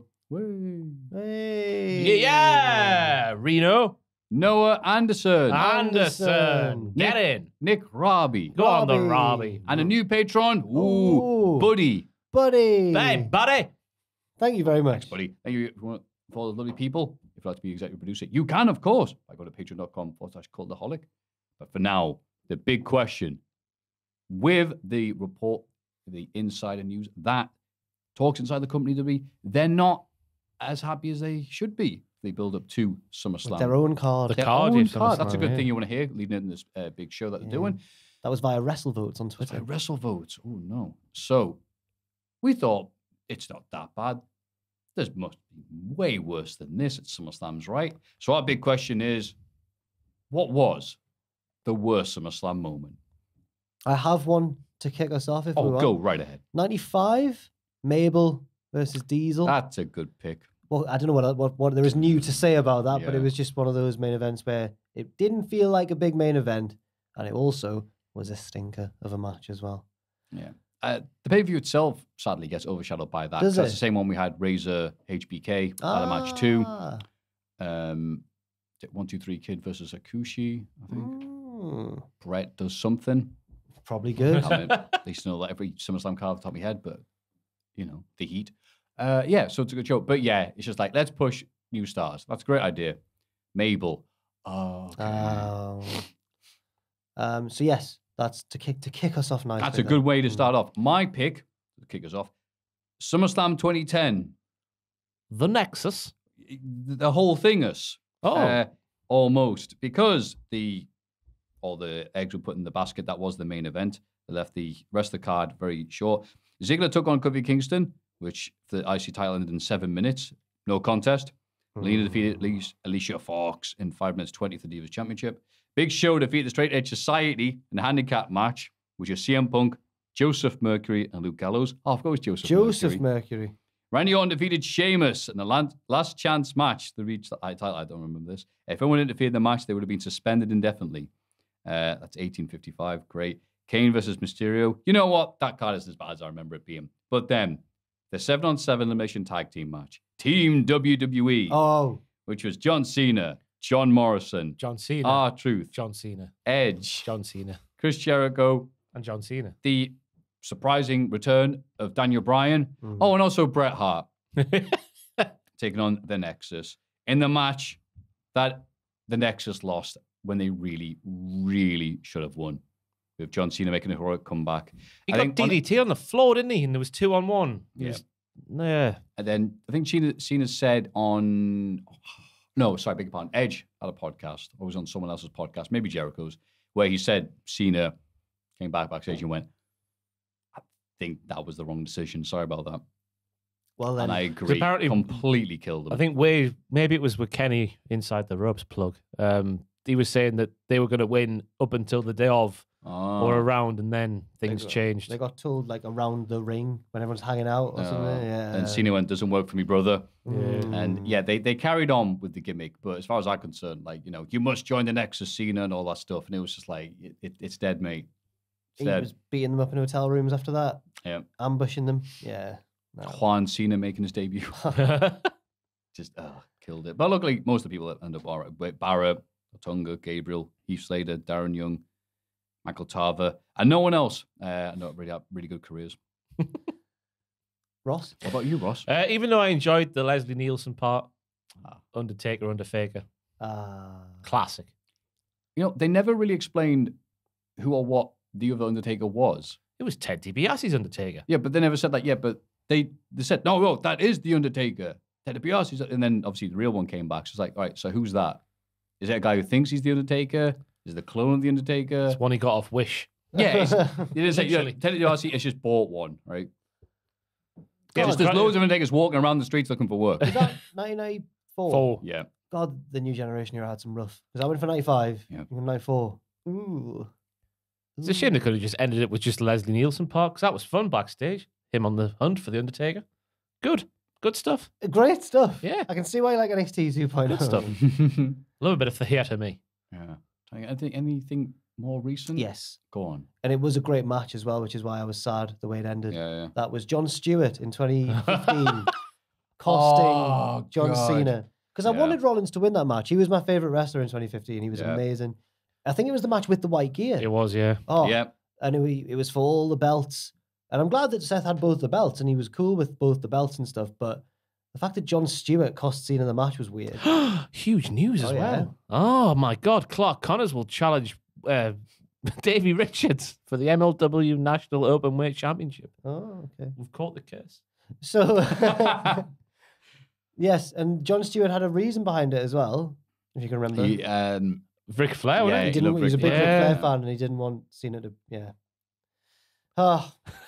So that's another one. Even though also, the match was great. All right, lads. Lashley retaining. Oh, sorry, I thought you were going to bring some more news in. No, Lashley retaining against Goldberg 2021. And then due to, was it Goldberg's son interfering? Oh, aye. And then Goldberg's like, I can't believe you put your hands on my kids. And I was like, your kid got in the ring. He jumped on his back as well, so Yeah, Bobby your couldn't kid see who jumped it on was. Lashley's back. Yeah, Yeah, your kid strangled. deserved that They were kicking. beating his dad down after the match. Yeah, and crowd cheering his kid getting beat up. Yes. Actually, you know what? So that was one of the greatest moments. There's a hypothetical worst moment that we almost saw. Was it SummerSlam 2004 when Undertaker was with JBL and he had the limo in the aisle? Oh, that's right. And apparently the fan tried to Yeah. climb on the top of the ladder where obviously they had the gimmicked roof. Yeah. That was a potential one that we could have seen. That's what I think about. What if that fan did get on the roof and he fell through? What would have happened? I want to know. Much laughter. As far as divisive moments, oh no. There's nothing there, Jack. As far as divisive moments, Isn't the 'cause TV's leaving? I don't think it would be considered the worst one, but it must have been confusing at the time. Can't quite remember. But when Lesnar battered Orton, but it wasn't a shoot. But Jericho thought it was a shoot. Haha. A silly man. Yeah, because everyone told him backstage. But I think in hindsight, that was probably quite good, actually. Quite effective. Yeah, it was weird when they were 20 years in the making. It's like that's not true. But that match, felt like the a big build deal. was weird. I Yeah. remember the build was just that Orton would show up and RKO Lesnar and run away. Yeah. And then finally got battered. Yeah. I think we've covered the worst of the worst, the most infamous. That time that damn Triple H hit Shawn Michaels in the back with a sledgehammer. That evil bastard. It's one of the worst moments ever. I agree. Deplorable. The only thing worse than that was SummerSlam 03. Goldberg not winning. Oh, yes, of course. Wow, we often hear that complaint nowadays, do we? But yeah, wow, those are some bad SummerSlam moments. What are yours? I think SummerSlam is one of those events where it's more remembered for its good moments. It's more celebrated. Yeah. Especially in England. Wait. Right, well. That was the British Bulldog theme playing, which means it's time for us to leave. Jack, what have you got for us to keep you there? Keep people... Oh, I can't talk, sorry. Jack, do something. I'm not sure when it's going out, but I have a video on the true story of the original Summer of Punk coming out at some point on the channel. Richard's been editing it. So look forward to that. And I stream every Wednesday on Twitch with Owen, Cultaholic FC, Ashton. and sometimes Ashton, Cultaholic FC. Up the Fabes, but the Fabes are doing mediocre at the minute. So yeah, thank you. Just Lovely. stuff from me. You'll see a couple of videos. Just stuff. We do have our Stuff is happening. the video we recorded yesterday is going out on Monday that Ross Certainly mentioned is. at the start of the podcast. Oh yes, the half year Culties of Yes. the half year. Ooh. So you'll get the vote on the wrestler of the year next Tuesday. Come Tuesday, you will be able to vote for the rest of the year. Next week we'll have all the build up to SummerSlam and that as well, all that content. Absolutely, yeah. Full speed ahead for that. The Cultaholic Classic SmackDown review with me and Tom returns on Saturday. I was on the arcade pit for Giant Bomb with Dan Riker and his lovely people there. Oh, lovely. Yeah, plugging that. There is a new Botchmania out. It's probably down by the time you listen to this, so don't worry about it. If you missed it, your fault for blinking. For the Hall of Fame, stop it.